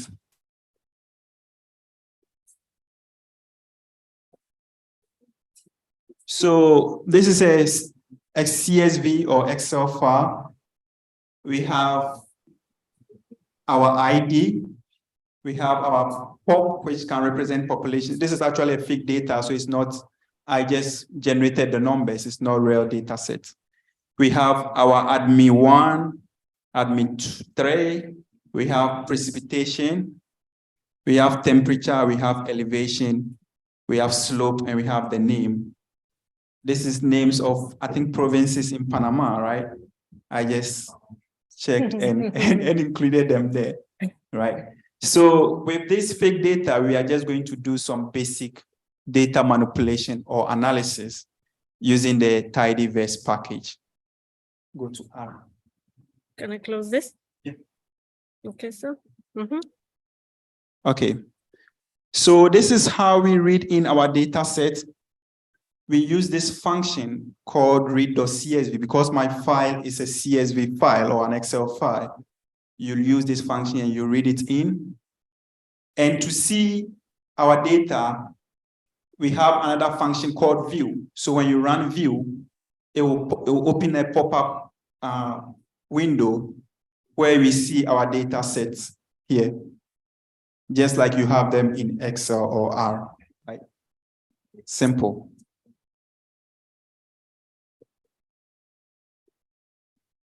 Now, if we want to see the structure of the variables within our data set, this function called str, you run it and it's going to tell you what each variable in your data set looks like. So it says it's a data frame, right? And it contains 920 observations and it has 9 variables. So the variables are the various columns in our data set. And it says the ID column is a character, the POP is an integer, admin 1 is an integer, and so forth. So this function is to see the various characteristics of the variables that we have in our data. We can also see the dimension of our data set. Sometimes when you are dealing with a very large data set, billions of rows, it becomes very hard to see all the data set at once, but you can see maybe the first 7 or first 10 rows in your data set as well as the column headings using this function called head. So head will show you the first 6 rows of our data set.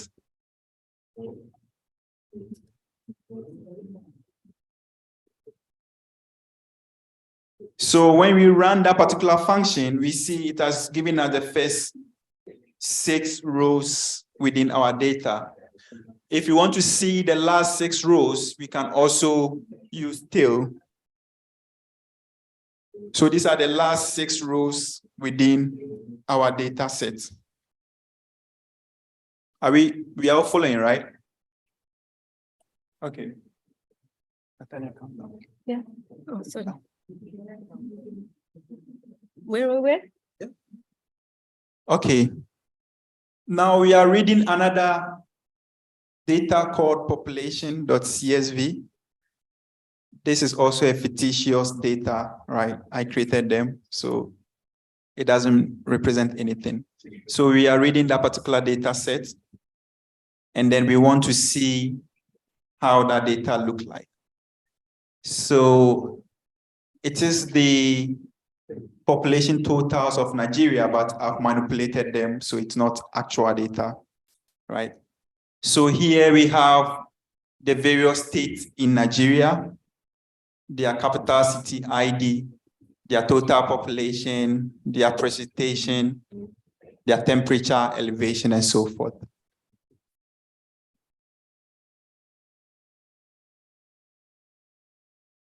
And if you want to see the structure of that, we still run that particular line, and it will give us the structure of the data. Then, if you want to see the names of the columns in a particular data frame or data set, we have this function called name. So name will give you the names of every variable or every column within your data, as we see it here.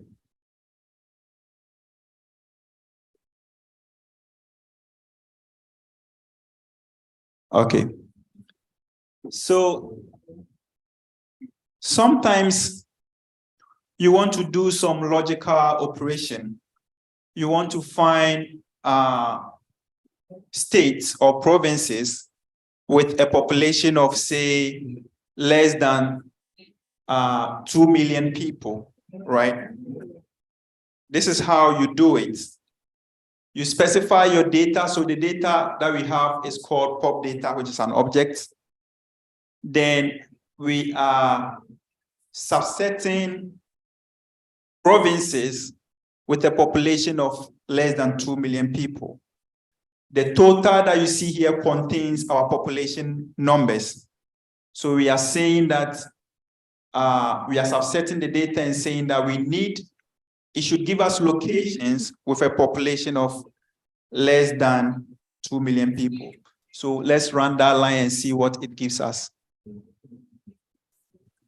So when we run that particular line, it has given us the name of the state, which has a population of less than 2 million people. The name is called Bayelsa State, and you can see that its total population is less than 2 million people. So these are some of the data manipulations. Assuming you have a large data set, you cannot go through everything all at once. You just write some few lines of code, and it's going to give you what you need.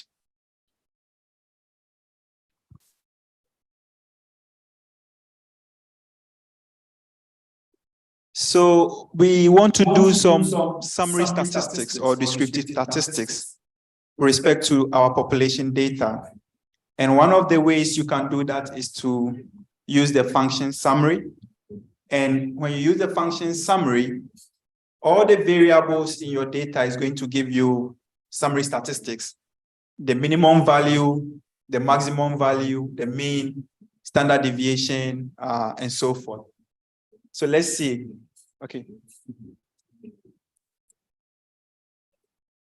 So for all the numbers or the continuous, for all the numerical variables, it gives us our summary statistics. So we have the, for example,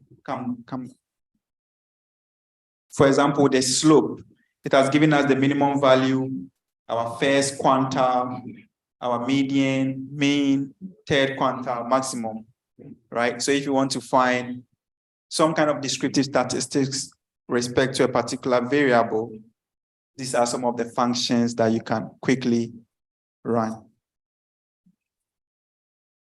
You can also find individual statistics for individual variable that you are interested in. So we want to find the mean of the population total. You just use this particular line of code. And it says our mean population for Nigeria is 4.8 million people. Yeah. We can find the median, we can find the quantile, mean, maximum, and so forth.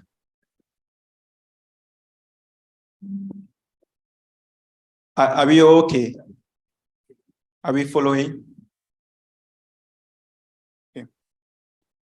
Now, here,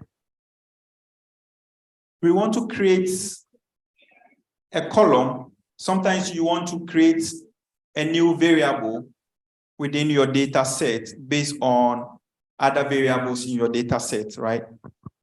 So here, we say we want to create a variable called monthly temperature. And we are saying that monthly temperature equals the temperature mean divided by 12. This particular temperature is in your current, this particular variable is in POP data. So we want to find the mean of the temperature values for every observation within our data.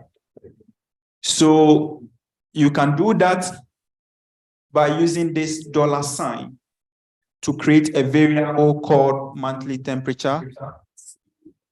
And then we say monthly temperature is a function of our temperature mean divided by 12. So when we run that, it will create this particular variable monthly temperature as part of our data set. Are we okay? All right, cool. So let's. Okay, I did it. Yeah. Oh. Click on the view. Oh, view? Okay. Yeah, click on view. Mhm. Run this one. Yeah, scroll this way. Yeah. So this particular column was not in the original data set. We just created it by doing that simple calculation, right? It has created a new column called monthly temperature.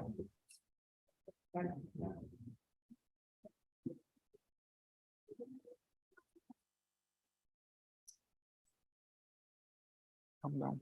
So. More.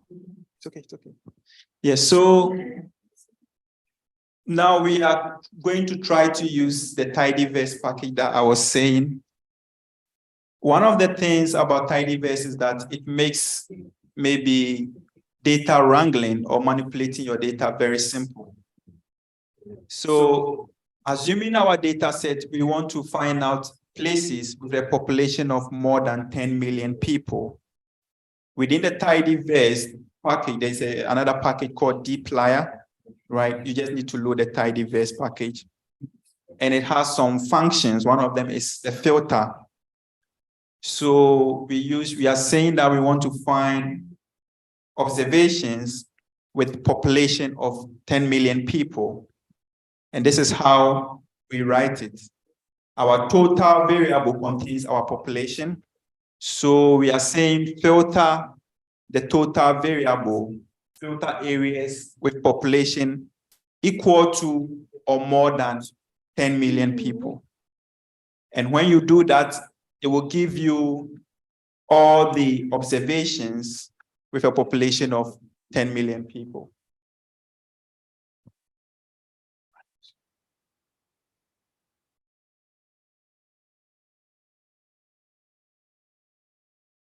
So it says that the province with a population of 10 million people is called Kano. So it has selected one of them. So it's only one particular observation within our data set that has a population of 10 million people. So assuming you are working with a very large data set, just this simple command, you can get some simple results. We also have this function select. If you want to select some of the variables within your data set. You don't need everything, right? You use this function called select. So we are saying that we want to select the variable state name and then total out of all the variables within our data set. We are selecting only 2 variables.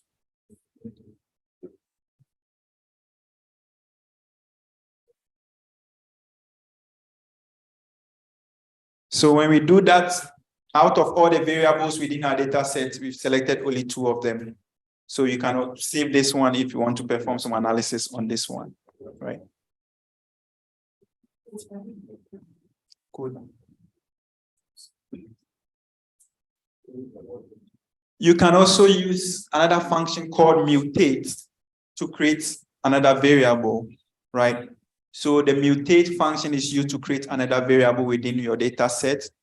We say we want to create another variable called density, and density is a function of the total number of people divided by buildings. So we have this particular variable in our data. We have total also in our original data. So we are creating a new variable called density. We use the mutate function, which is density equals total divided by buildings.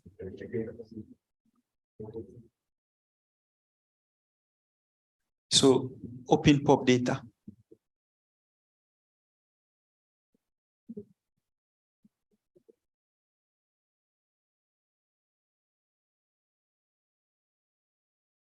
Yeah. No, it's here. It's here. What did I do wrong? Huh? It's here. So when Oh, potatoes. Sorry. shift it to the right.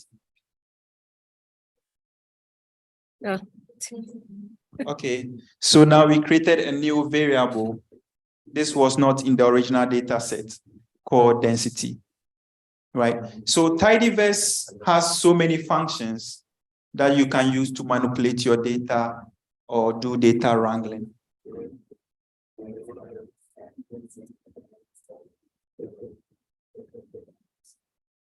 Okay, so are we all okay with some of the basic things that we've done? Are we all okay? See? Or R is very confusing. Is R very confusing? Yeah, I mean, so for every software, new software that you learn, at the beginning, it's like very hazy and confusing. But the more you use it, the more you get used to the software. So 6 years ago, I had to learn R, and I didn't understand anything, right? But if I've been able to learn R, everybody here can also learn R, right? So don't worry if it looks like it's all over the place.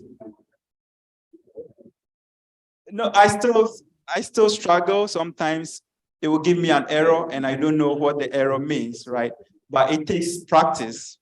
The more you practice, the more you get used to it. Even with the best coders, they still kind of debug some errors. It takes them some time to debug some errors that they find in their script. So you all be fine. This is just the beginning. You know, we are all trying to learn, right? Yeah. So we because of our time, we will do some visualizations. Then we would close off our install stand for people who are having challenges with stand. Then tomorrow we will continue. Are we all okay? So, sometimes you have your data, you want to visualize it, do nice plots, nice graphs. The tidyverse package has a dependency or a package called ggplot, which you can use to visualize your data sets. You can do the same thing in base R, or you can use ggplot to visualize your data set. So in this last part of our discussion, we are going to visualize some of our data sets. Yep. So this function here is a base R function. and we want to do a bar plot of our population total, you know. So when you want to look at the distribution of your data set using a bar plot, you can use this function here, bar plot, then you specify your data and the variable that you want to do a bar plot of. And it will give you something like this. So this is a base R function. But it doesn't look appealing. It's not really nice, right? So we will use ggplot to make it a bit more appealing and very nice. So we are doing the same thing using the ggplot package. So we run this.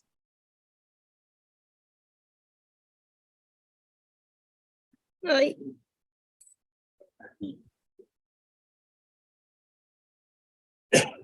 See, so now we've added some nice colors. Click on zoom. Huh? Oh. Stop. Make it big. Right, so now we've added some nice visualization. You can still manipulate this thing and make it look very nice if you get used to ggplot. But this is just some basic visualization that you can do with ggplot. So we've plotted our histogram using a bar plot.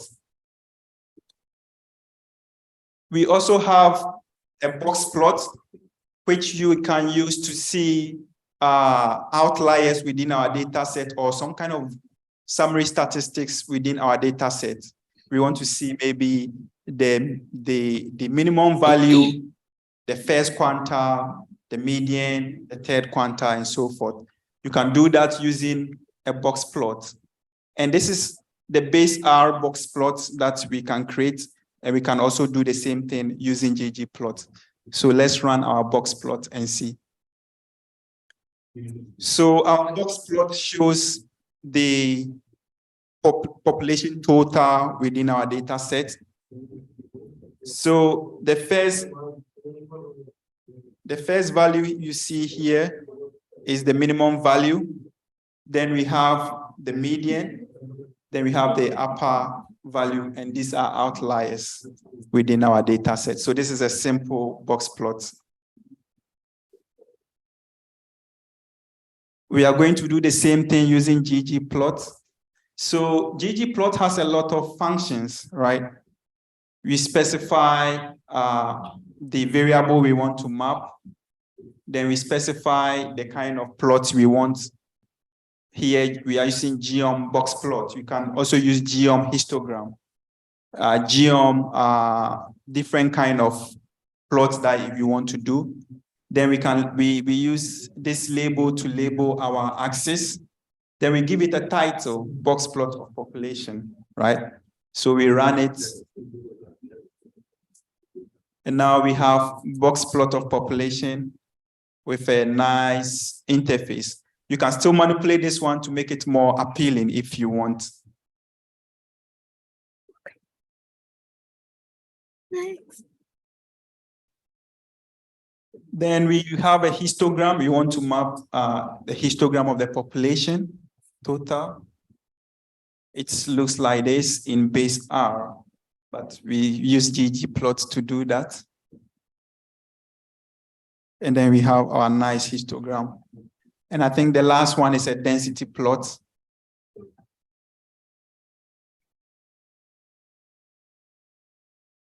We have a nice density plot of population total. Okay, the last one.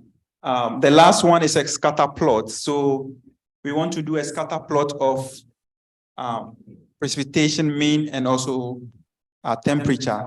You know, in regression analysis, you have your dependent variable and your independent variables. And if you want to see how they are distributed, you can use a scatter plot. So here is an example of a scatter plot, plotting temperature mean on the y-axis and the precipitation mean on the x-axis. but it doesn't look really nice. But you can still use ggplot here.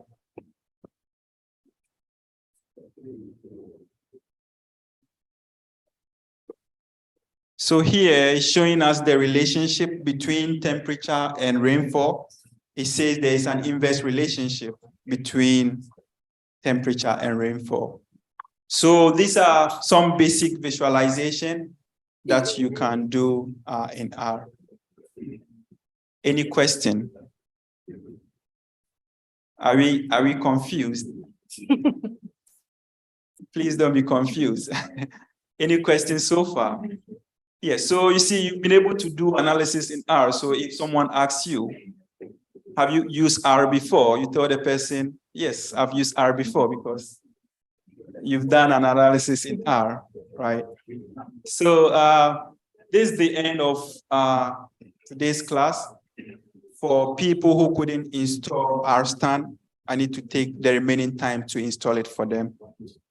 Tomorrow, we are going to delve much deeper into the population modeling, which is the focus of this particular workshop.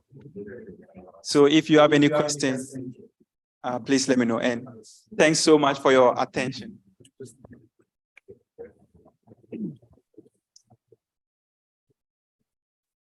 Sorry, I just wanted to add a few things.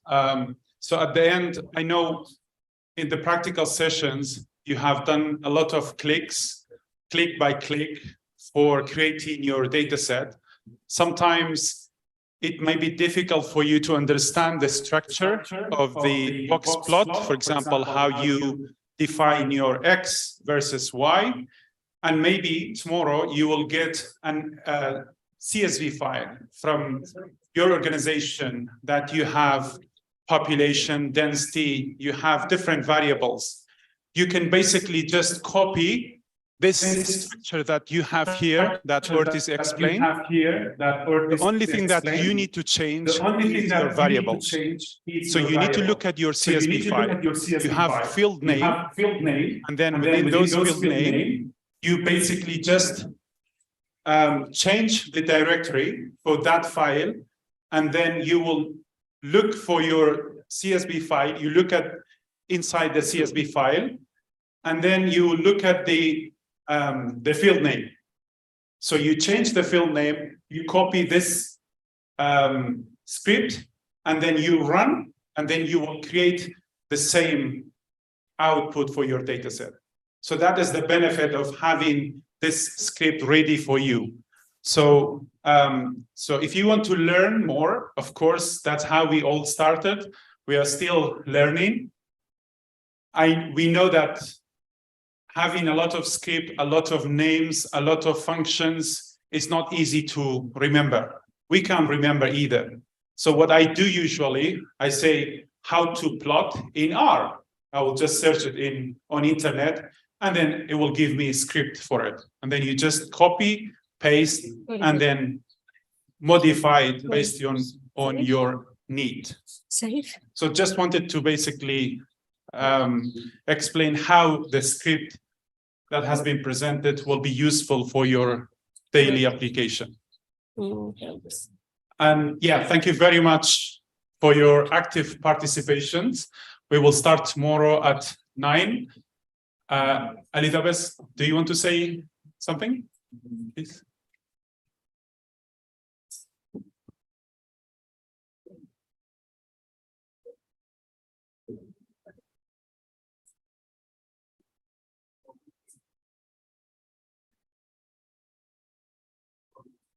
Hola, hola. Hola, ¿me escuchan? Hola. Use this one. Hola, ahora sí.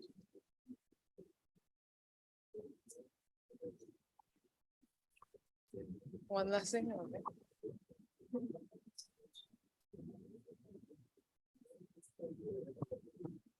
¿Van a hablar? ¿No? Hola, bueno, bateando de emergente porque está Sabrina Durán tuvo que salir. pero sí le quiero agradecer a todos que estén aquí y que hayan aprendido bastante. Yo también aprendí bastante del nuevo sistema. Ya saben que si necesitan ayuda, están a la orden los de la Universidad de Southampton y de WorldPop y todos los que están acá. Y igual, en nombre también de Jacqueline Romeo, que también nos puede apoyar, ¿no? Ya mañana sí empezamos a las 9 y mañana sí va a ser más fuerte que hoy. Hoy no fue fuerte, fue suavecito, ¿no? Entonces, entonces sí quisiéramos agradecerles que hayan tomado parte en el día de hoy de una gran faena desde la inauguración y todo lo que tenemos.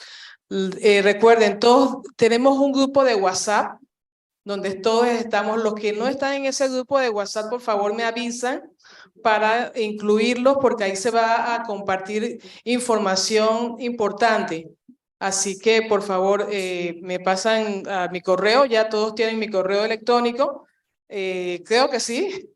Y para que yo pueda incluir los que no están en el grupo de WhatsApp y también compartir los que son los correos electrónicos, porque creo que también hay algunos correos electrónicos que todavía me siguen rebotando para poder entonces tener información vía correo electrónico y vía WhatsApp. Así que creo que es esto. Do you want to say anything else? All right.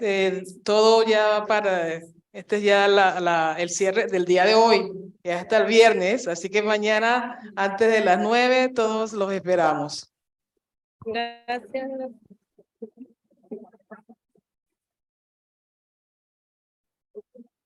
Ya, ok.